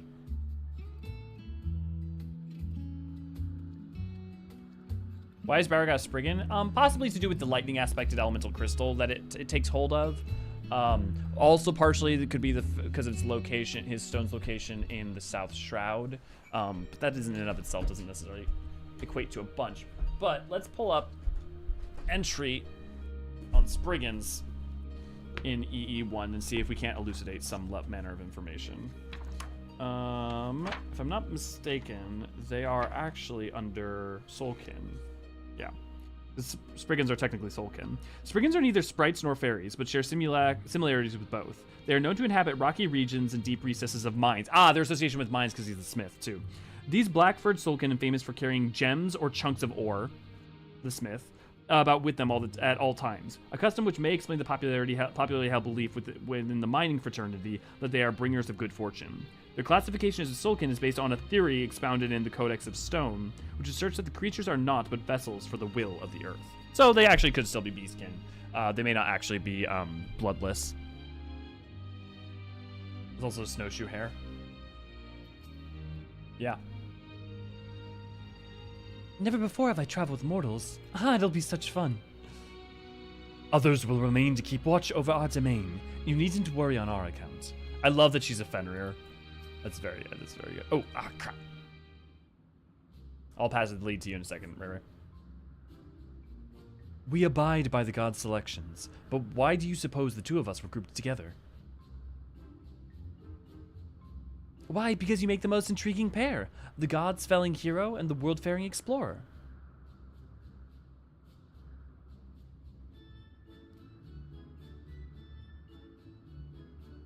I shall relish the chance to learn about both of you.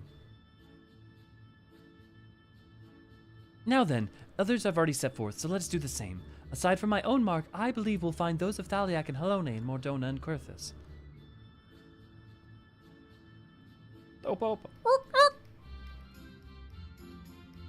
Oh my, what an adorable little creature. Delighted to meet you, little one. It seems to want to join us too.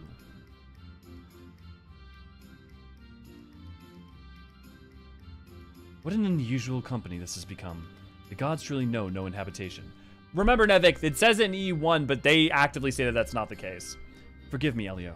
I couldn't have anticipated this turn of events.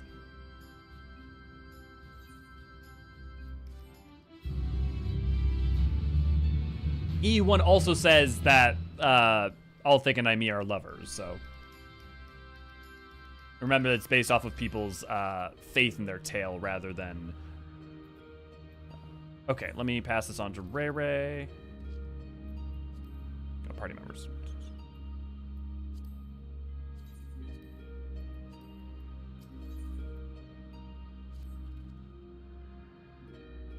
Well, what are we waiting for? Let us seek out the mark at once.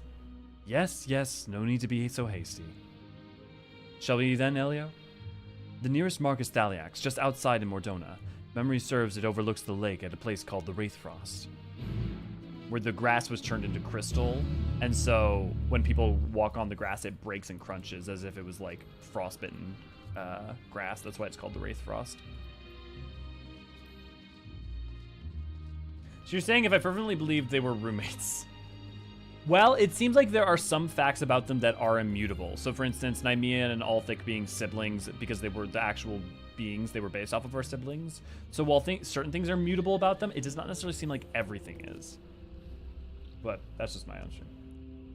I wasn't sure if they actively deny it. I'm pretty sure in the in when we get to the Thalea section, they Minfina, I think it's Minfina who specifically states otherwise. Yeah, I'm pretty sure Minfina is also a snow. Oh yeah, we got that. The last time I was here was when Moonbrita died.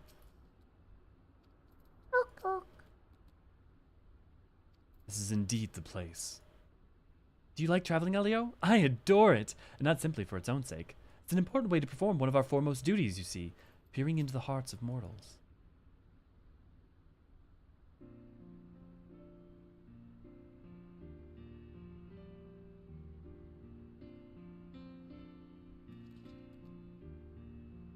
Now then, we're told to hold out an instrument of the stone. Would you care to do the honors here, Elio?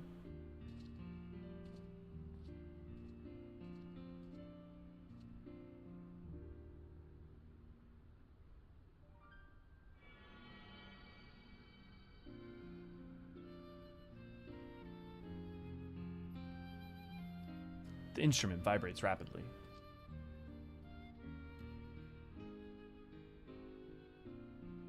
"'Tis done. The information held in the stone has been etched. As Althik said, these stones are eternal. No matter their shape or location, their nature is unchanging. Together with the monument in the Omphalos, they have remained the same since time immemorial. 'Twas the love that men bear for us, and we for the star that compelled us to create the monument in the stone. And though men do not know the truth of the stones, they offer them prayer. This act is a manifestation of your bond with us, while the stones are a manifestation of our bond with the star. And so by praying to the stones, you effectively cultivate a bond between yourself and us, and the star. Delightful, is it not?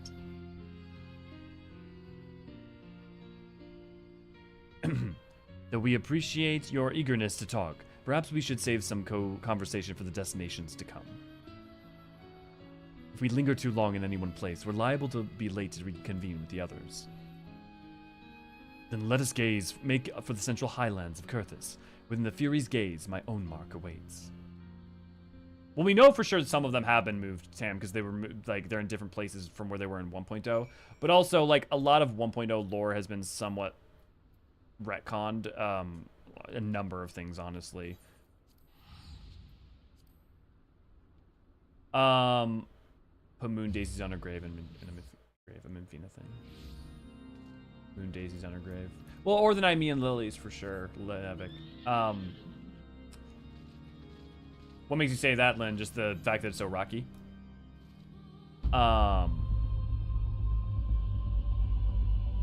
Frick-a-frack, I had something I was going to say. Oh, yeah. Hey, Ray, do you want to put up the party finder information again, just for anyone? Because we have 3 open slots if anyone would like to join us.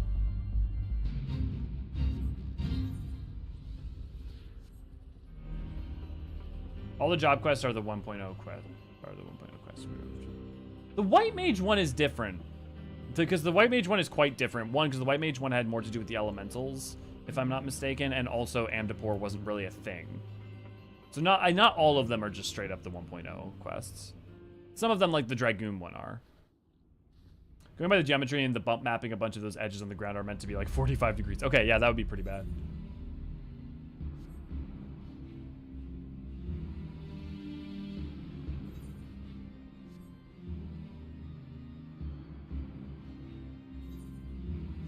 The Warrior and the Bard are also the same? Okay.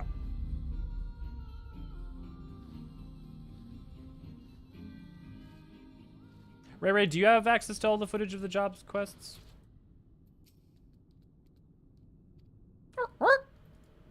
Nope. The baby Oppo shivers uncontrollably in the cold. Oh, poor guy. There's nothing like taking the road with agreeable company, do you not agree? In this land where mankind's faith in me is strong, I cannot help but feel uplifted. We met Louis Swab beneath the stone of Halone once long ago. Or technically it was the stone of Thaliak, but it was in a very similar location.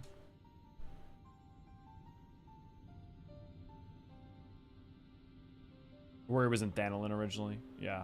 And if I'm mistaken, I think it had some differences too, because like Broken Mountain's kind of role and stuff was a little bit different. A lot of the arenas aren't flat, and like, how are we not tripping over our own 2 feet? Yeah. There it is, the mark of the Fury. I wouldn't do to burden you constantly. I shall extract the information this time. Also, I'm kind of want to call Hydaelyn and Thankalan now. Thankanan. Looking back, Halone, you've grown more noticeably more imposing this past millennium. There are also more statues in the heavens of ice. Ooh, but an idea occurs to me, Elio. This time, I want you to share what you know about the worship of Halone. I dare say it'll be interesting to hear what mankind thinks of her from your perspective.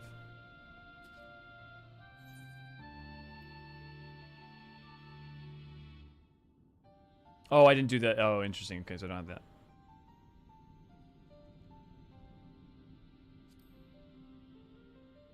The Shgardian Church is the heart of Halone worship. Ah, yes, the prayers of the people are fervent indeed, and through the church they evolved, a change I felt with my very being. Well, how very fascinating. 'Tis a fine thing indeed to hear directly from mortals. Still, as much as Halone loves her children, it troubled her to see them at war with the dragons, to see those who share this star spill each other's blood. As you should well know, Minfina, it isn't our place to judge the faith of mortals. Even when we lend them our aid, we must refrain from intervening in their affairs. Lest there be doubt, mankind's faith in us is mankind's alone. By your prayers, our forms are become what that which they need to be.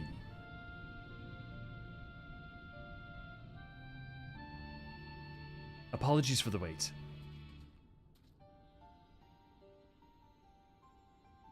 Acquired the information, have you? Excellent. Let's proceed to the next mark. Mine. As I recall, it lies near the steel vigil, by the cliff west of the entrance. Follow me. Monkey.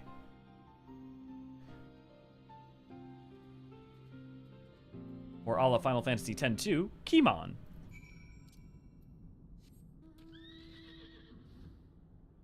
Password is Sa. Oh, I bet you in Japanese it was Sa, Ru, and Sa were the two key words. Because then Rusa, Saru. Oh, yeah, okay, that makes sense. If then no one knows what I'm talking about, in Final Fantasy X-2, there's a part where you have to figure out a password, and you get two parts to it, and the first part is key, and the second part is mon. She'd blow it up, though. Why would she blow up her statue? This Thancred land, yeah.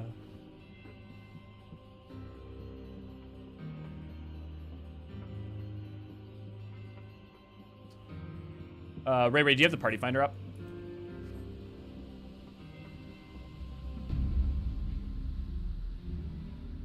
None of the spears. Oh wait, impose Heaven's Word, maybe not.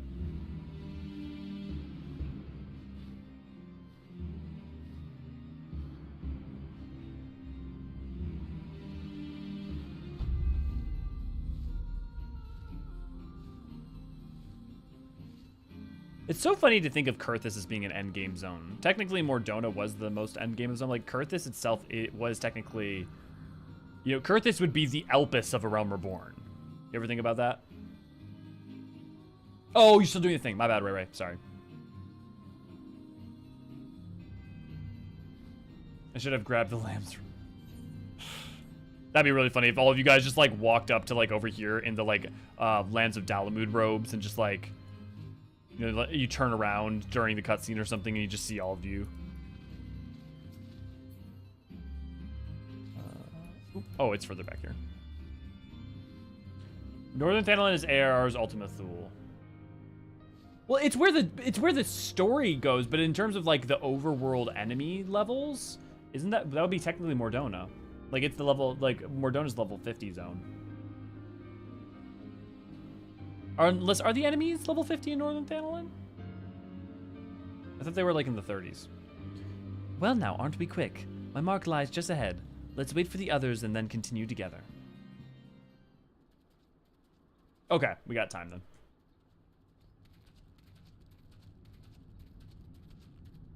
Oh look, someone's praying. How delightful to see one of my faithful children. Up near pray, they do get to 49 and 50? Okay, thanks, Mary. O benevolent goddess, grant me deliverance. I beseech you, save my soul.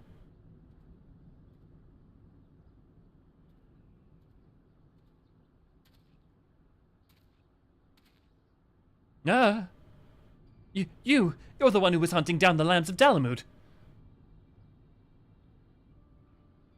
I knew it. Knew you wouldn't stop till you dealt with every last one of us. I knew you'd come for me. Ah, to think that this is her will. The Lambs of Dalamud? They are the cult that appeared prior to the Seventh Umbral Calamity, are they not? In the name of their faith, they abducted and sacrificed innocent souls and did not fear death. I've committed no crimes, I swear it! Minfina is my witness! In the beginning, we simply prayed to the twin moons for Dalamud to one day shepherd our souls to the bosom of his mistress. But it all changed when Dalamud began turning red. More and more of us began believing that he was our savior, that we must prove our loyalty with our lives, else we would suffer eternal damnation. So that's how your group took its fanatical ways and came to be branded a dangerous cult. I do love that they have the 1.0 lore. That like Lands of Dalamud were basically an event around Dalamud's fall, and then became more of a thing with Temterra Deepcroft. But yeah. So in terms of like continuing to see Miss the Realm as an epilogue to 1.0 and 2. Like the whole history of the world so far. Yeah, they're in Antwerp Keep as well. Correct, Nevik. Yeah. And at some point, I assume you were tasked with hunting them down? I used to be a merchant in Nald'thal, but timid as I am, I struggled to survive in that cutthroat world. That's why I turned to Minfina. I wanted to bask in her gentle acceptance and gain courage from her strong and faithful hound. They were my solace, the only way I could be at peace with myself.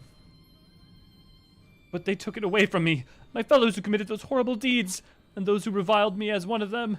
They took it away!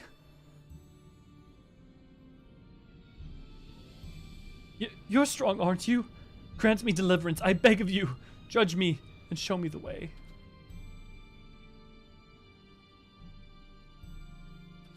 I just can't bear it anymore. What good is a god I can't see, who won't grant me a thimble of succor no matter how much I pray?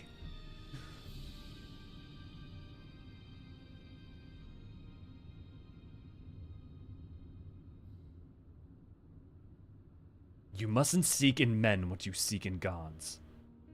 Strong as he is but mortal. Like you, he is made of flesh and blood and possessed of his own will. Nothing more, nothing less.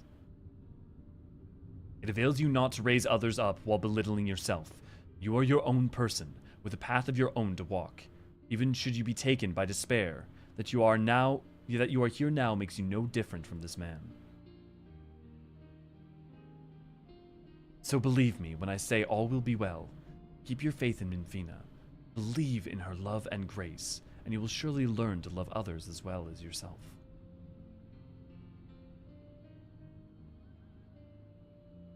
Please forgive me for my unseemly outburst. I had been feeling lost, and all my anguish came spilling out. It was Minfina herself who brought you here, I'm certain of it, to encourage and guide me. Taking your words to heart, I'll try to search for a new path. Should you feel lost again, take to the road. See what is out there. Learn how others live and think, and you are bound to find your way.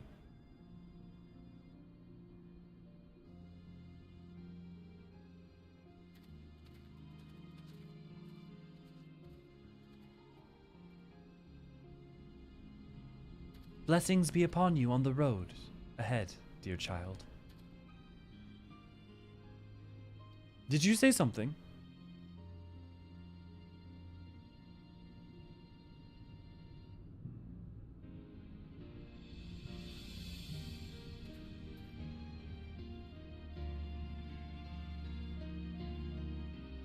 Fragments of Forever.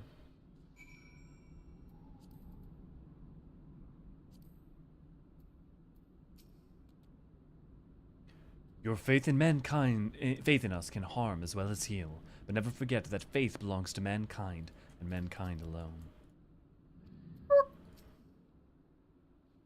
The child will be fine, I'm certain of it. I mean, he ain't wrong, yeah.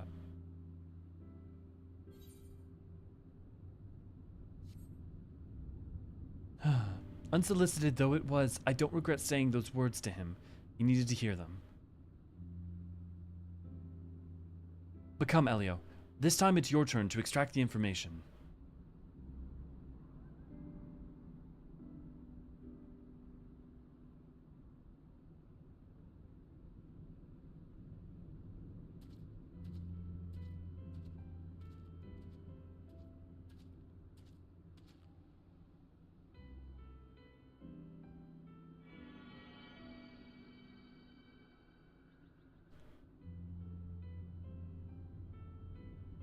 The instrument vibrates rapidly. And by instrument, do you mean tombstone? Also, for those who don't know, tombstones are basically thumb drives, so it makes sense that it's a data device. Forgive me, Elio. I fear I caused you trouble. It can hold information within. I'm relieved to know that. You truly are strong in body and spirit both. Far be it from me to ask this of you, but please do not hold it against the child. Thank you, Ray Ray. We do not wish for our existence to bring grief to our children. And no matter which faith we are who we are because of those who believe in us. My hound is no exception. He was born when men came to worship the object their ancestors cast into the heavens. We are not all-powerful. We can't grant all of mankind's wishes. Nonetheless, we always hear you. No hope is too small, no prayer too faint.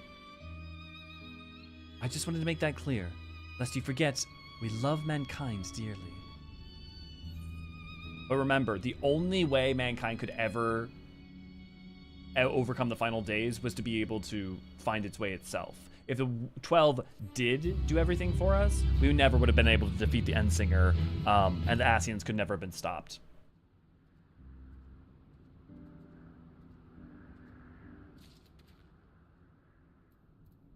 Honestly, if a random NPC in Final Fantasy XIV saw the Warrior of Light around somewhere, I would run. Yeah, not a bad thing. Yeah, Party Finder is up. We have 3 slots if anyone would like to join. Suffice it to say, we love you too, Elio. Among us 12, Menfina is the most approachable to mortal kind. 'Tis one of her positive traits. With this, we have completed our task, and may return to the Nald'thal. Yet I can't help but think about Kryle. Graha Tia seemed to be worried about her, did he not? It was as if something weighed on her mind. Though she is in the company of deities, I find myself worrying too. You know, we could always try direct communication. Yes, I suppose so. If there are no objections, let us seek out Kryle. She is headed to the 12 Wood with Nafka and Byragot, yes? They are presently too far away for us to sense, but we should be able to locate them on the forest. I see. In that case, let us make for Gridania. Is that Oshan I spy? Also, Rin, let me get you a friend request invite so I can... okay. To the shroud, to the black shroud, here we go, to do the story. I don't know why I'm singing Christmas tunes now. Maybe it's because I'm walking in Kurthus. Bold of you to assume I would look Amon in the eyes in the first place. You do not want to know what's stored in the tombstone from Xande's personal collection. Let's just say you won't be able to look Amon in the eyes ever again. I'm not sure... I mean, even just knowing the normal things Amon did. Did you see what he did to Scylla? There are still 2 spots open in the Alliance. We are in the private party finder, and you can join in. Password should be 1969. For all of his preferences for solitude, Derek certainly seems concerned for the welfare of others. How very intriguing. As I understand it, mortals hold that Nafka and I are at odds. Like other details about us, you're free to believe as you wish. So here we are in Gridania. Can you sense Nafka and Byragot? I do, but something is strange. Indeed, they appear to be in different places. Nafka is nearer of the 2 and is quite close by. I shall go and find her. Wait, you mustn't go off on your... Ugh, confound it all. After her, Elio.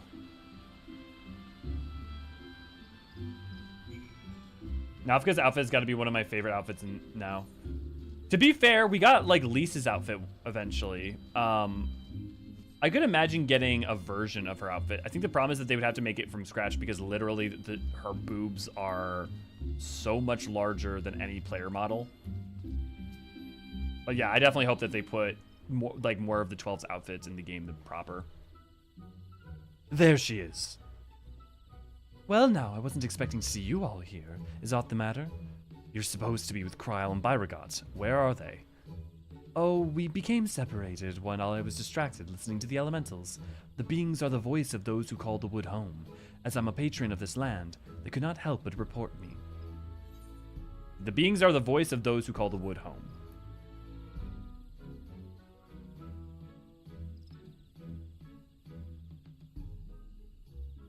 Also, if you don't know, the Nafka stone is right up there. You can see it on top of the tree with her symbol. And for some reason, it's huge. Maybe it's to match her other large possessions. Your gods can sense each other. Even should you become separated, shouldn't it be a simple matter to find them again? Indeed, it would seem you are keeping something from us, Nafka.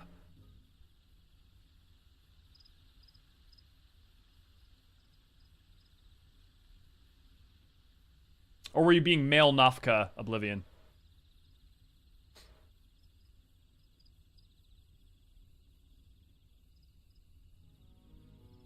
Oh, Helone, there's simply no fooling you.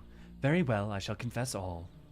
The child Kryle wanted to visit our stones alone, you see, to complete her task without us watching over her. We merely respected that wish. With her abilities, I do not believe she is in danger, but the warrior that he is, Beauregard decided to follow after her discreetly. If this is her wish, then indeed we must abide by it. As for Beauregard, yes, I sense him in the place men call the Shroud. One of the stones is situated there, I believe near Camp Tranquil. Let us search that area for Beauregard. If we find him, we should find Kryle as well. It was that or Relgar Nafka. Male Nafka is pretty good at Oblivion, I won't lie. She does have huge tracts of land, yeah. So much larger than any natural player model. Okay, I mean, look, obviously, if people want to use unnatural means and methods, anything is possible, right? Right, Lynn? Unofficially, I wouldn't be surprised to hear Halone go, it's not like I like you or anything. I mean, she basically has already had that energy in every time she's talked to Nafka anyways.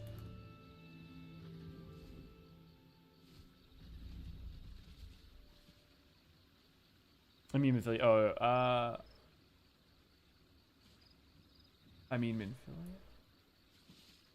Do you mean her chesticles? Because if so, I mean, her chesticles only seem large because of the outfit kind of like cinching it, but they're still natural cure size.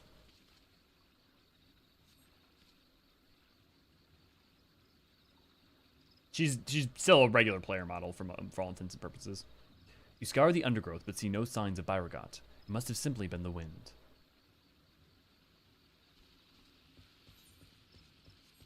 There also is like a chest slider that exists in game, obviously for character creation, but it actually it can technically go a slightly further beyond what players are able to do for the devs.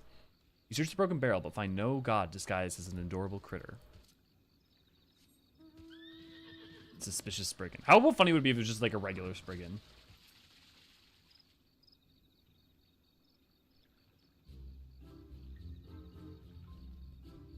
Yeah.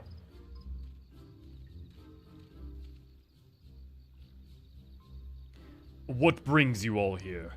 We understand you've been following Kryle. Where is she?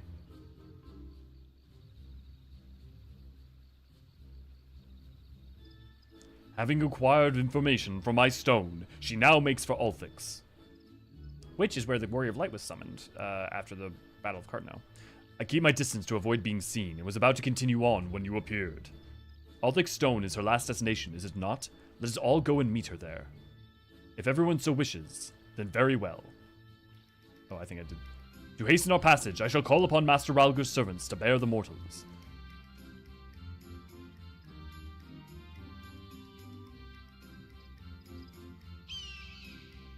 I mean, it makes sense, though, since her background was always of Alamegan descent, Denny. Or, I think so. But yeah. I mean, to be fair, there's a bunch of edits and changes like that. There's also a lot of, not a lot of, there's at least two, there are a couple Mikote models that have, like, the wrong eyes that are also seem to be a byproduct of 1.0 and the rush job that it was. It seems we have to use these hawks. Let's see if we can spot Kryle from above. I'll bring our companions, so you needn't worry about them. Are you ready, Elio? So I know these are the lanners that you can get from Heaven's Word, but there isn't a brown one like this, right? That you can get as an actual mount. It makes me sad. Go, my feathered friend. Fly like the wind.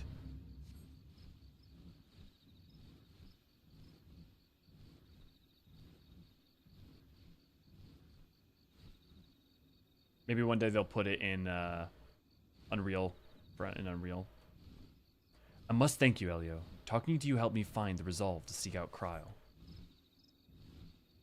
No signs of her here. Let's continue on to Ulthix Stone.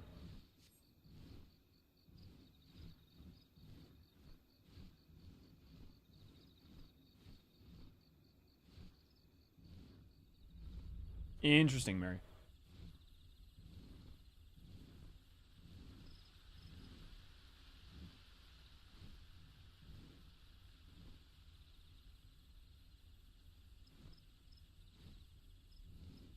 There she is already. She certainly wasted no time. I wonder why they bothered doing this. I mean, I get it because like this is associated with Ralgar, and also maybe to make you look at the Amdaporian structures, especially since we spent time in that realm with in the Heaven of Earth. Well, now, did you come all this way just to check on me?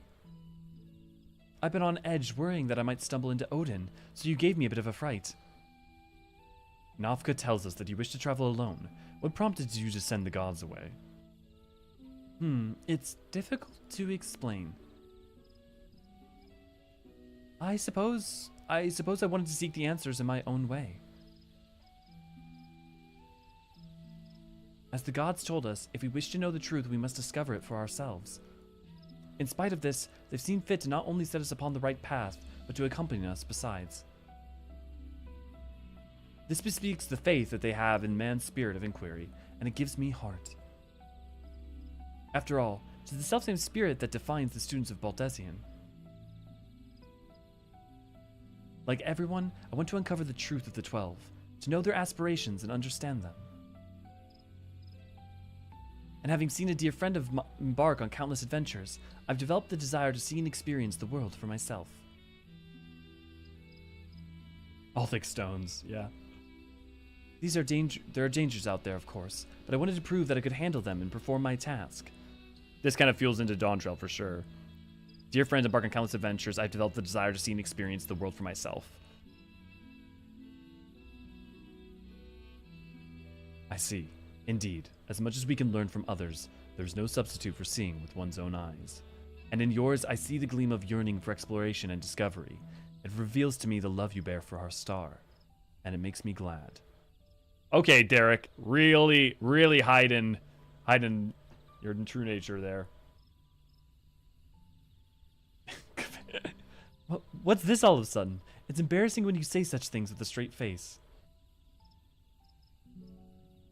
Right then, I've yet to acquire the information here, so I'll tend to it at once. Perhaps you'd like to wait for me at Quarry Mill? They're a darkish brown. Well, they're darkish brown. Sorry, they're darker brown than in here, Mary.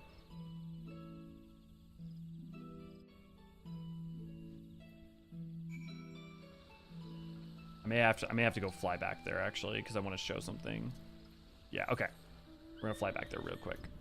So, one of the really interesting things in coming back again to how this touches on, or at least helps, it acts as an epilogue, especially to like 1.0, 2.0, and a lot of that stuff. If you look at this stone here, the stone of Althic, and you look at this area here, you've seen it before. AR trailer in the A Realm Reborn Answers trailer.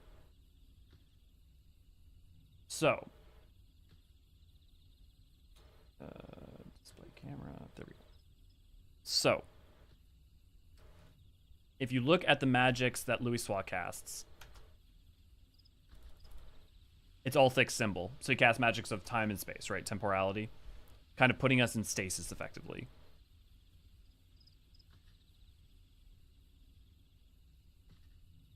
Then Louisoix perishes. And then it cuts to this shot.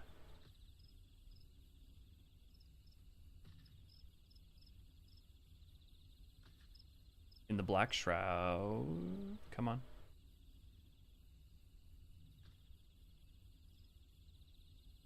Odin in the Shroud, Behemoth, Crystal Tower. Here we go.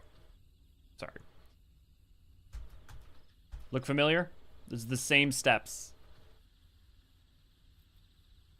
Literally, these steps. It's literally right here, with the stone, with Althic stone nearby.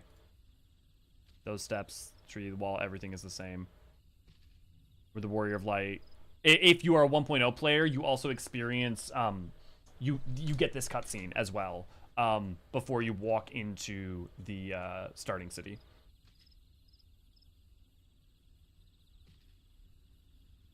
So yeah.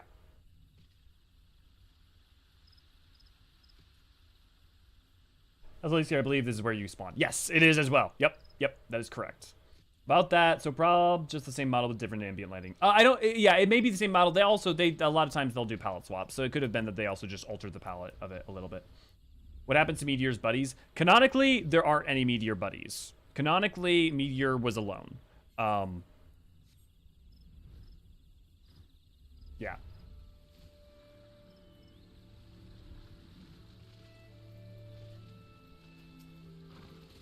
Your buddy's got at card now.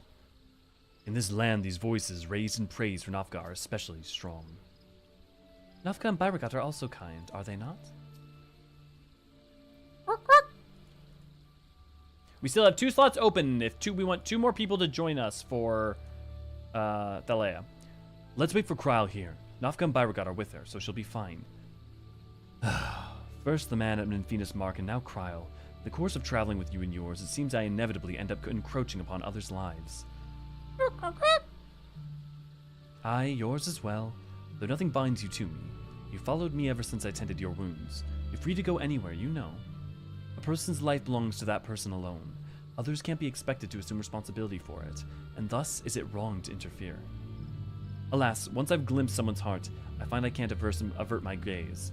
It truly is difficult to be amidst people. Man, Derek just like full, like, I assumed Derek was gonna be Oshan, but but they always love fucking messing with us, so I was worried that maybe they were gonna like last moment switch it. But like at this point, Derek just full gazing into people's hearts like the gods, everything. Also, yes, Odin's still active even after being used by the Telafroy. Yes, yeah. Derblender exists only in the posters and the trailers. He can't hurt you.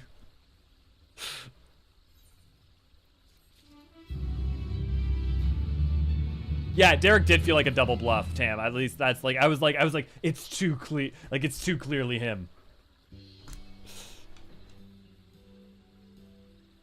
It doesn't take too long to extract the information. Kryl should be here any moment now.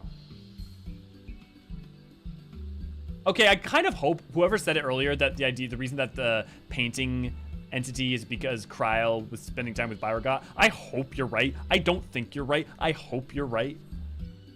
Apologies for the wait with that. I've obtained my information from all my stones. You've taken care of yours already, yes? Because having Byragat walk next to her is adorable and hilarious. Thank you for worrying about me. While it's good to know that I can handle myself, I'm heartened to be doing this with you all. I owe you thanks as well, Byragat and Nafka, for accepting my request with good grace. Think not of it. You do well to see your task through, little one. Indeed. Come, come. Let us all return to the Omphalos.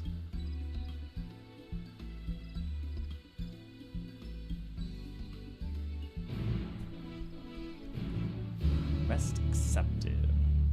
The only thing I miss about Summoner is if I swap my caster main to Pictomancer, it's missing out on having a little buddy with me. You can paint your little buddy.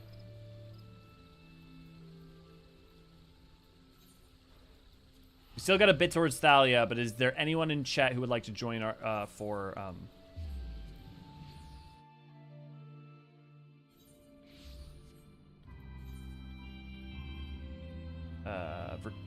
Verteca? Oh, right, because my thing has to load. I thought it was Venthina for a second. I was very confused.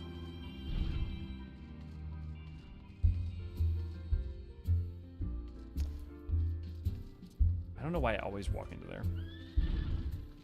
Should look for Comet instead. If you haven't watched Ray Ray's, the video me and Ray Ray made for Comet, to explain what Comet was, definitely should. There's one part where you go to Limsa near the end and they go to get tickets, something I was dumb and didn't check to see if they actually put the NPCs down there. They sometimes do that. Well, we'll get back on that. I'm not sure what you meant in specific, Nevik, but I'll look out for that. Yeah, Infinite definitely sees her in the roulette.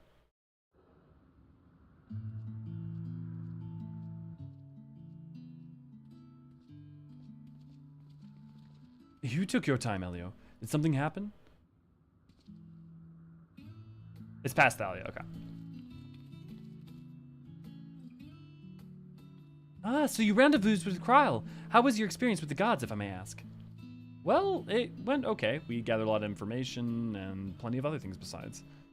Not only did you help a delusioned man find his way, you looked in on Kryl besides. Thank you, Elio. And you as well, Derek. I fear I've overstepped my bounds, but what's done is done. We shall return to our sanctums. You have our gratitude for the delightful time. By holding your instruments out to the monument, you will be able to augment the missing information. Be well, dear children.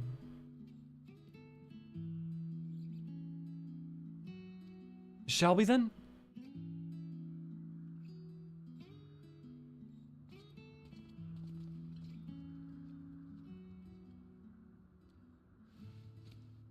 Okay. We'll look for that, Nevik. That is what a tombstone looks like. At least what the tombstones of TwitteX look like.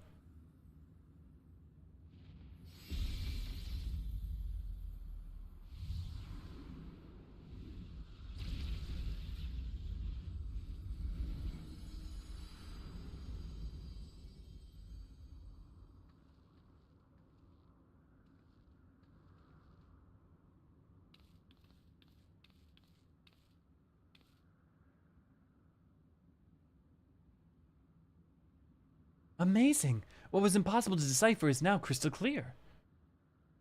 Without further ado, I shall read out the epigraph. As beings who... I'm going to read it in my voice. As beings who endured by the will of the star, we are susceptible to the influence of hopes and prayers, lest we commit our yokes herein, lest we stray from our purpose. He who is named Byregot shall preside over construction, his duty to fortify the works of men and encourage them to build. He who is named Ralger shall preside over destruction, his duty to galvanize the star's beating heart and facilitate mankind's regeneration. She who is named Azima shall preside over the sun, her duty to nurture its life-giving light and illuminate the truth for all to see. He who is named Nald'thal shall preside over the subterrane, his duty to make gleam the riches hidden in the darkest depths and in men themselves. She who is named Nafka shall preside over fertility, her duty to fill the land with life and prepare a path of peace and plenty. He who is named Althik shall preside over space and time, his duty to endow the star with material vigor, that mankind's march may never cease. She who is named Halone shall preside over the glaciers, her duty to hold the melting ice at bay and imbue men with the consistency and tranquility. She who is named Menfina shall preside over the moon, her duty to perpetuate the turning of night and day and foster love in the hearts of all. He who is named Thaliak shall preside over the rivers, his duty to quench the thirst of men and water their minds with wisdom. She who is named Nymea shall preside over the stars, her duty to preserve the celestial fabric of the seasons and weave the threads of men's lives. She who is named Limlane shall preside over the seas, her duty to administer the tides and inspire men to come together as one and seek new horizons. He who is named Oshan shall preside over the mountains, his duty to sustain the breadth of the firmament and in wandering share in men's solitude.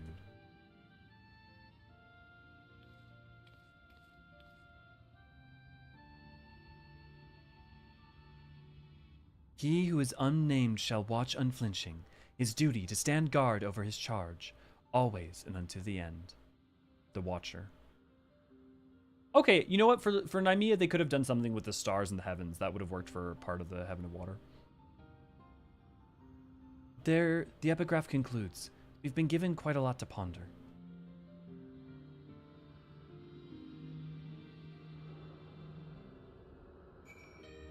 I do really enjoy the duality of lightning deities, creation, and destruction. It's nice and poetic. Nicely poetic. Yeah, I love it too, Mary. Weirdly enough, this makes lightning a masculine element and ice feminine, what's also present in the respective primals. Yeah, interesting. And dark is also masculine and light feminine, which is interesting.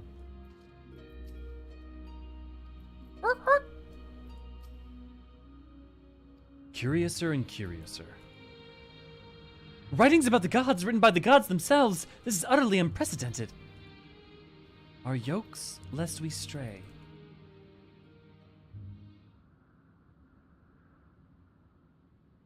To be fair, I was not that surprised by the Watcher, because if you had read the A Friendship of Record, that should have been pretty plain. You know?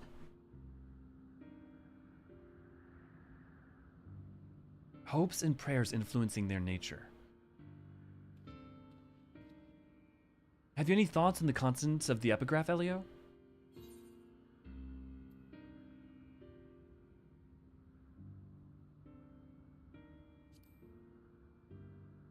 The prayers of the faithful themselves made Hydaelyn more fearsome, and even created Dalamud itself. Clearly it has an effect. You mean to say that the prayers have changed the 12 into their present forms? That is rather hard to believe.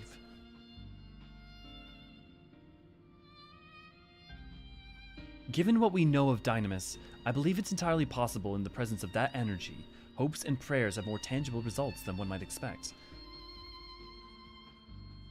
Its power may be curbed upon our star, but over thousands of years of worship, it could have influenced the gods in various ways. Ways such as that which Elio just described, for one. Others that come to mind are Hydaelyn's shield and spear, which reflect her status as the goddess of war, and Nymea's spinning wheel, which is an apt apparatus for a goddess of fate. I don't think there's any... Well, here we go. Thus did they create this monument, this yoke, that they might never lose the sight of their duty, no matter how much they may change. I'm inclined to agree with Raha. The gods wrote that they endured by the will of the star. Who that refers to, we all know too well. Hydaelyn. By sundering reality, she must have known that she would shake the very foundations of existence. Anticipating the potential chaos, I suspect she charged her collaborators with maintaining stability. If this is true, then might not the 13th unnamed being be the Watcher on the Moon?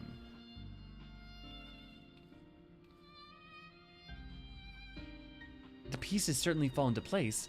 I wonder if he would be willing to share what he knows. As it stands, we've yet to encounter 3 gods, as there's no telling what may happen once we fought them all. I believe we should try to uncover as much of the truth as we can. The better to know how to proceed. To that end, ere we seek out the Watcher, Raha and I shall return to Sharlayan to compile our findings, the data from the analyzer not least of all.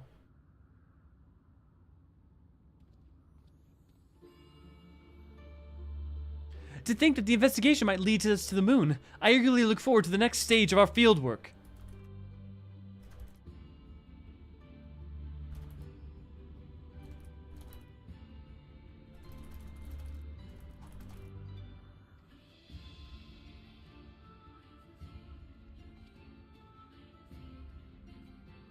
Elio, like as not, yet more grueling encounters with the gods await. You should rest up and gather your strength.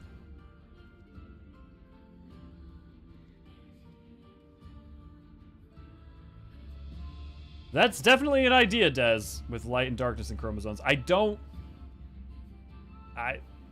definitely an idea.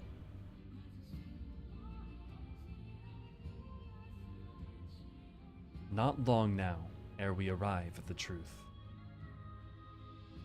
It's not even hiding it, Oshan.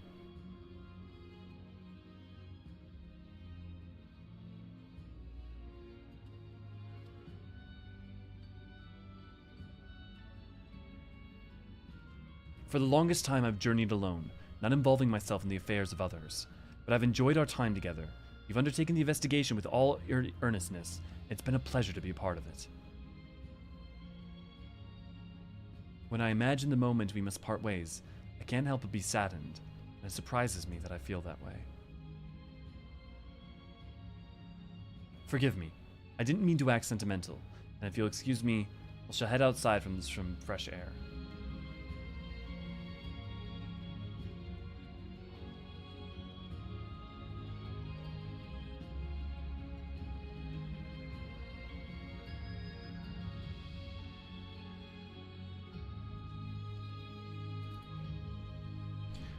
There he goes again.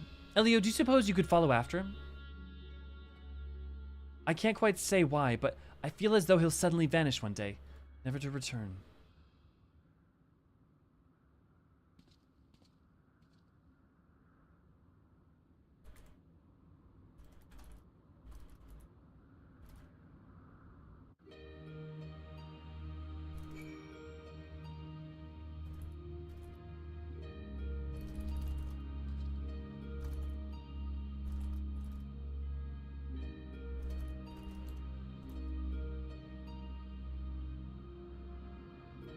Okay.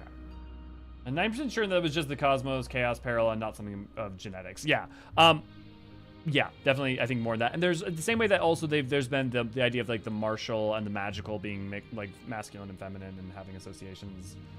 May have the 7 heavens and the 7 hells are analogous for the 14 reflections. I don't think so. Only in part that only the 7 heavens actually exist. The hells themselves don't exist. I think it's more that there's just a repetition of 14 as a number of significance because Final Fantasy 14. You know, I can't help but wonder why Derek came to us for help. As an explorer, didn't he want to keep the glory of discovery for himself? I, for one, would have gone over the Phantom Realm with a fine-tooth comb alone before thinking to tell a single soul.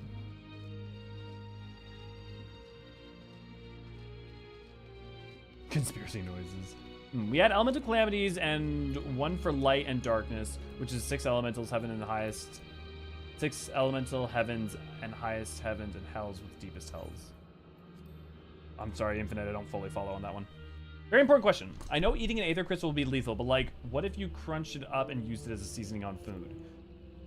Again, if you crunched up a fire crystal and used it as seasoning on food, what you effectively would be doing is sprinkling red hot coals on your food. Like, if you put lightning crystal, using lightning crystal like as seasoning would be like eating a battery. You know, eating ice crystals would be like drinking liquid nitrogen to go along with your food. It's bad. It's bad for you. What do you want from me? Like, it's bad. It's not good. It's not good for your body. It's not good for your health. Don't do it.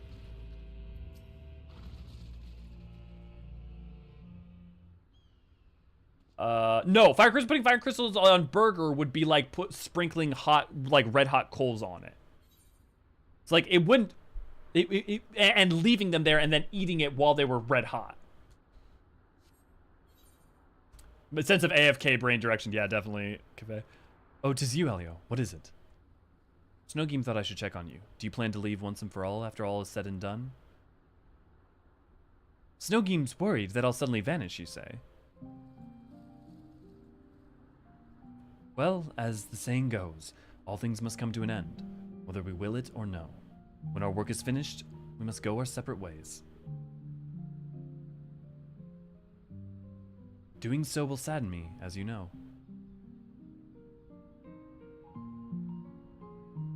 Yet the saddest part of the joy I've derived from our companionship. So I will accept it when the time comes, and strive with you to the last.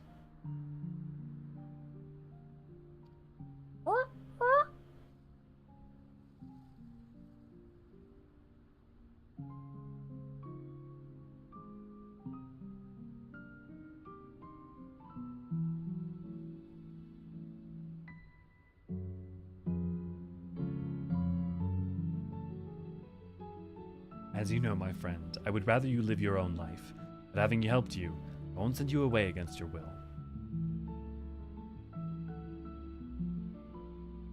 I will say Derek's story, I think, works a lot stronger back to back.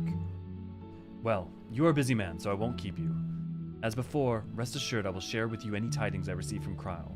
Take care, my friend, and see you again in due course. I do think that, like, not that I didn't remember his story, but seeing it, like, the full arc of it being in one go, I think some of the subtleties of it, I think, are stronger. The emotional subtleties. DP, good to see, glad to have you. Ishem, good to see, glad to have you. Fire crystals equal spicy. Deadly spicy, but sure. Some of the job stones look kind of tasty if you look at them while hungry. There are multiple people in here who can tell you that I have made bath bombs. I've made jobstone bath bombs with the jobstones inside of them, and I keep having to remind them not to eat them whenever they buy them on the Etsy. I don't know, Ray, if you have a link to the Etsy, you could throw it up there if people want to see it. Also, friendly reminder, we have 2 more open spots if people want to join us for Thelea.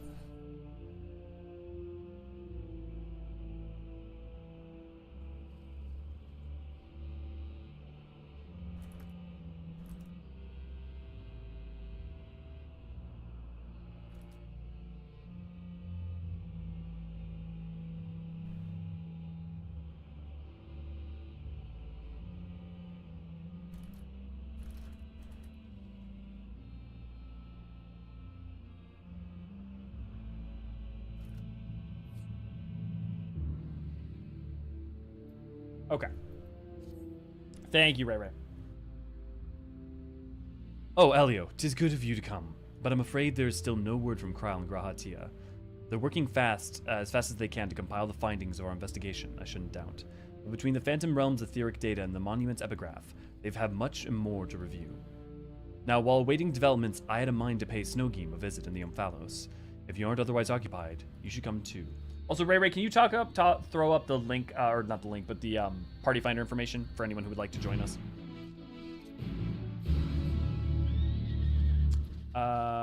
We still have 2 slots open. Yeah. How could you possibly abandon a baby, Derek? But another way, there's a reason we use aspected crystals as catalysts and not as ingredients. Yeah, exactly. For an accurate feeling of consuming lightning crystals, you can lick a wire with a low voltage current. This is even somewhat safe, as long as you don't have a heart issue. I mean, I guess that would... Y'all gonna get me killed. Y'all gonna get yourselves killed and me canceled. Final Fantasy XIV streamer held liable for the death of audience. My friends made me a custom blue dancer jobstone out of resin. Oh, that's very cute, Tiana. I have 3D models of all the jobstones I've made now. And technically speaking, I could make other colors. I could make a gunbreaker that's red. That'd be kind of fun. So what would be the safest crystal to eat? Either earth or wind, right? No, because wind would be like eating a CO2 canister and then letting it explode in your gut. Earth would be like, what's a way to like communicate what Earth would be like? Earth would be like eating something highly base, like you know, alkaline and base. Earth would be like eating something really base. 3 spots, yeah. Stop putting lightning crystals up your bums. I had friends who don't play 14 DM me asking what a jobstone and why I'm eating them. It's fun to explain. EOT does not ship to Germany, sad. Sorry, I can look into seeing what might be required for that. The problem is that basically all of the profit, if I ship international, is taken up by shipping. Hey, Elio, I'm certified as an electrical engineer. I know what is safe and what's not. Stone, very base stone. That's fine, I'm base, so eating base won't be fine. That's not how that... Okay. Fire crystal is just concentrated ghost pepper essence. See, I wish it was only that dangerous. Certainly, eating fire crystals certainly give you a special kind of shits, that's for sure, certain. Snowgame has become something of a fixture here, so focuses she on her work, she's often neglected taking sustenance. I pray her health doesn't suffer.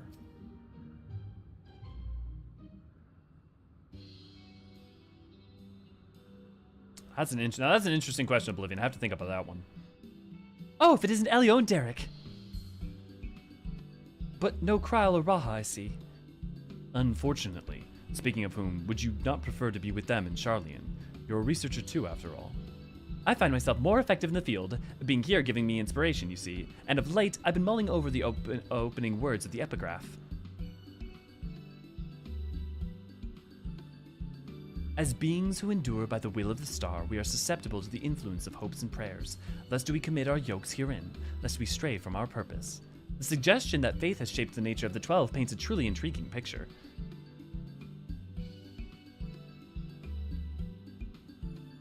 If truth be told, I was hoping that I might speak with the gods again. But they haven't graced us since the time we solved the mystery at the monument. They only do so on exceptional occasions, it seems.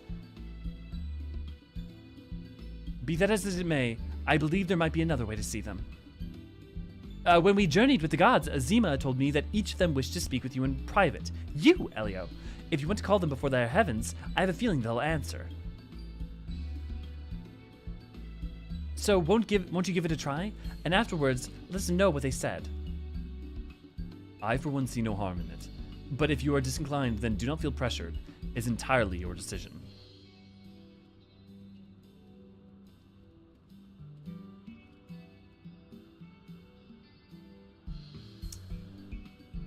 I mean, the thing about materia is that they're mainly holding this, like, spiritual and memory energies, yeah, of your time in battle.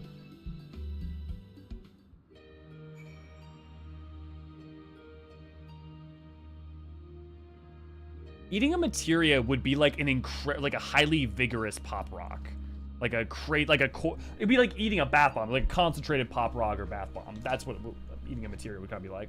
Charlene, forget to eat whilst in research saying so. I haven't eaten yet today either, Light, so I mean, I'm living up to my Charlene heritage for sure. Actually, I don't think I've eaten in the last 36 hours, to be honest. Actually, I don't know if I... It's been a while. Trying to save money right now.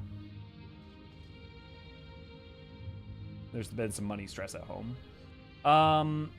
There is a tier called Final Fruit Gummy XIV tier list. It's all job zones and complication zones ranked based on how much you would want to stick one in your mouth. Nevik, we had a video I made a while ago talking about the job zones and what their flavors are. Firecrackers are obviously regular crackers that are extra spicy. Each of them except for the ones we haven't seen. I never thought about it that way. I'll have to buy some for your next year's cheese and cracker board. I'm still not sure how I feel about this raid series. I don't like the last segment very much at all.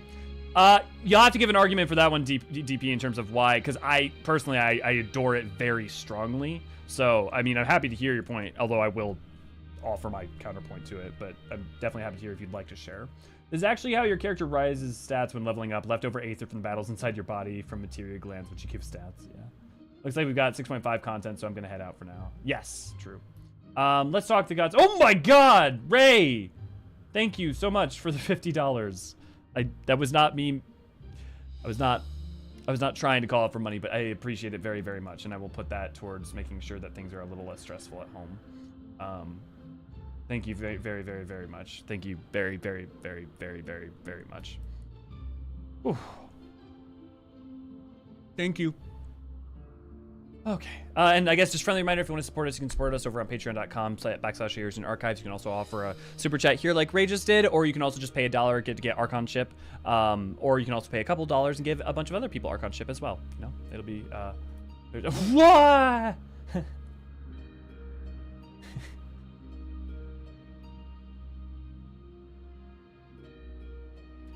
Thank you very much, Raven. Again, I'm sorry, that was not meant to be pleading for money. Thank you very much, guys. I really appreciate it. And I will get food with that, definitely. Thank you. Quickly, someone send the man Archon loaf. Yeah, I'll choke it down. This reminds me of Hydaelyn getting jump scared by the $100 MSQ stream.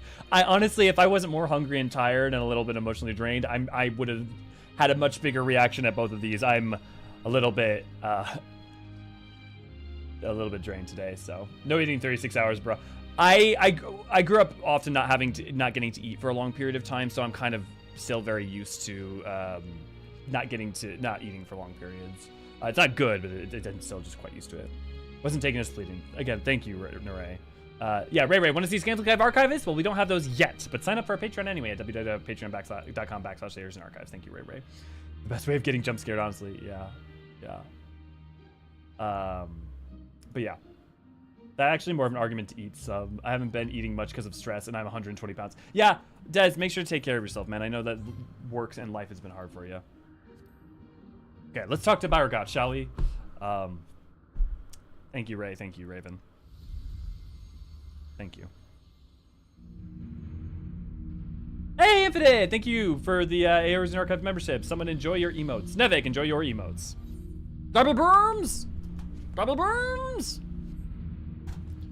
Ah, Elio, pleased am I that you seek me out. You should seek me out. I'd wish to speak with you. It does me well to see that you have been dedicating yourself to crafting in my capacity as the builder. I watch you progress upon this path with keen interest. Oh, I forgot. Yeah, Elio's technical, official, canonical job is Smith, so there's go. Lisa, enjoy your Archonship. Everyone enjoy your Gobby Booms. Also, Ray and Raven, if you want me to say something in a funny voice because you offered money, don't forget that's totally a thing. So if you have a funny line in a voice you want me to say, let me know. The act of crafting embodies the spirit of improvement and advancement. It is my hope that you will strive ever forward and seize that which you most desire with your own hands.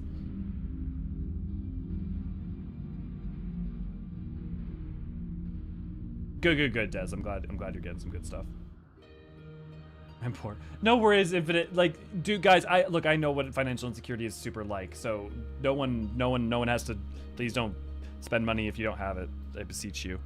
But to those you have, thank you, and I promise to respect that and appreciate it. Okay.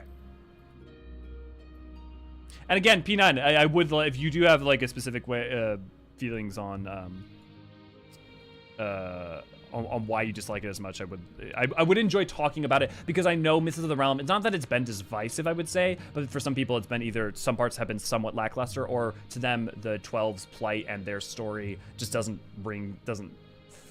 hit that hard for them. I will say for me it does, but maybe that's also because I'm kind of obsessed with notions of grace and also people being able to rest after putting their heart and soul into work. But yeah, I do love that Byragot notes that your notes and talks to you about your crafting. I think that's really cool. But I agree that I would have loved if Thalia had more of these conversations, or longer of these conversations with each of the 12. I think that would have been really cool.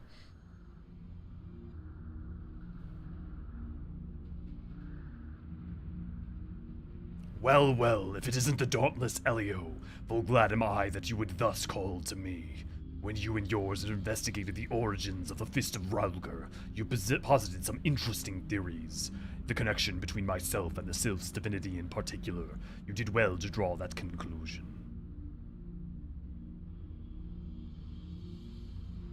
Your inquiring minds have taken you far, child of man, and they will take you further still. More lore. Yeah, I understand. Yeah, just imagine how hilarious the Shadowbringer's Emmett's speech would be in Gabi. Oh my god. If someone wants to write it down in chat, I'll do it. I'll definitely do it. That's weird. The exclamation point stays even after you've talked to all of them? Huh? Your Estinian voice needs work. I was trying to make it a little less like my Estinian voice because that might, come Vritra. It's all or nothing. It's like kind of already how I do that. So I'm trying to make it a little bit like, what if I already have existential despair? Yeah, Mood Raven. Of the blessing machine that they leave behind. It feels like kind of awkward, also really Eorzean centric. The 12 are kind of focused on the Eorzean, not the wider world. Well, so that's somewhat fair, but I would point out that, remember, Eorzea is a linchpin for the source and like the heart of where a lot of Aether goes and travels from. So it effectively is the functional heart of the world.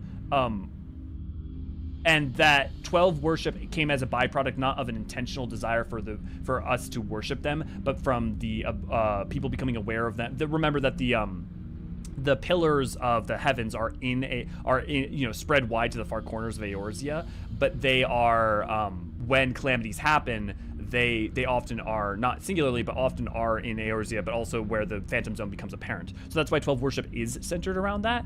And so that's fair, but I don't think that necessarily invalidates the role and the love that they have for their people, and the fact that they've done all their damnedest to avoid interfering in the roles and lives of all peoples, including those of Othard, Ilsabar, Tural, and elsewhere. And as for the machine, we can talk about that more as we go, but I do have to say the idea of the seventh heaven, of the construct now able to operate to do the baseline of what is necessary for their role, and that mankind can instead lead itself, I think is very connected into what Endwalker has been about from the get-go, the same way that Hydaelyn, passing on the torch. They are also now passing on the torch. I don't think there's actually a way in which that seventh heaven itself is literally not colloquially, but a literal definition, Deus Ex Machina in a sense. I guess technically it's a machine from the gods rather than a god from the machine, but so that's why I would say to me it works, and that does not hinder it. But as we go through, we can definitely continue to point out and talk about it, and see if any of that conversation either helps your opinion on it or hurts mine on it. We'll see. Elio, at last you've come. I was right to entrust your zealous scholar companion with the message. Ever since our first meeting, I knew I simply must see you again. The idea of her passing on a massage to Snowgeem would be quite different. Rachel! I'm the Batman. I'm Batman. There's something familiar about you. You awaken forgotten feelings in me. Feelings that once smoldered like embers amidst the ashes. Which makes sense for the person that she came from, their love for Azem. That makes a lot of sense, as we'll see later. Perhaps you resemble someone I knew long ago. Yet whatever the reason, your presence gives me the comfort and warmth. May your light ever burn bright. I don't know if I did the Elpis quest on Elio. I know I did it on Lend. I think I did it on Elio. So we'll see if we get the dialogue from Althek and Aimea. Nald'thal. Yes, he is AC. Christian Bale is Howl in Howl's Moving Castle.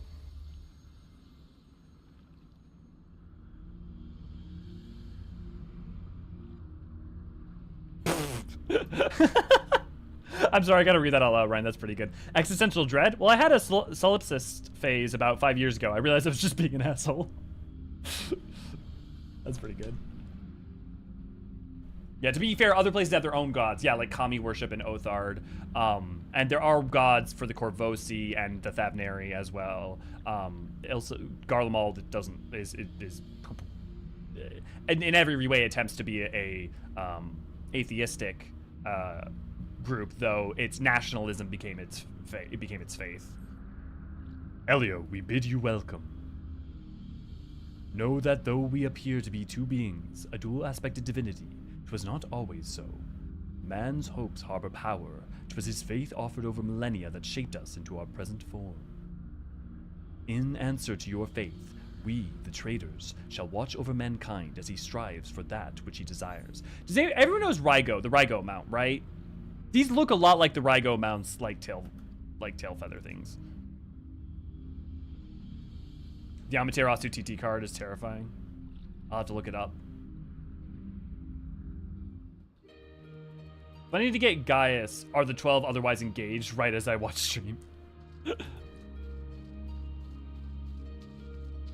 Yeah, I definitely, look, I think the one criticism I would levy at Myths of the Realm personally is that more time being able to speak to the 12 in more depth about not necessarily just the mechanics of their function, but also, I don't know, just broader scoping issues, I think would have been very nice. I think that's the one criticism I definitely can get behind. By the way, we have one more slot for the Alliance raid if anybody would like to join for Thalia. The full speech is 100. You could link the best parts. Yeah, or linking to it. Yeah, Nevik, that works. Or just yeah, you won't be able to give a proper link because we block links unless they're from a mod, but you should be able to, like, without the HTTP or whatever, throw it in.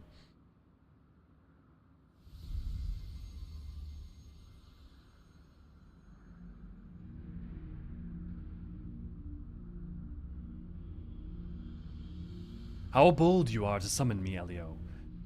'Tis no less I expect from you. In recognition of your valor and deeds, I offer a word of counsel.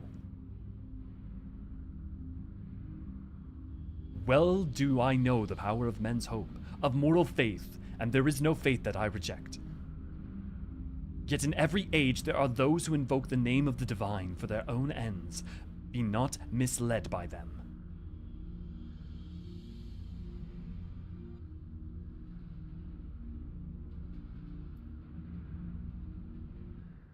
I will say, there's a good chance I might cry during Thalia because the section after going into the Heaven of Wind and the second part of the Heaven of Wind moves me pretty deeply.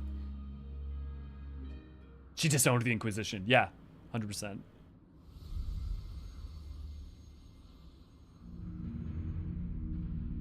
Yeah, direct jet, yeah. Oh, Elio, what a delightful surprise. You wished to see me, did you? Also, for those of you who remember what your patrons said, what did all the patrons say that we've talked to so far say in specific? If they had any special lines. I'm truly grateful that we can talk like this. As you know, I'm the goddess of love, yet that obviously doesn't mean I have a monopoly on love. For instance, my brethren love mankind with all their hearts, just like me. And whether or not Oshan is my beloved as mortals believe, I have more than enough room in my heart for everyone, be it men or gods. I love you all alike. Okay, so that's what I meant by, like, she doesn't outright confirm that her and Oshan have a thing. Also, Minfina poly canon. Minfina's polyamorous, and I will hear no umbrage. And needless to say, I love my adorable Dalamud too, whom you and yours gifted to me. Oh, okay, so she doesn't really add much. Nafka didn't add that much. That's sad. 406. Number 406. Okay.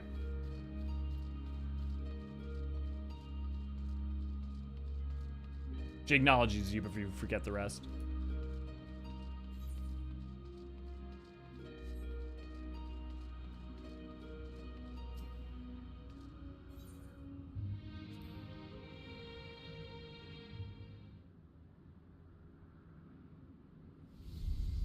Okay, quick. Someone's got to get Nafka some jet black dye, because then we truly will have the perfect embodiment of the big titty goth girlfriend. Why, if it isn't Elio, you wish to speak, do you? Tell me, have you ever met an elemental? Many hold that they are born of me, and as I mentioned, they are the voice of those who abide in the Twelveswood. At times, they may seem excessive in their actions, but it is out of an abundance of love. So pray, be good to them, and heed their warnings.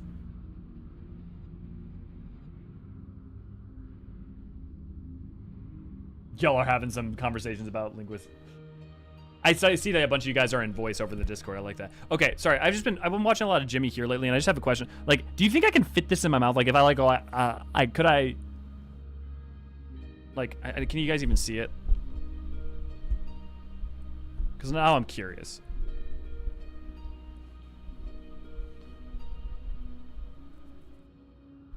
Maybe we'll make that a dono go. Abundance of love, yeesh. Oh my god, I don't. So right now, there's a conversation been going on in the lore in the Discord quite often about lore. There's two factions. I won't even say two factions. A lot of people are very anti-elemental, and I'm very. I do not like the elementals. I would not want to live in Gridania, but I do think the elementals are given. I think the good thing that the elementals do are glossed over, and I do think also that people disregard the nature of the elementals in that they are effectively the wood incarnate, and therefore it's not like people or gods, or they can't go elsewhere. We filled? Well, it says we have 23 out of 24. Are we missing someone?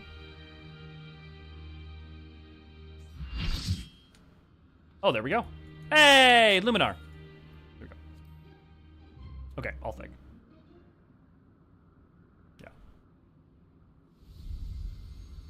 But yeah, I know there's a lot of people I'm not going to convince jack shit about the elementals, but I do feel compelled to make the case. Elio, is it? I must say there is something to be said for being summoned by a mortal. The life of a man is but a drop in the great river of time. Thus are you and yours want to rush ahead, not wasting a single moment. Be that as it may, certain sights will only come into view if one stops to look. So be not afraid to pass the time in ways which, at first, may not seem fruitful. Chill out, have fun. I need to listen to Althik more. Should you dare to do so, you may well be visited by an eye-opening experience. Such is the richness of time. What about the elementals in Eureka? Okay, so this is a misunderstanding, Nevik. So elementals and elementals are not the same thing. Elementals are a categorization of beings created by Aether that is a like wide branch of things that many things fall under. So like if you look at EE1, right? Wait a second. This is just a problem of language. Yeah, proper noun versus generic noun. Yes, that is yes. So there's elementals are a category, and you have things like the elemental.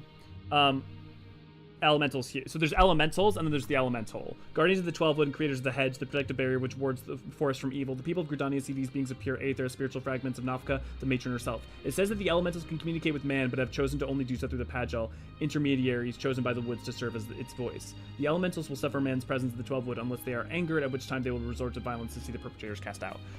They are effectively the woods incarnate. So the elementals in Eureka themselves could be a couple things. One, they could just be elemental spirits that are created by the constituent aether, not necessarily of the land in the same way. They also don't necessarily, and also I would point out that even if they are help us. They're some of the only things in all of Eureka that try to actually help us. Yeah,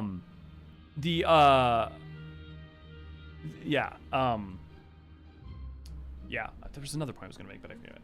Can't argue against an elemental without the word mental. Be the same model in 1.0. Well, also remember the 1.0 lore got, a lot of 1.0 lore got slightly retconned, so while you're right, they did use those models exactly one-to-one in 1.0 and in the White Mage Quest and the Gridania, like in multiple places.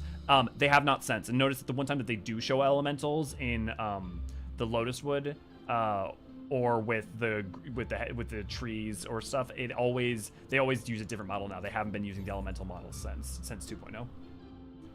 Yeah. As I'm destroyed a volcano in order to save grapes. Well, he stopped it from erupting. Yeah. How does Althix see out of that helmet? He's just skilled. He's just really good at his job.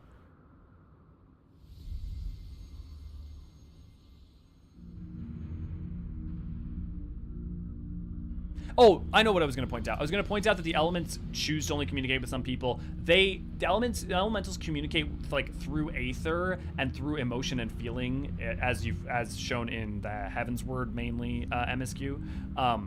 And so the problem is that you need to be like it.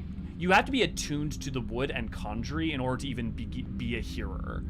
It's just that it's very so like it's not just like, oh, they're obstinate. The other time they use in the Elpis map, what about the heavens? The other time is that, and the Elpis map, that's basically the implication being that elemental spirits are a creation of the Unsunder world that also are effectively living climate control. What about the hearers? What about the hearers? The hearers are all hearers are practicing conjury. So the Pagel, you can be a hearer without being a Pagel, but if you're a Pagel, you are pretty much straight away a hearer. And you have to be highly proficient in conjury, as well as seers are the strongest hearers. Well now, if it isn't my dear Elio, how good of you to call to me. I'm sorry I gave you a shock by joining my brother in battle, but I couldn't help myself. We've always done everything together, he and I. Ah, such a joy it was to face you and yours. You displayed the self-same determination that allowed you to defy fate, and it was one surprise after another. Okay, they didn't reference it, so I haven't done the quest on Elio. Elementals lost part of their power due to the calamity. Yes, that's also something that's is. I don't remember what it said. Can we talk about how much I love the fact that Limlane is a blue-footed booby? Limlane with the boobies. I ain't backing down from that. Lavka's my patron, and I do like her depiction. Yes. I also love who here has not seen the art of the 12 that has existed before they made Myths of the Realm? Oh, that's an interesting point, AC. Yeah, that could definitely be possible. I'd have to look at what I would do is I would look at the character. Oh no, because he's masked, isn't he? So yeah, I think that's a fair guess, AC. Spoken to your satisfaction, have you? Then let us await Krile and Grahatia together. I will also not all the gods exist. Like her depiction. Oh, you meant Nymea? I like Nymea's too. The spinning wheel definitely seems a little uncomfortable, but still no sign of them. I don't think Galliac looks like women. I think he just looks androgynous, which he does even in this. It's an effeminate man for sure. Ah, there's something I've been meaning to ask you.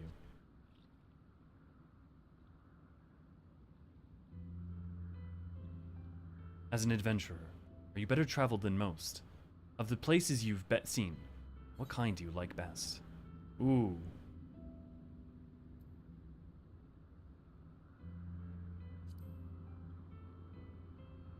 Faraway lands where new encounters await.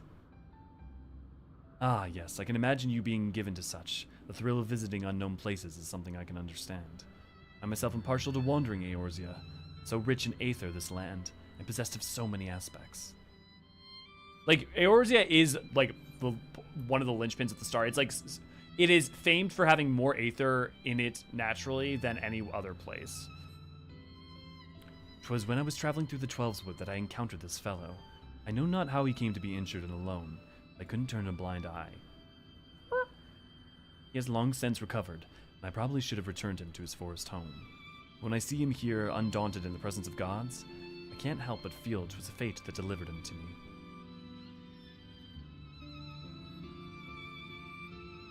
Still, to this day, the day will come when we must go our separate ways. But that is not this day. They're finally here, everyone! Subtle, yeah, real subtle. Real subtle there, Derek. Is there does anyone have any etymology for Derek that might explain why they chose that name? Welcome back. How fared your work? It took longer than we anticipated, but we managed to compile our findings and thence deliberate a course of action.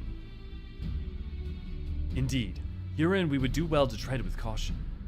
The waveforms we recorded with the etheric analyzer revealed an unsettling occurrence. In the course of fighting us, the gods expend a tremendous amount of their aether, so much so as to dilute their very essence. Lest you worry, you've done no wrong, Elio. The gods themselves wish to fight after all. That being said, we should avoid engaging in further battle until we learn more about their true objective. To that end, we will seek out the 13th unnamed being, whose duty is to watch unflinching. If Raha is correct, we have no reason to believe otherwise. Said being is the Watcher of the Moon.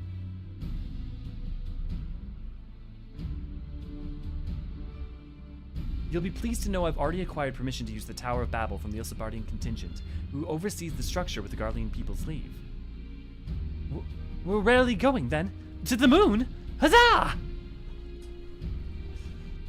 I wonder what the Watcher is like. If there's no other matters, then let us set forth at once. Ruler of the people. That's kind of ironic.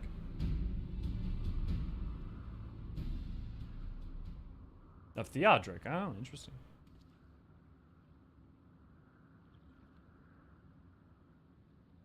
If you still wish to speak with the gods, best to seek them out now. They may not be there later. Penny, good to glad to have you. Snowgeem is adorable. Best girl. Derek can be interpreted as road or path. Ooh, I like that, AC. Where's that from? Where's the etymology on that from?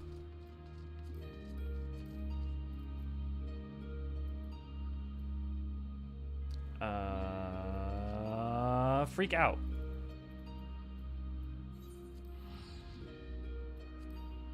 Hebrew. Okay. So he shares a name origin with the Psycho Alamegan king. Yeah. Yes, Mary. Yeah. Theodric was the Mad King of Alamigo. I'm just so drained. I hear ya. I've had it. It's been a very long day for me as well.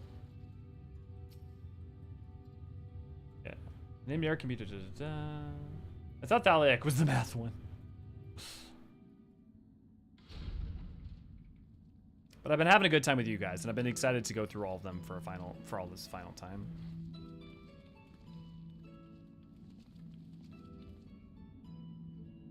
Greetings, Hydaelyn's champion. You're ever welcome here, as are your companions. It is a pleasure to meet you, Watcher.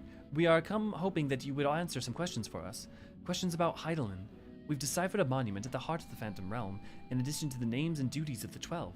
It speaks of one who is unnamed, and who shall watch unflinching. Are we incorrect in assuming that individual is you?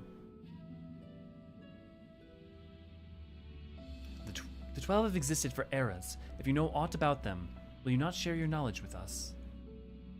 They have a desire which they claim can only be fulfilled through battle with mankind. We wish to understand what that is.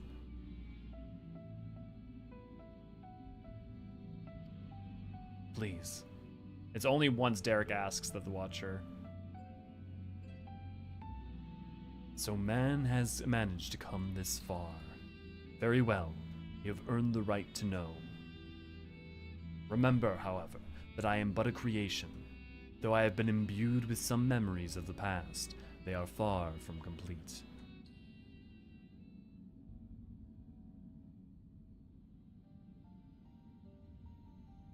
First of all, I am indeed the unnamed being the monument describes. The entity created by Hydaelyn to serve a purpose alongside the 12. Together, they were charged with preserving equilibrium on a sundered and unstable star. Like myself, they were given shape from the people who once existed. Hydaelyn's convocation. And like myself, they believed the world should be entrusted to the new life that had emerged. While I do not possess detailed memories of that time, Bana selected those she deemed best suited to their respective duties. That would explain why the 12 appear to have personalities like mortals. The men and women they once were influenced their personalities, yes, but so too did the faith of mortals. Knowingly or no, when men pray, they wield the object of their worship to assume a form that can better grant them their heart's desire. Tulpas! Tulpas are real! In this manner have the 12 been shaped over eons into images that fit men's ideals. So you were right, Raha. Hopes and prayers have the power to influence the gods.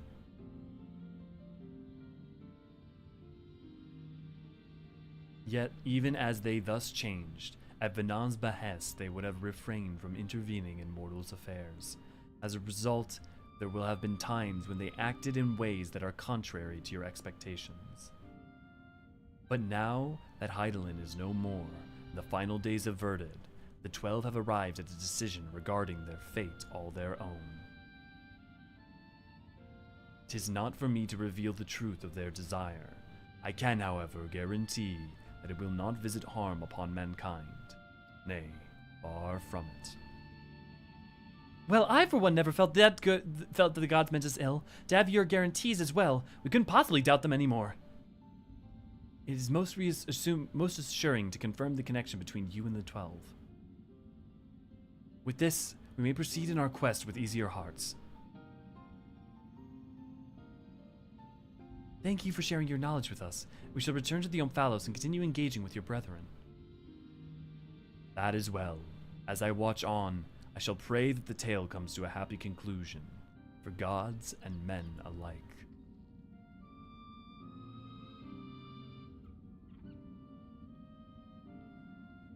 Yeah, Nevik, Tale Friendship of Record. We have a reading of that. Ray, if you want to link it. A Friendship of Record is the person that the Watcher originally was.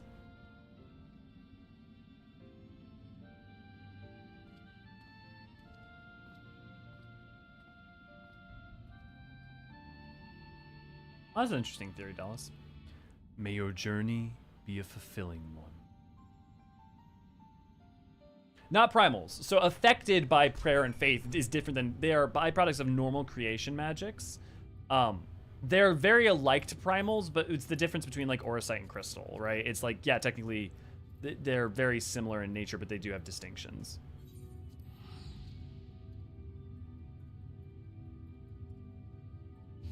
Ah, Penny, you forgot, you're new. You don't know that anytime someone makes a joke, I still respond to them at face value. It's a running thing that basically always happens. For those of you who are long-standing, I'm sure you have some funny anecdotes of some similar situations. I'm glad you're feeling a little bit better, Raven. Sorry you're still struggling.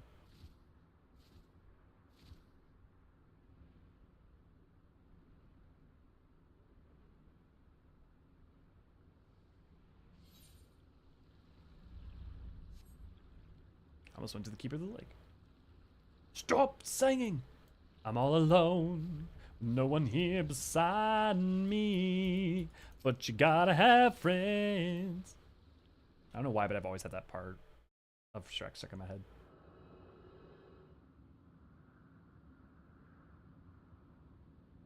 Yeah, damn, I'm one of the primary offenders of Elio taking things and type jokingly way too seriously. Yeah. I'm not serious, you're serious. Why so serious? That's what basically everyone's asking Elio all the time. Something's amiss. The gods' avatars are nowhere to be seen. That's because our preparations are complete. Oh, actually, I should. Oh, that's because. Oh my god, I don't have the Lenosian accent all of a sudden. Lil.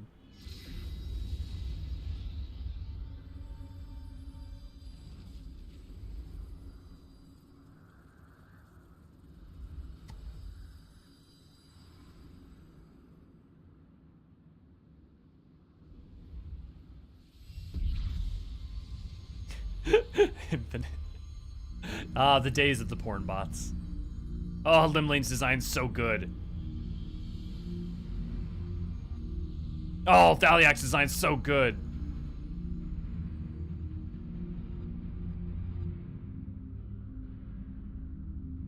Ah, I've waited so bloody long for this moment. I want to go higher.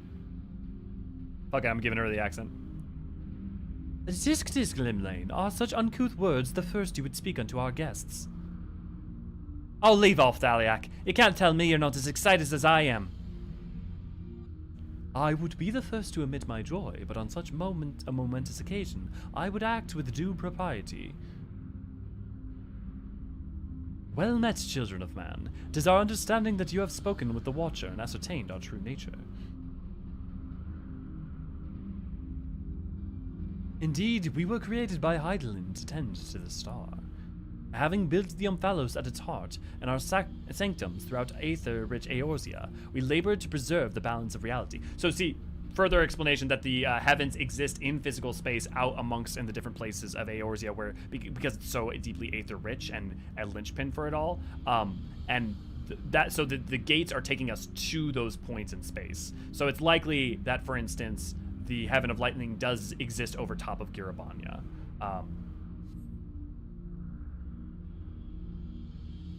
Labor to preserve the balance of reality.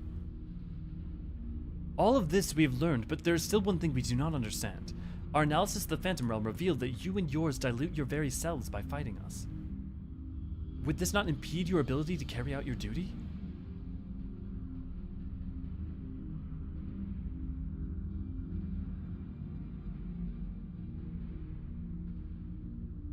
We appreciate your concern, but you needn't worry.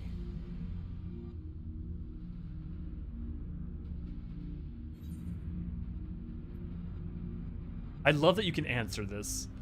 So the baby Obo Obo was Oshan all along. I knew it. I knew you were Oshan all along.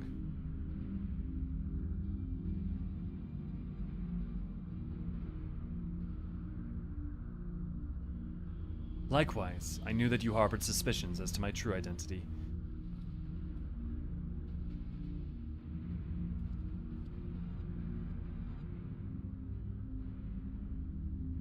Yeah, it definitely does look like that, Mary, and I like it. Thaliak, Penny.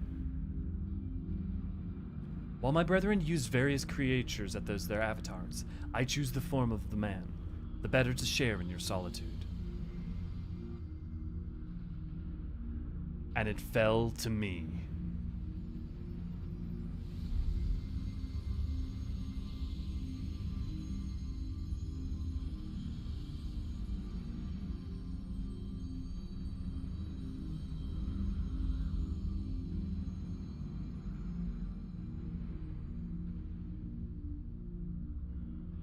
The Wanderer, to beckon unto the Omphalos, they who could grant our wish. It's a good look. He's got a summoner horn, too. You were right, Cafe. Good job. What? What? How could you hide such a thing from us? Had you known my true identity and our purpose, we feared that you would refuse the fight to fight us. But our fears were unfounded. You heeded our request, and despite the hardships, endeavored to grant it.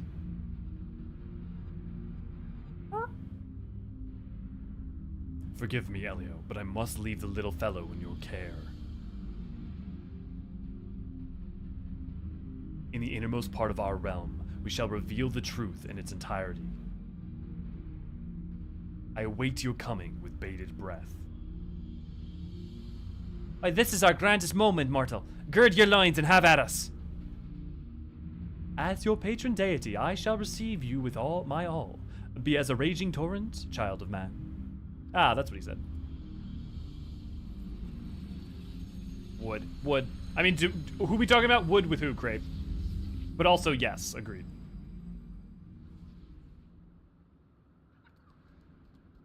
Oh, that's interesting, Neo. I'll have to change it sometime whenever I run it in the future. I can't this time, though, because, honestly, I'm too emotionally moved by his lines in this.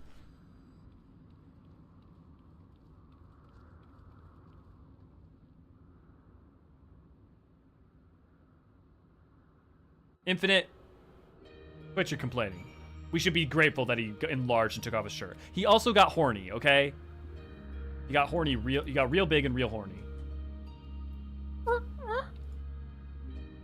I don't blame Derek for hiding the truth. It is not easy a thing to say that you're an actual god.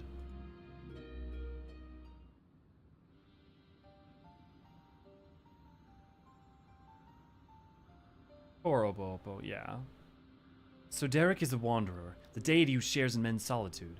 In order to beckon us to the Phantom Realm, he posed as an explorer and solicited the aid of the Sons of St. Koinak. In spite of this, I do not feel as though I've been deceived, nor do I harbor any resentment. Rather, I simply feel sad.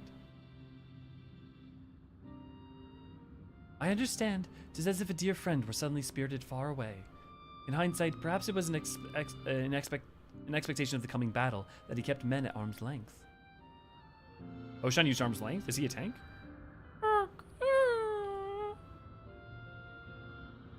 I imagine it must be even harder for you.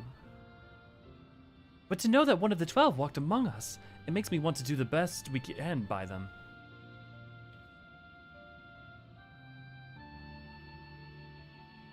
Aye, since time immemorial, the 12 have watched over all who abide on this star. And even as they fulfilled their purpose of maintaining stability as beings possessed of sentience, they also heated the hearts of men. And remember, they've been doing it for 12,000 years.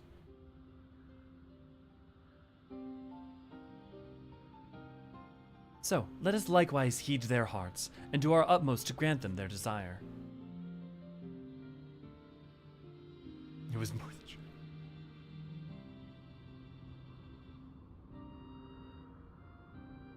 Then I believe we all know what comes next.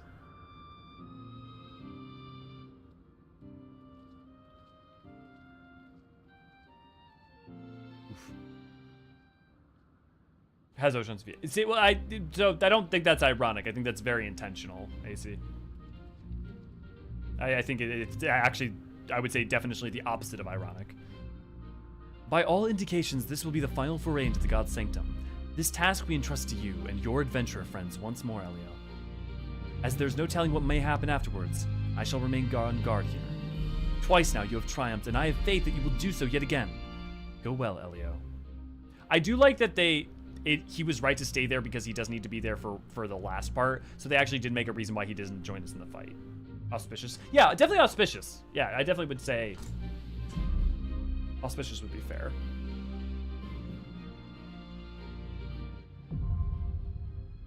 Thalia, now accessible. Okay, guys. If you're ready for one final adventure, the final piece of content we're going to be doing in Endwalker for these streams, truly, this is the end. This is... And to put an end to the legacy of the 12. And to Hydaelyn herself.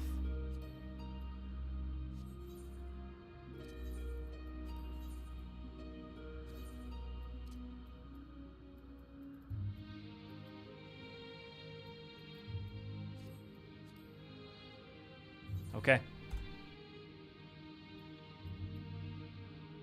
Let's do it. Oh, Ray, can I get lead?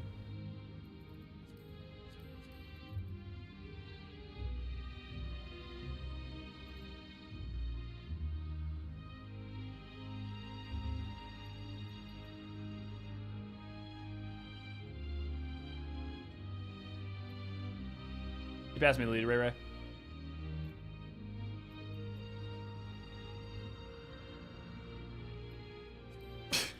I'm not. I have that. I fixed it, guys. I fixed it.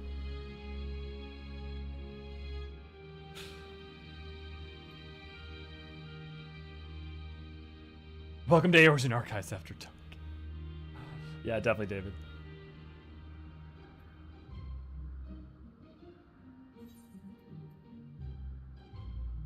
Okay, guys. Can I get some gobby booms in chat? Because here we go.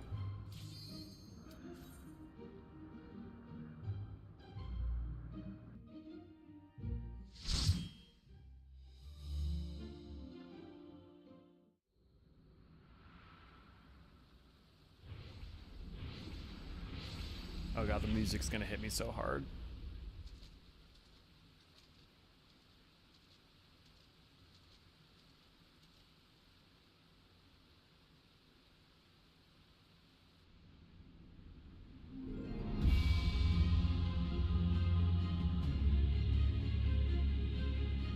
Thalia.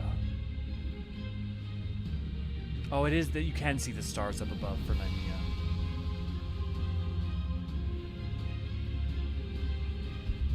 There's something about this music that's so, like, both heroic and sad at the same time.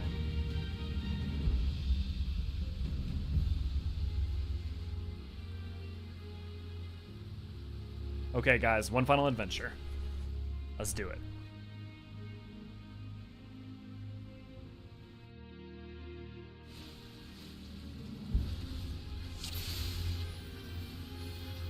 Come, mortals.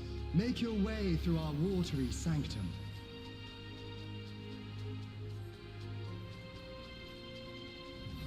Right past the only path. If you go right past, you're a fool. My servants.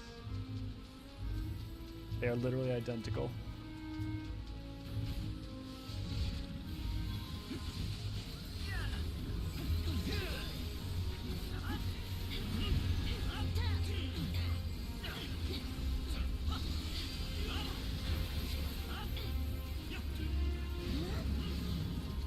Keep them stacked together so people can hit them in their AoEs. Very good, very good.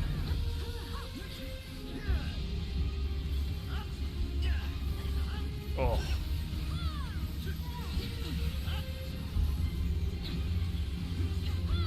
The only issue I have with Thalea, the only issue I have with it, is that we don't get a song with lyrics.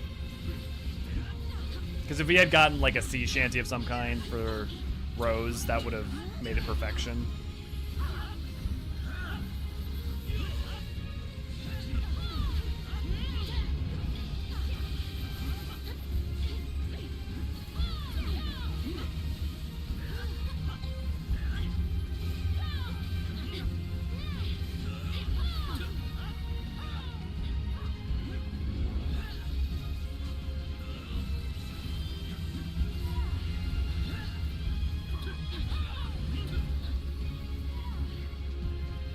Only to be expected for they who vanquished my pupil Beauregard.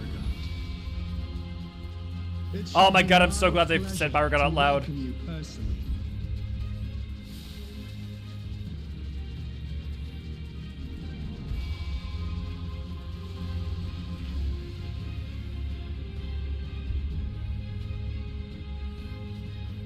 Okay, guys. Did you guys change the symbol from blue to purple because there's so much blue stuff? I have looked forward to this moment, children of man. The scholar shall measure your depth of knowledge. That's not the only depth he's gonna measure. Ayo!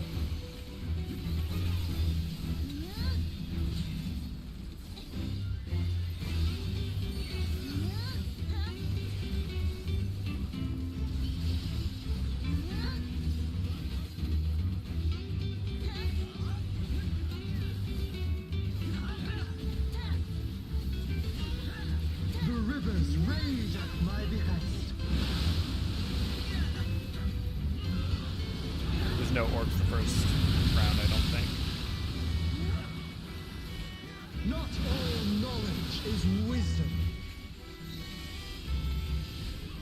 True, that is some wisdom.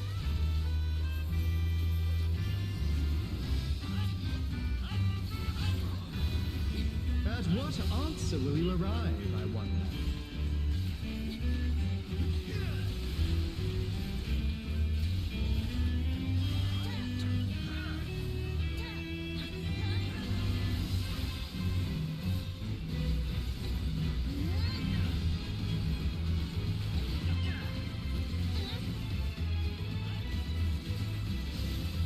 Of ignorance be cleansed. Is that a Umino? Such a stark change in outfit, but how appropriate for current climate. Join me in deepest knowledge. Okay, who likes geometry? Let flow the waters of your mind.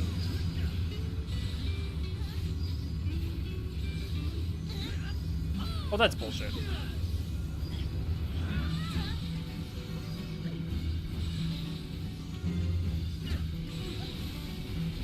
Seek new perspectives, and you shall find new paths.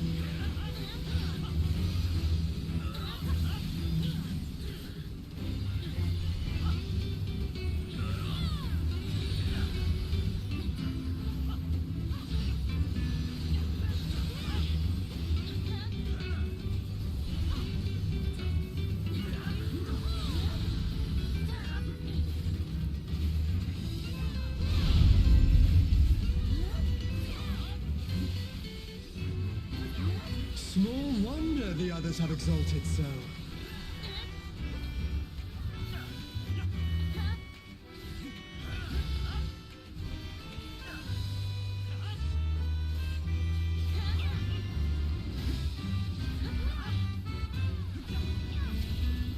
Oh, waters purify. Look for the balls. Reveal their Look for Thaliox balls.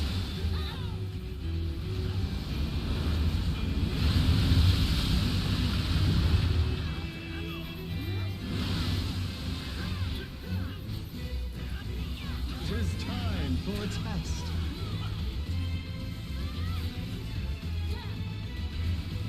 Share with me your ruminations.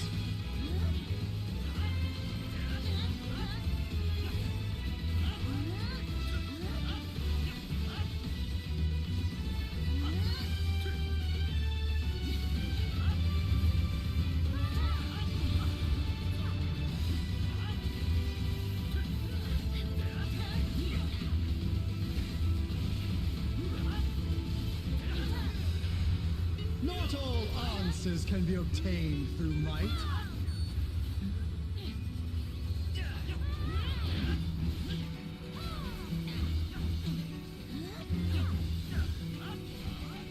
You can just barely make max melee for here.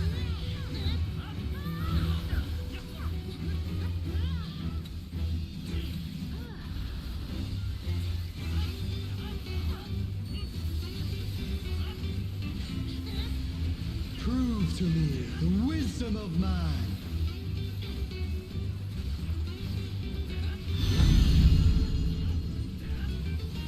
Let us enlighten one another. Also, do not do as I am doing. So I'm currently voking off the other tanks because I'm streaming it. But if you are a tank and you are losing the contest of damage and another tank's beating you, just let them take it. I just beseech you that on behalf of tank mains everywhere. It will make alliance raids less of a pain in the ass for everyone. And if you desperately want to be the one doing the highest damage, get good at your rotation and go get Biss. Which is kind of a big ask, so understandably it's easier said than done. One of the big things right now is I got like 640 gear, and I'm pretty sure Lynn has in like the 650s. And then I know, actually I don't know if Umino has gotten Biss, but Umino is pretty geared, I know. Well done, wise children. Okay, good job, guys. Well done. Every time the Smooth music sailing gets so me. far, I see. Come then, mortals. Have you God, got the Heaven of Wind is so stones to face beautiful. the navigator? Come on, don't keep me waiting.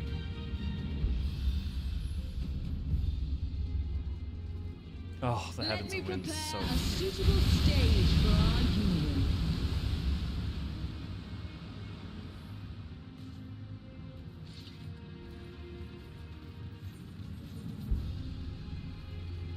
So I got a couple people. So I got Ray Ray behind. Okay, Ray Ray should be good in 3, 2, 1. Limit break at will.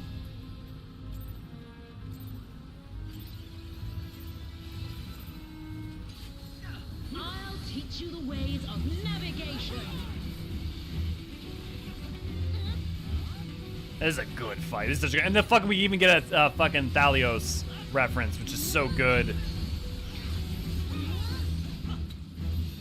Mine are the waves and the winds.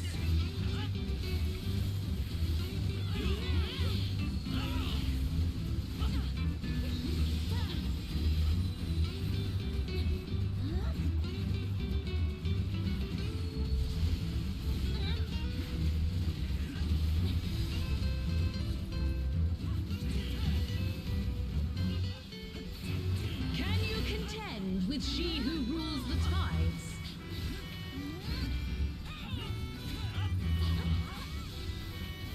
Also, all y'all are feel free. Do your blow kisses.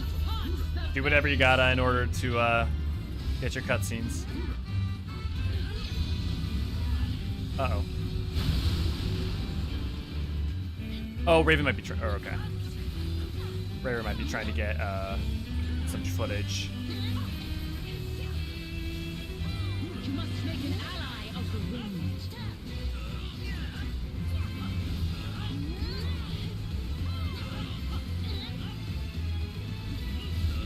Rise above the white caps.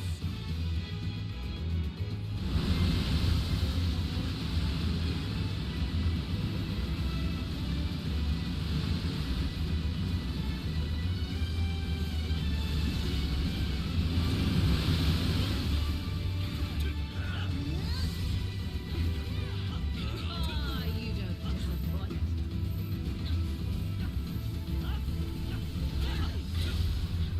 Oi, cut it out, you. Hey, you guys got it. Oh, his desk. Like the stormy seas, I'm a harsh mistress. Ayo.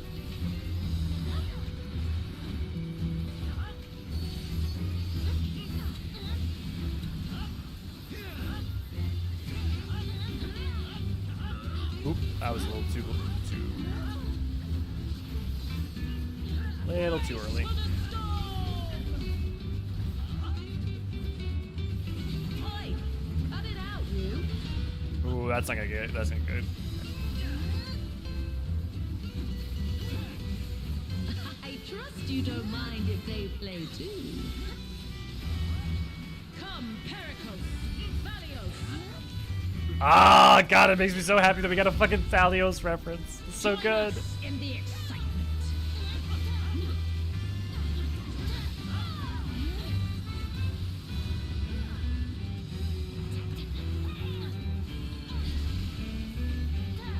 Dance upon the waves.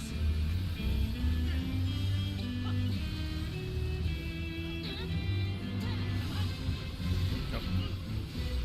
I went to read chat and I got hit.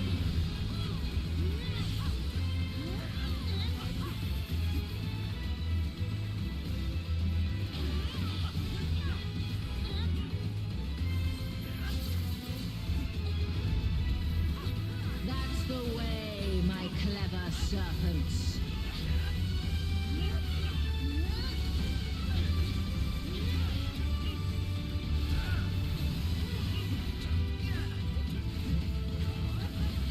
Feel the might of the navigator.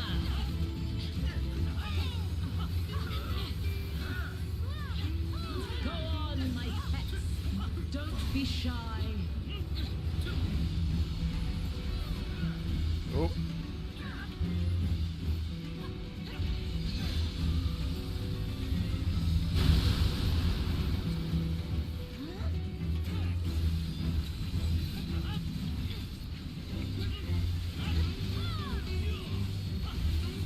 I really should be better about using my mitigation. I've been using it very little, just because my healers have been on point. I should be using it reflexively, anyways. Swim free, my pet.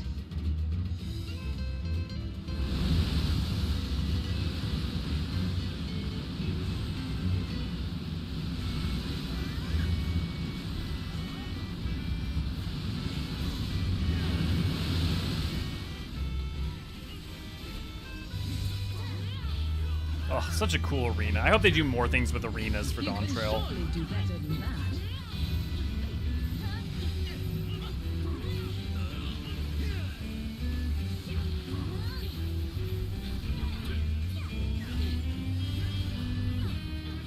Limit break at will. Brilliant you are.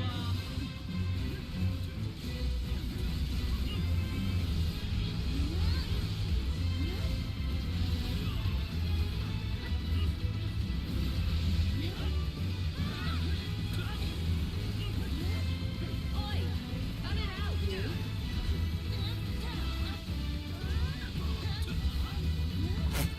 Was it worth it? Brace for the storm. Rin, you definitely died for your sins on that one. Oh, God. Dodging. A serpent after my own heart.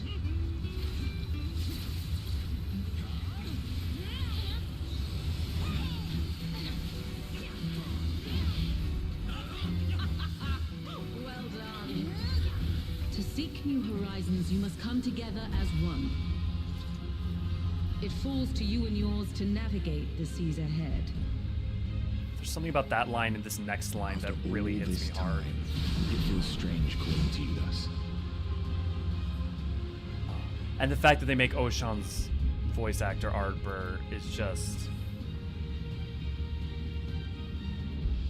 Thank you for making it this far. Not long now, right when the music's... till our journey together must end. All things come to an end. I think Ray Ray was probably lagging behind a bit. Yeah, we still got Ryan and Ray Ray are on their way. I mean, have you met the Laminsons, AC?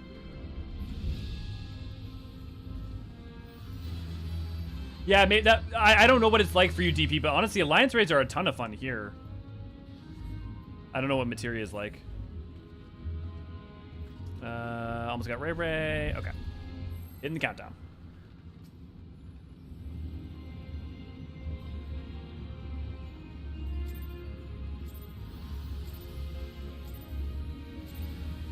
I am the last of us to face you. So one must wonder, what is our final foe?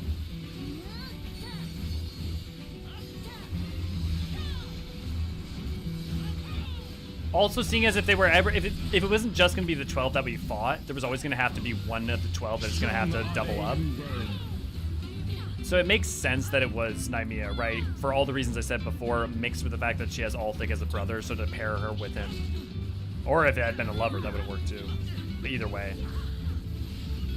Stand firm amidst the storm.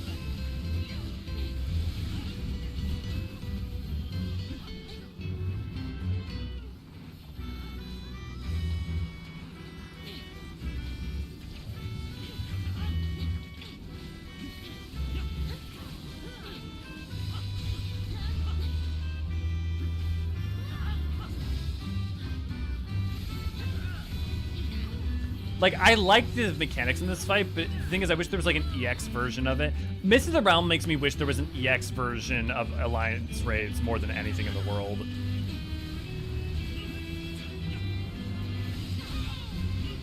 You must persevere.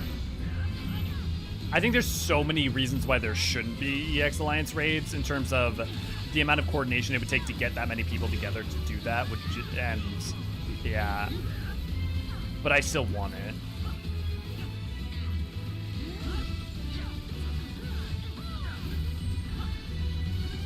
People would be frustrated because if they couldn't get 24 people together, they couldn't get the rewards. They wouldn't even be able to try, and that's fair.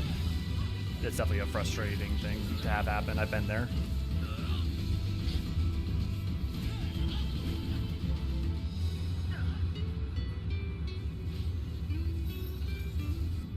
Yep, thank you for the rescue.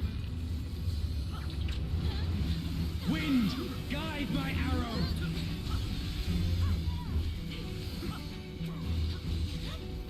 I was on my way over.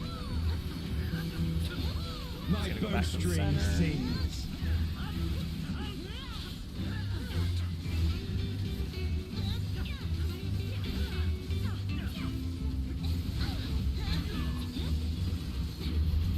Don't forget arm's length and surecast exist.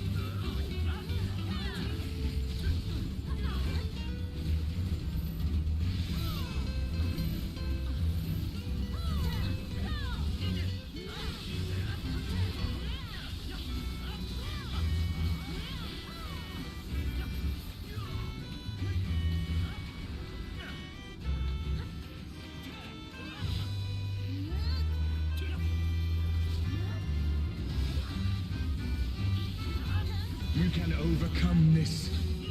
I know you can. Arise!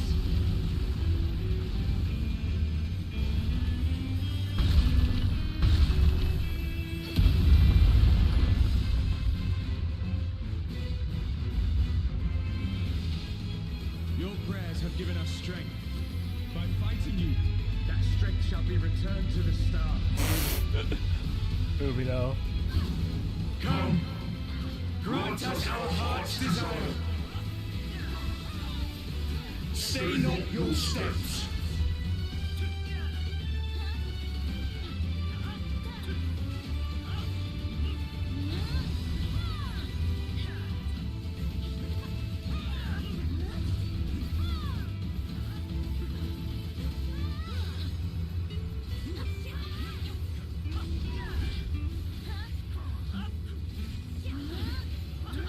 Those who hesitate are lost. I love that that's his voice line, and it's a quick mechanic where you have to like just like see where the safe spot was and go, and trust in your instincts.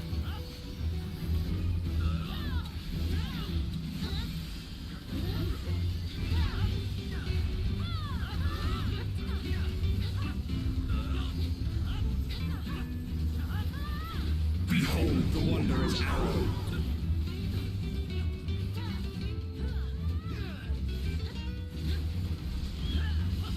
Actually, how close can I get to that when it explodes? Okay. That's pretty.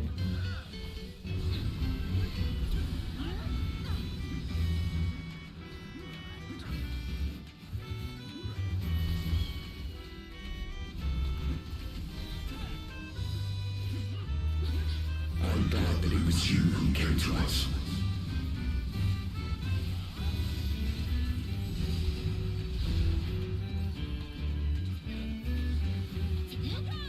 Here our journey ends.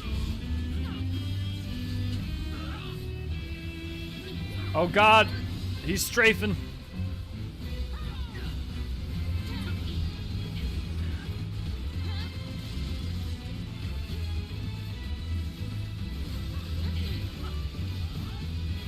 Blessings be upon you on the road ahead.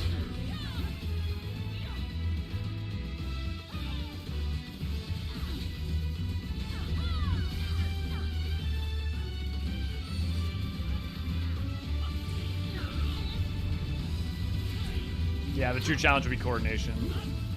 There, good to see, glad to have May you. the wind ever be at your back.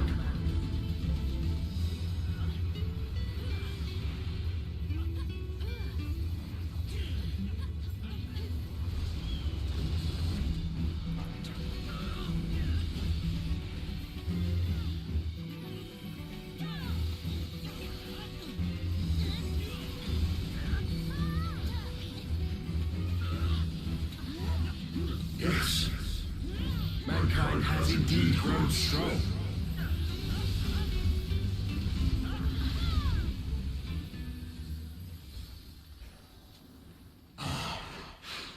The sweet sorrow of parting.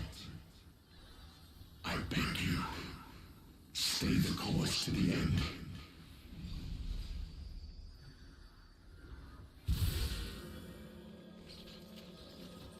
Don't forget to grab everything.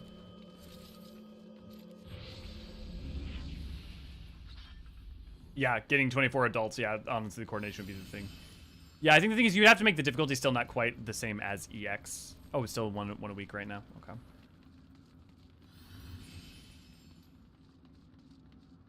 You know, I'll tank. I'll stay down here. You're back. The Envolus. It's suddenly transformed. Servants? What's the meaning of this?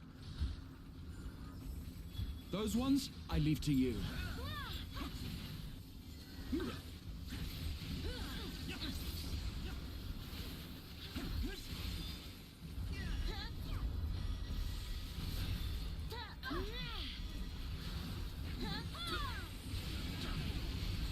Stick to the land, stick to the land.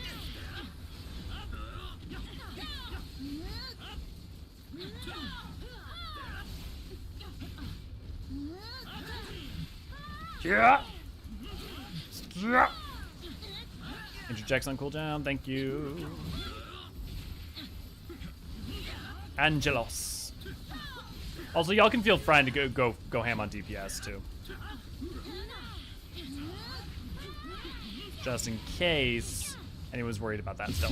I was mainly worried about Agalea. Go, my friend. I will stay here with the others. Oh.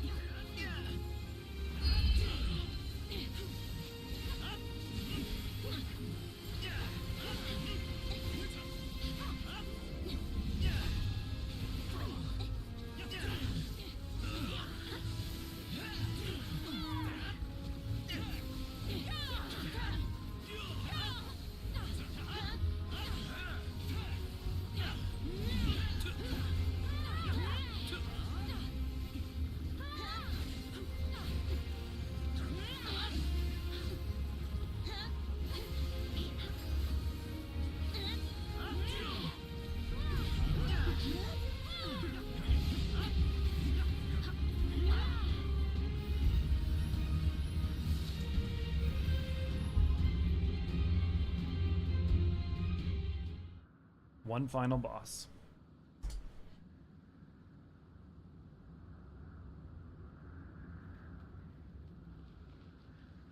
The will of the star has entrusted the future to you and yours.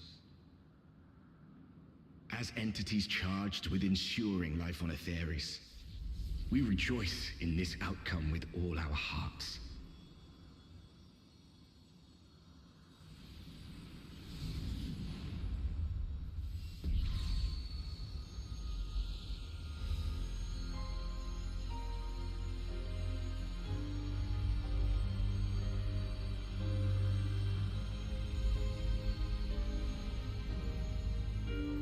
The 12. Eulogia. Good fate. Good prayer. 'Tis time, beloved children. Time to bid farewell to the relics of the past. Time to step forward into a new era.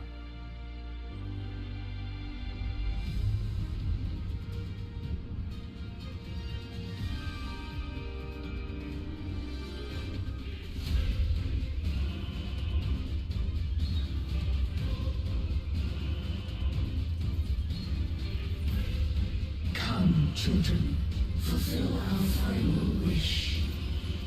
Guys, please don't do that.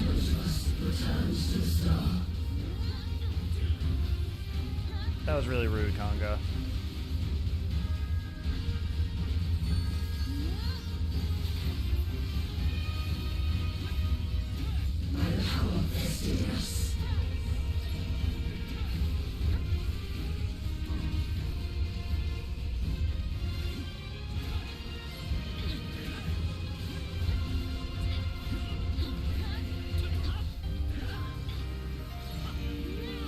Let this light guide your way.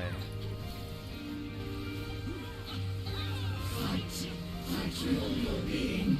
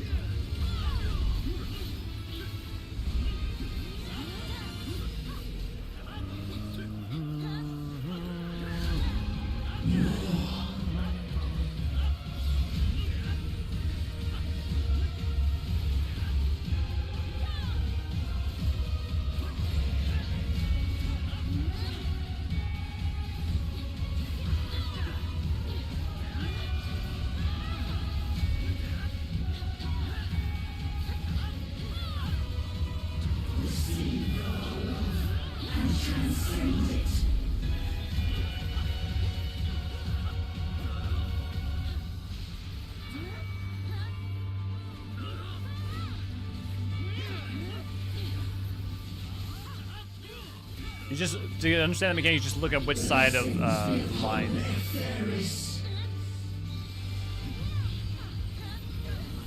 You just look at the hands, and that tells you which side that it's going to burn from.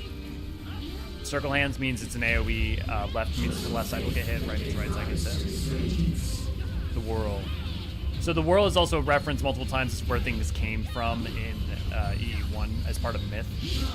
So it's really cool that they're integrating that into it.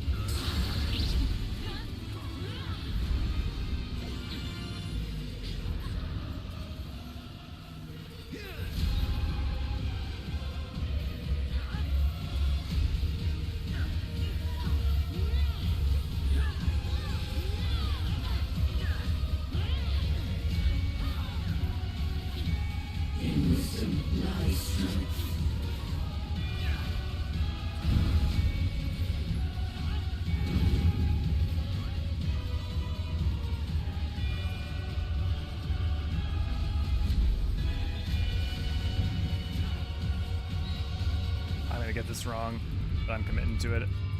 Yeah, I know it was wrong, but I wasn't gonna make it if I didn't commit.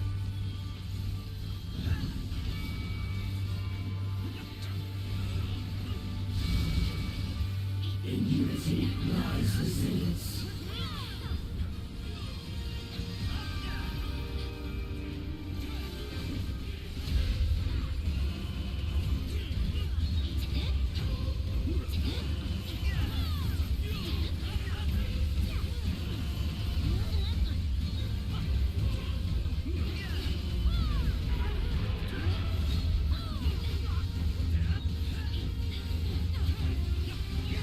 Not a single mote of strength shall we hold back.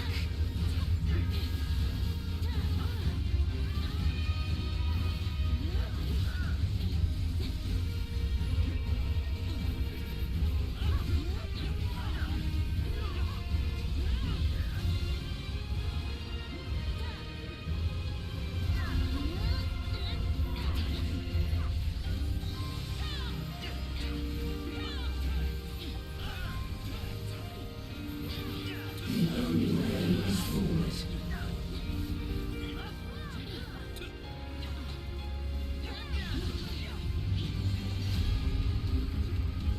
Oh boy.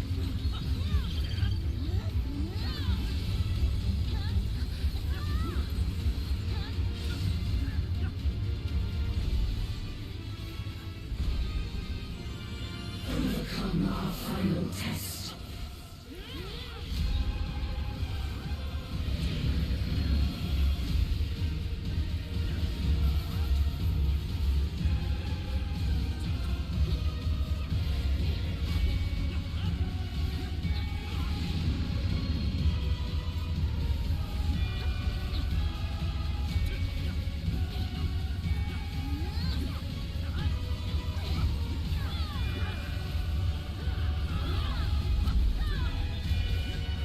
Has mankind hoped and prayed.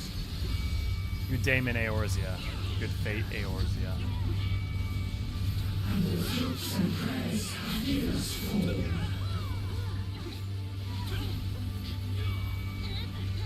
If you look around, each of their symbols bursts with the element.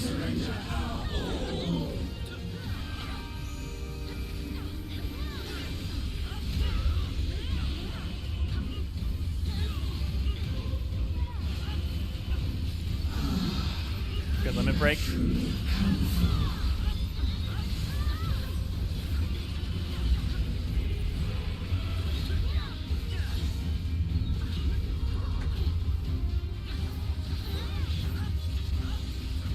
See, arm on left side, which means that it's going to be from the left side, so it's going to go that way. That's going to be the right side, so it's going to be in, it's going to go that way. And that last one is going to be a circle AoE.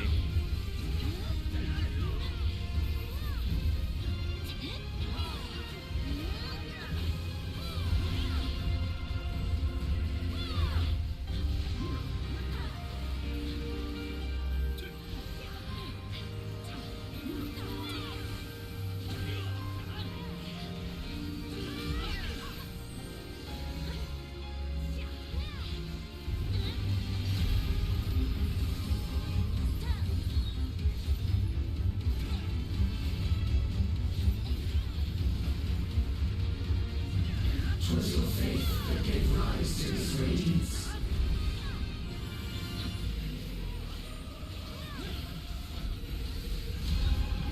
In unity lies resilience.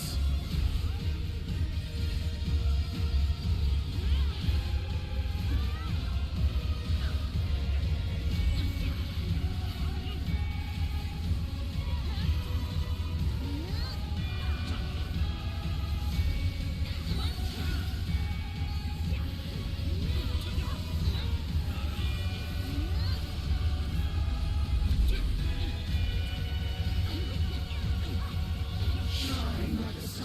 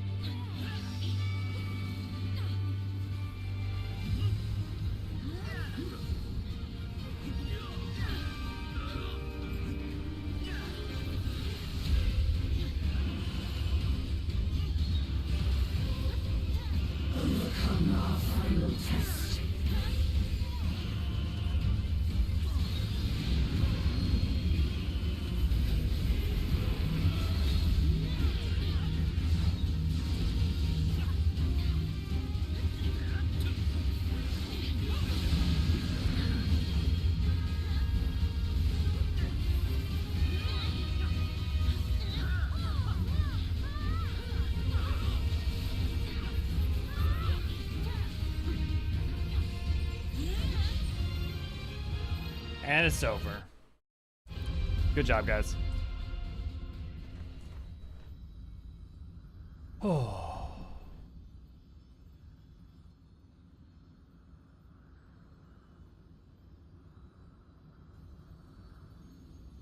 Thank you.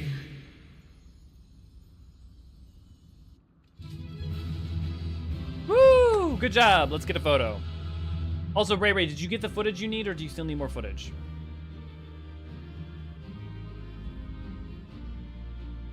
Alea, complete. I know that Ray was still needing some footage, so I think she may need to still do some runs with people if that's the case. Don't forget to roll on loot.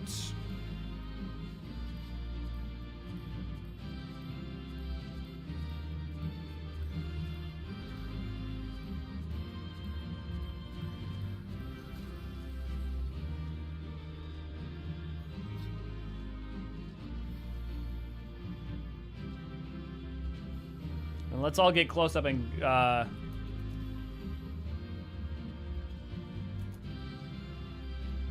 is that? Oh, because I have caps lock on.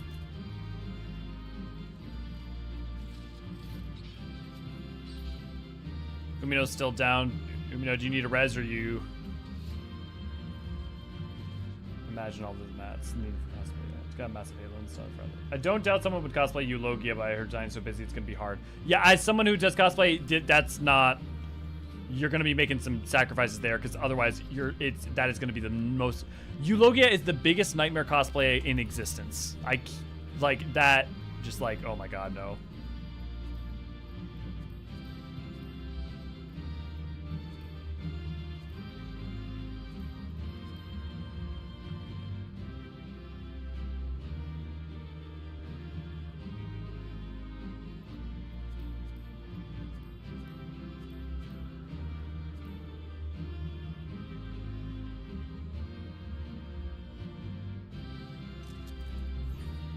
Awesome.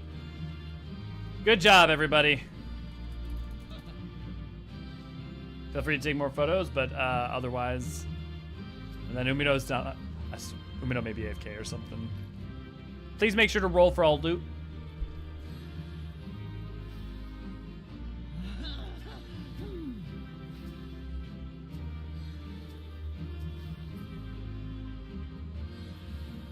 I said VRB. Okay.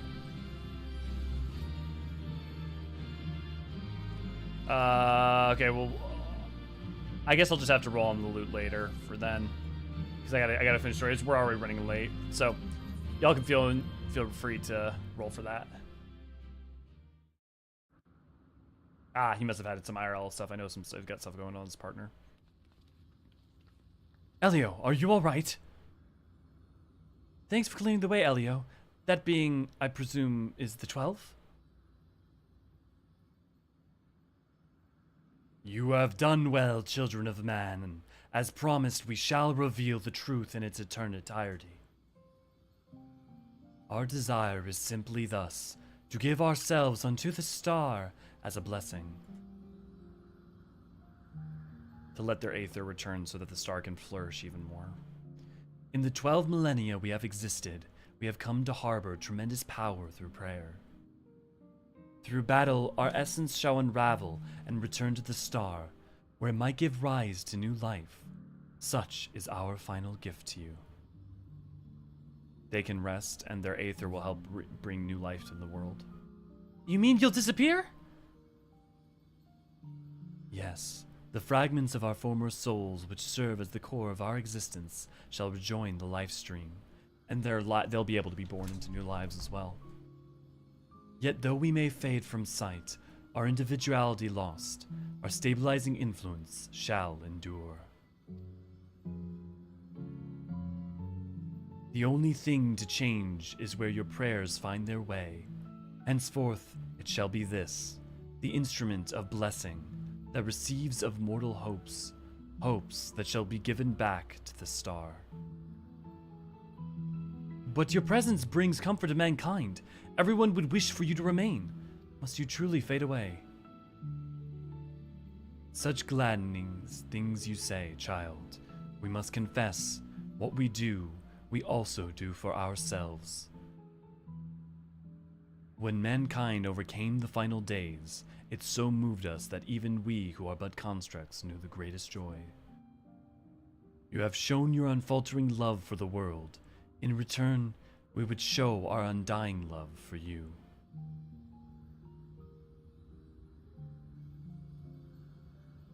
Worry not. Myths are once to be woven and passed down. So long as men hold the 12 in fondness, we shall live on in your faith in us.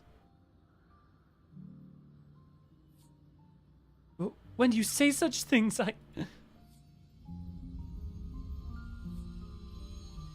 The moment of parting has come. By our blessing, may you march towards a brighter future.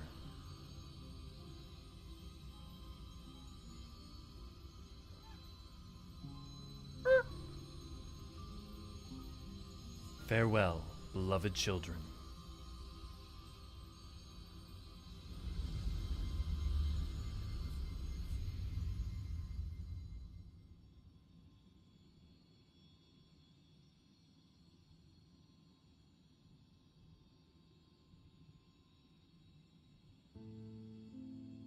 When you are ready, brothers and sisters.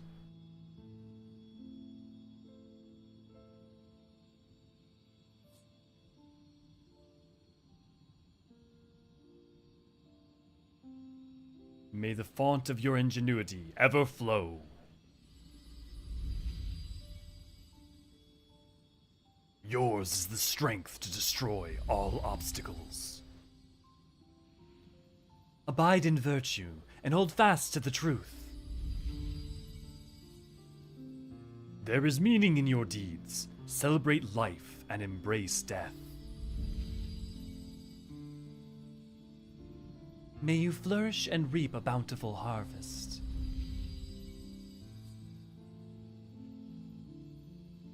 In your limited time, have boundless compassion. Carry yourself with honor and forge on towards victory. Harbor love in your heart for yourself, for others, and for the world. From past to future, the river of knowledge flows. Be part of its nourishing waters.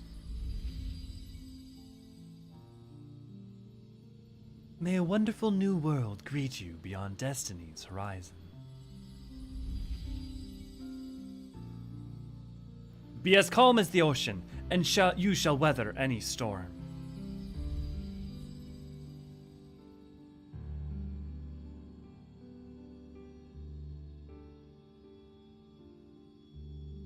As the wind blows unfettered, may you be free to follow your heart.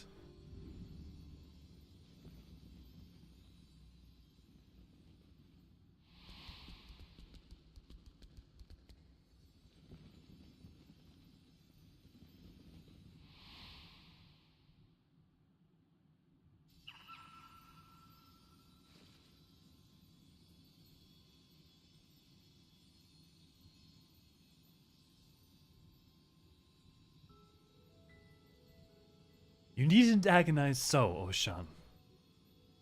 Remain with them, if that be your desire.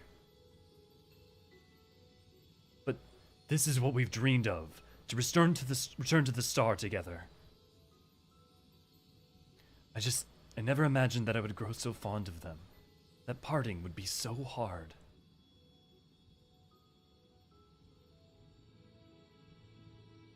Long as we have abided in patience to rejoin the life stream. From the drops in the river of time that is man's fleeting life. Why not share your fate with them?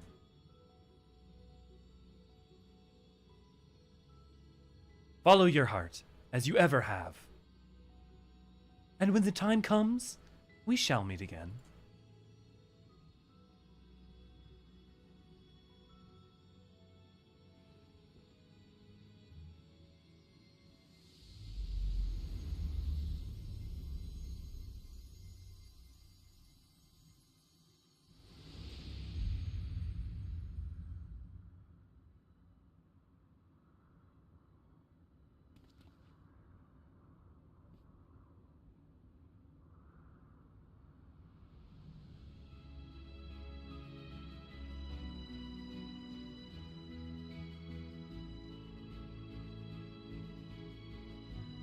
I've decided to continue journeying a while longer.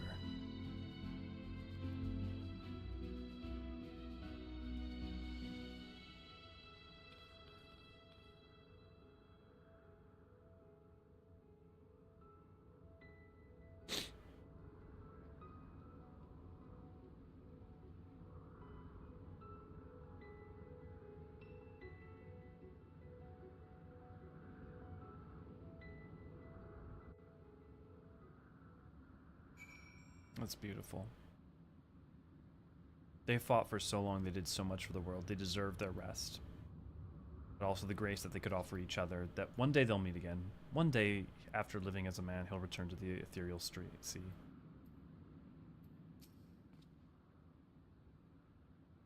It cannot have been easy for Derek to break with his decision.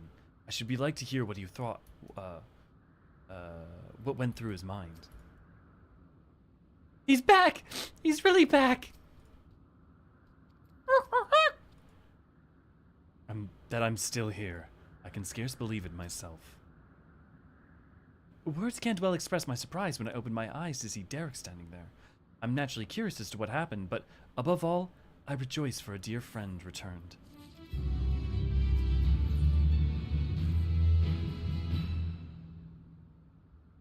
Yeah, Flow is a really beautiful song. Yana? What to say in such a moment?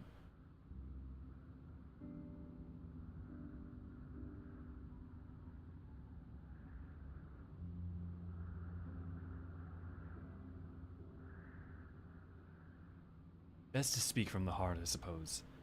I'm glad to be back.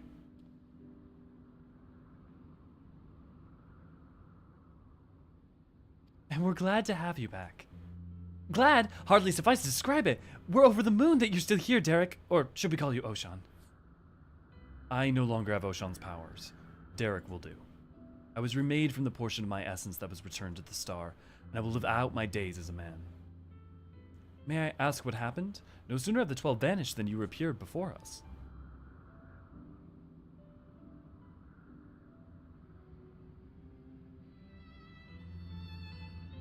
At the very last, I couldn't bear it. I couldn't bear to say farewell. Your earnest friendship had weighed down my steps.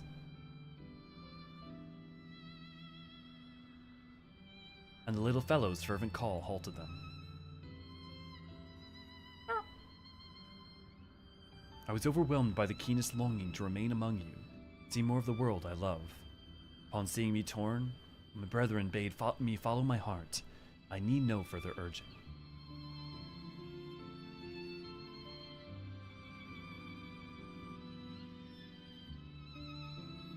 We created the instruments of blessing and the faith that one day the star would no longer need our guiding hand.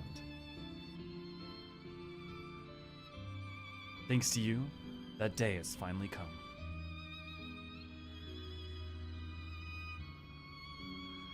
But I ramble. How uncharacteristic. Let's head back to the Omphalos, shall we? Yeah, me too, Crepe. I would love it if you would appear, him and the Opopo would appear like Alpha and Omega if you've done Mists of the Realm. I really hope they do that. He is spottable? Awesome. I haven't spotted him as up so far, but...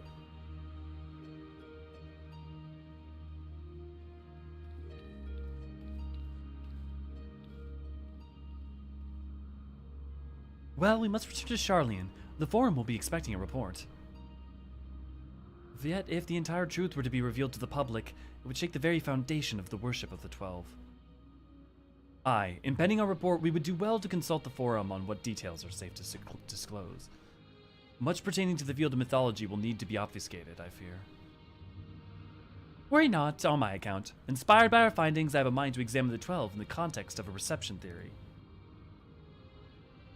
The people's perception of deities are wont to be informed by their culture. By comparing the differences across eras and regions, I believe we may uncover hitherto unseen aspects of the 12. Reception theory, you say? Most intriguing. I should like to see the fruits of your research when I visit Charlian. I don't think we're done with everything to do with the 12 just yet. When you do, have care not to reveal who you used to be. Our scholars would be all over you like starved beasts. She's got the evil Lalafell face.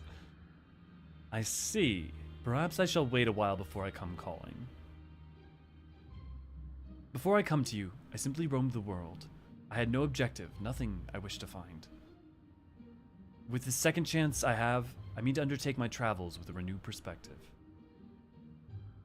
But ere I set out,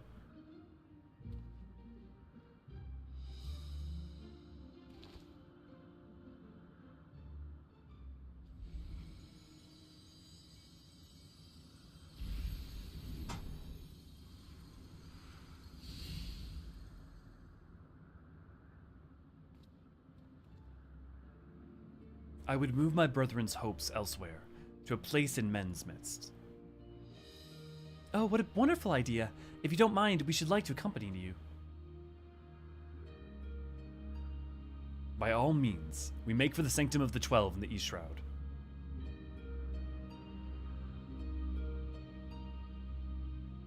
Okay, he hangs out in the palace sometimes, does. Good to know. I also want to say thank you to everyone who joined, for all 24 plus of you. Probably more than like 30 at this point. The Sanctum of the 12? I couldn't imagine a more fitting place for their memories. Let's get that friend. The words of a monument are a promise by the gods to watch over mankind. It is comforting to know their promise will endure. As engrossed as we've been in our work, we seldom have the chance to, thus gather and relax. The last and only time would have been the meal in Revenant's Toll, I think. Feel free to go ahead, my friend. Well, this won't be my last time here. I need a moment before I leave.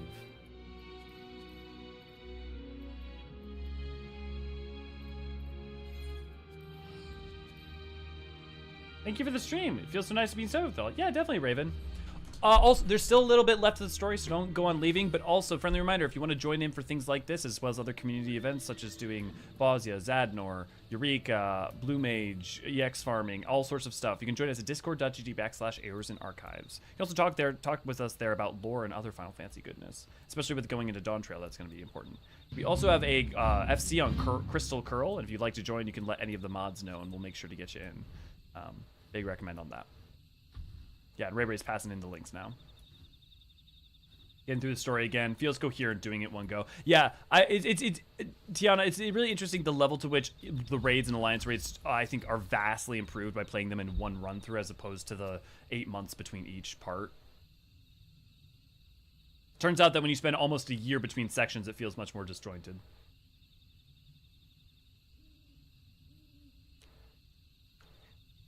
I do wish this stayed lit up and glowing permanently. I wish that would have been cool. Ah, no matter how many times I visit the Sanctum, its majesty never fails to move me.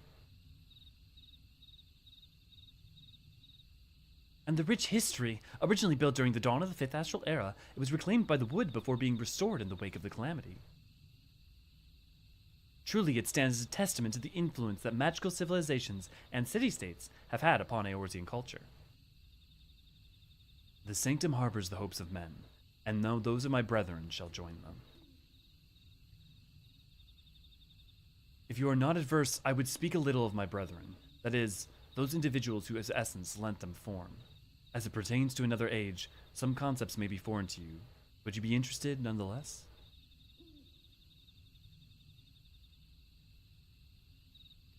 Excellent.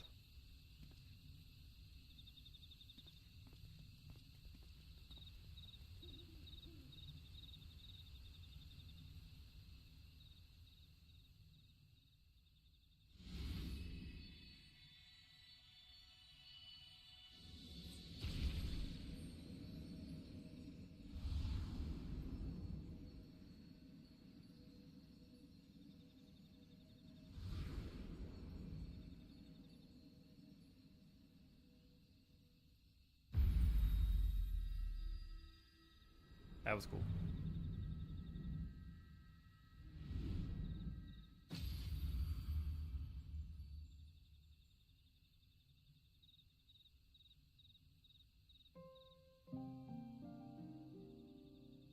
Beauregard was a man with a gift for creating inanimate objects, such as buildings and furnishings. With his abilities, he served a supervisory role at the Bureau of the Architect, where he was nothing short of a pillar. His chief was carefree to a fault, you see, and he took it upon himself to ensure the work was done. Rhalgr was his chief, Hydaelyn. Rhalgr was a brawny man whom Vana encountered on her travels. They quickly struck up a friendship, and he joined her on a quest to destroy an enormous meteor that was hurtling towards the star. It is fair to say this event gave rise to the legends surrounding the destroyer. Azima was a woman who served as a judicial officer in the Bureau of the Administrator, an experience which served her well as the warden. She was an ardent proponent of the seat of Azem, and dreamed of training under Vana and her successor. Nald'thal was a close personal friend of mine, a merchant by trade. He was outwardly gregarious, but also possessed a reserved side, and knew quiet joy in his passion for ore. When men began treating him as a dual-aspected god, it reminded me of the person he used to be, and I couldn't help but be struck with a pang of nostalgia. Nafka was a landscape architect of great repute, who grew plants gathered from the star over. Despite being skilled in magic, she preferred to nurture plants as nature intended, and her garden ever bloomed with beautiful flowers. All who visited were said to leave with their souls salved. Althik was a researcher who observed newly made creations in Elpis.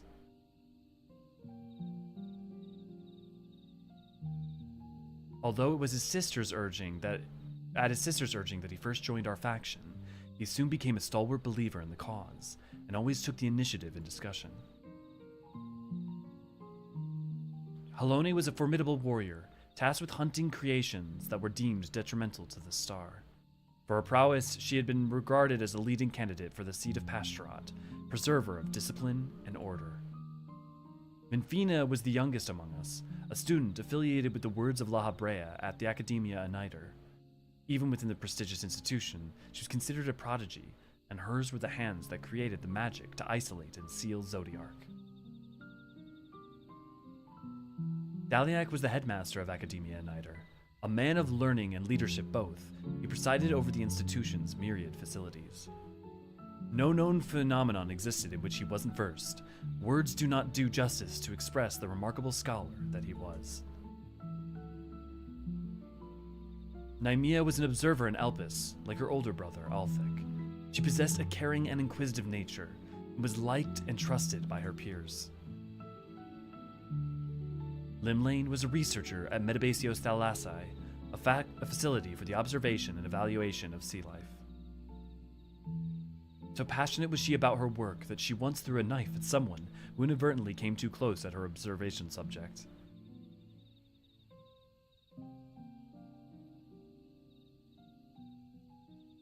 Oshan was a traveler whom Vana encountered in the wilderness. They shared a campfire and discussed at length what it meant to be free. Leaving my hopes as the wanderer in this place, I shall set forth anew, as simply a man named Derek. And last but not least, the Watcher. He was the chief archivist at Anisis Aniter, and respected Vana deeply as an individual, even as he cared for her as a dear friend. Indeed, among our number none were more devoted to Vana, and that devotion made him best suited to his duty and the solitude that accompanies it. Yes, you can meet Naimia and Althik. There's a whole quest line devoted to it, DP. That is all. 'Tis a lot to remember, but I should be glad if they remain with you in some way. We're grateful that you should share with us these new aspects of Hydaelyn and the 12. Thank you. Well, 'tis past time we headed back to Sharlayan. It wouldn't do to keep Ojika waiting. I assume you'll be traveling via Limsa Laminsa, in which case, allow us to see you off from there. Till now, I've wandered alone, but as I recently learned, a journey is better shared.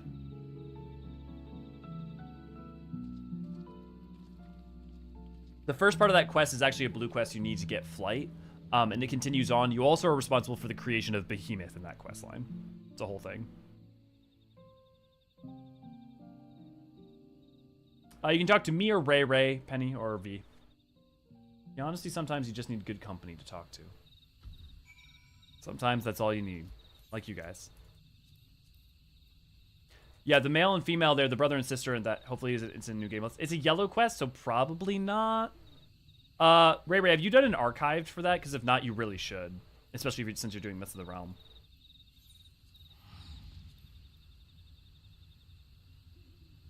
They're the free company you keep, yeah.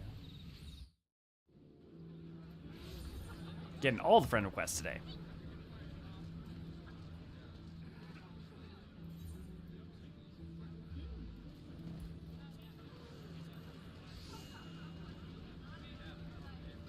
Not yet? Okay. Look for Myra. Yeah, that's the sister. Yep, she's got the quest. You missed it? Who missed it? That's what?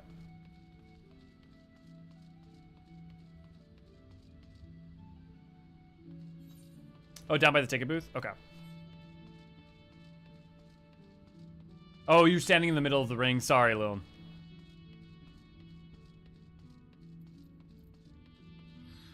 Someone said there was an NPC around here or something. There were... Oh, probably that Graha and Kryl are over here. Because they're going to Charlene or something.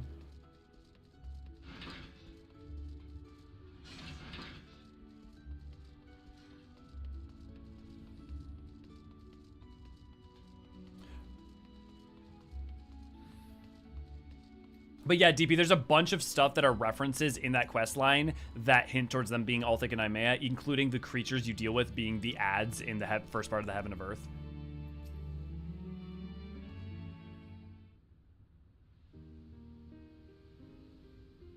Our friends are presently booking their passage.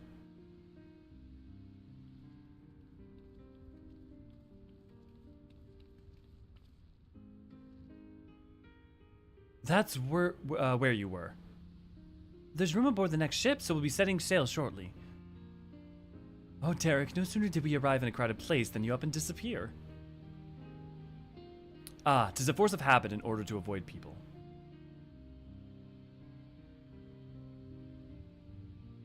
But I needn't do so anymore, do I? On the contrary, I should embrace the chance to connect with other souls. As your comrades, we completely agree. And remember, you've always welcomed to the Baldesian Annex, so be sure to pay us a visit. You may depend on it. Thank you, Derek, for giving us your trust. And thank you, Elio. Had you not been with us, we would have struggled to grant the 12 their wish. Well, we had best find our vessel. While the report remains to be compiled, I believe we can officially declare our investigation complete. Until next we meet, my friends.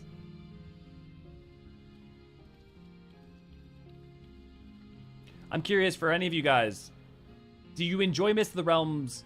Did this increase your enjoyment of Myths of the Realms now that you've seen it all as one contiguous story?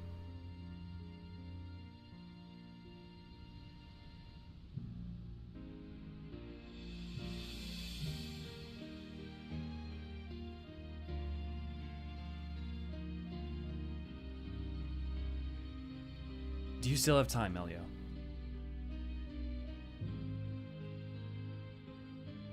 Ere I embark on my journey, there's a place nearby I would like to visit. Might I ask you to accompany me? Thank you. Come, we shall head outside the city via the Tempest Gates.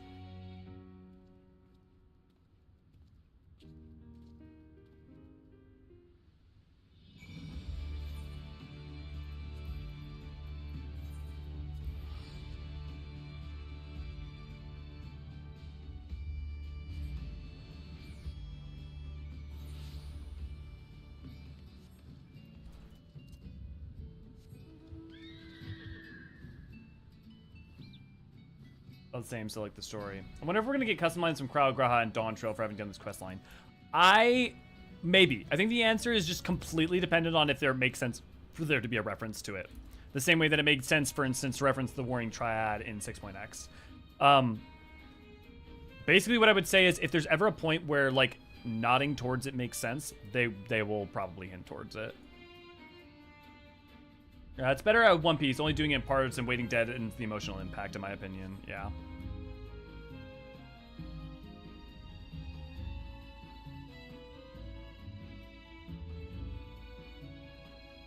Again, it's like 8 months between sections, so you can kind of forgive them that, like, it's a lot of time between bits of story.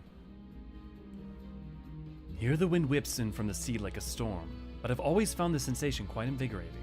Lest you wonder, I intend to strike west and thence make my way through Upper and Outer Lenosia. And in order to mark my new beginning as a man en route, I wish to see Oshan's embrace with you. You need only accompany me across the bridge. From there, I shall continue on my own. I love that he's going to be going up towards the Wanderer's Palace and like the. Also, it's funny that we're meeting him on this side of it, seeing as like if you wanted to get Upper and Outer Lenosia, he should go that way. So unless he's going by boat.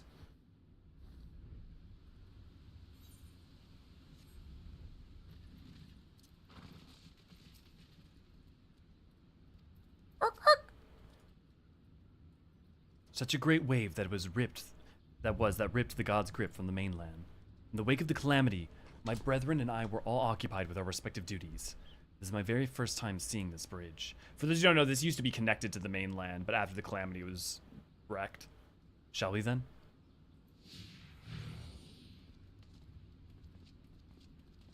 It is already quite impressive to behold.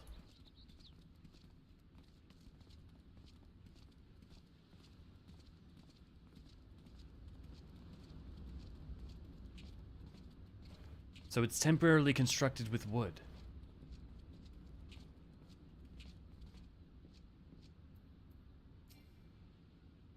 Ah, such an invigorating breeze. Oh, Atheris. Your beauty truly knows no bounds. Forgive me, I was lost in thought.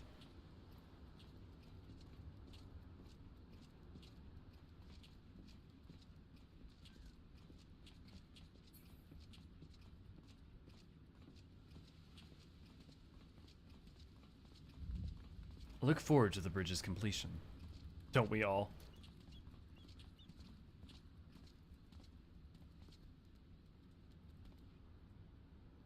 It is a fine bridge boasting splendid views and brimming with life, the very image of man's determination to overcome adversity. I'm honored that it should be named Oshan. Well, this is as far as I asked you to come. But if you're willing, might we converse a little more? It occurs to me I hadn't asked you about your opinion of the 12. How you personally perceive us, for instance, or what you felt when you faced us. Your words, from the heart. I would take them with me as a memento.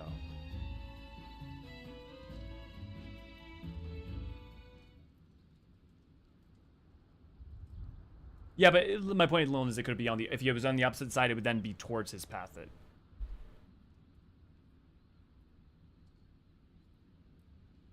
It's complicated, but I feel a kinship, an affinity with all of you. Is that so? The others will be glad to hear that. Thank you for humoring me, Elio, and apologies for keeping you so long. That was weird.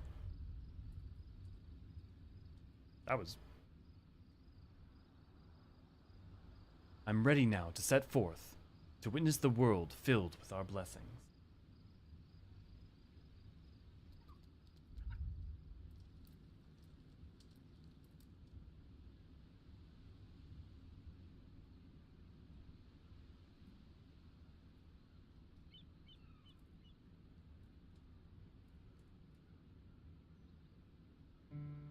To begin with, I shall tour Lenosia and visit those locales which are named after the 12, after which I shall go wherever the wind blows.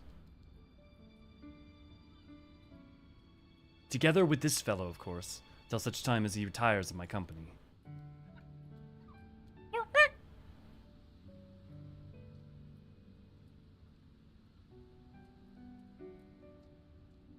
This time I shall embrace the joy of meeting and accept the sorrow of parting. When the time comes for me to return to the star, I shall share my experiences with my brethren. Needless to say, your words will feature prominently in my recounting.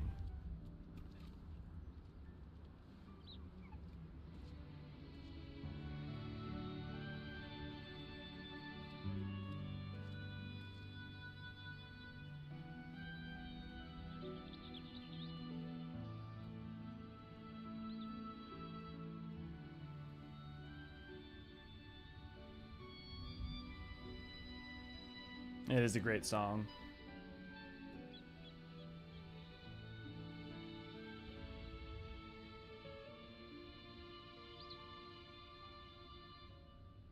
You will continue your own journeys, will you not? It's a song of saying goodbye.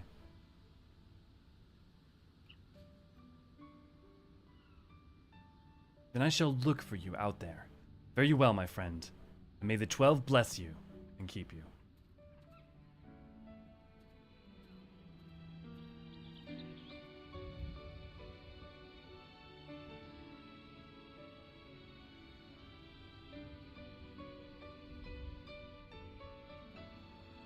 It's only goodbye for now. One day we will meet again. I believe that.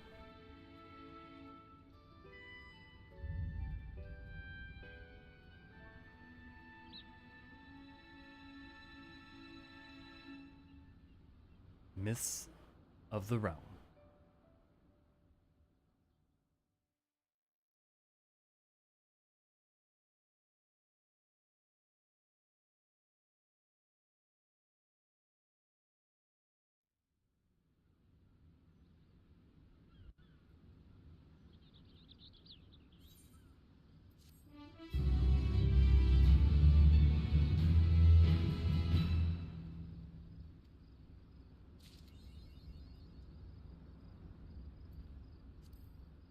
Wait, what does it say? By completing what? By completing the quest, Soaring Prophets, the paintings of certain deities among the 12 will become available for purchase. Oh, cool. Okay. Let me use that. I'm gonna return. We'll start doing the wind out stuff. But I'm gonna return to the tea tree. And again, I want to thank to everyone who joined today. All 30-some plus of us.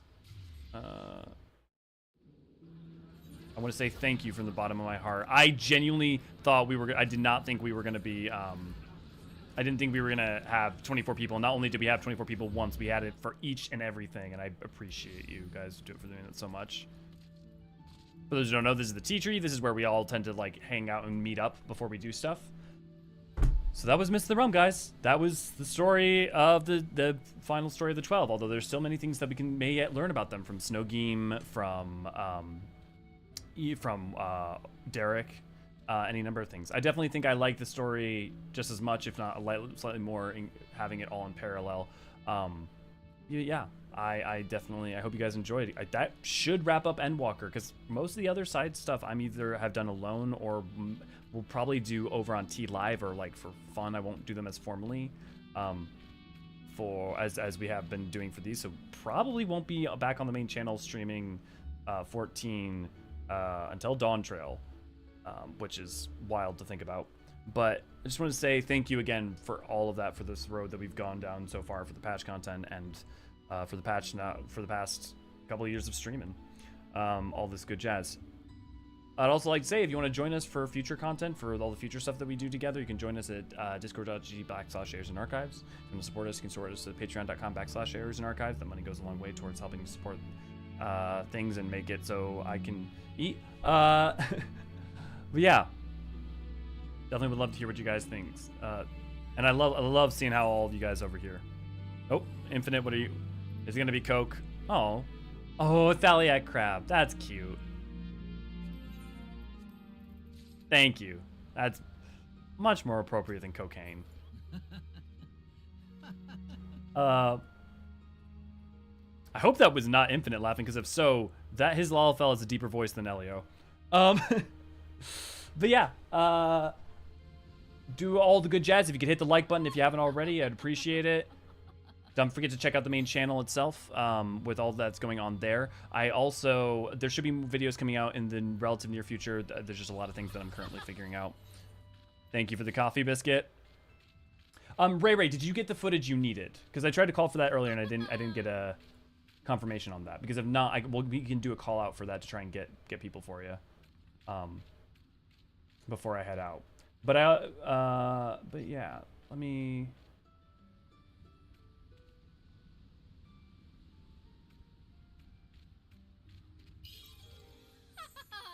Okay, I'm not hearing anything from Ray, so I'm assuming she's either good or it's something we'll figure out and fix later. We'll meet up with people for it. Oh, I see. Mr. Ramsey will get good shots of comment. I think the way I've got an idea, Ray, for how we'll fix that. I've got a thought that me and you could do with just 2 people. That might work. It wouldn't be combat, but it would be something else. We'll see if we can figure that out. Yeah. I just saw the DM. Okay. Yeah. I'm gonna head out here, guys. I hope you all have a wonderful rest of your evening. Don't forget to have a wonderful time. Take it easy. We've got Dawn Trail isn't gonna be for another probably 5-6 months, probably July. But now's a great time to either take a break from 14 if you've done all the content, or that you want to do, or now is a great time to catch up on all the things that you haven't done that you've been meaning to do. Got any yellow quests? Got variant dungeon things? You've got Eureka, Bosnia. You've got the deep dungeons. Any number of things. So I highly recommend you check them all out. But with that said, I've been Elliot Forceron, and I will see you guys hopefully sooner than I think. I hope you have a wonderful rest of your evening.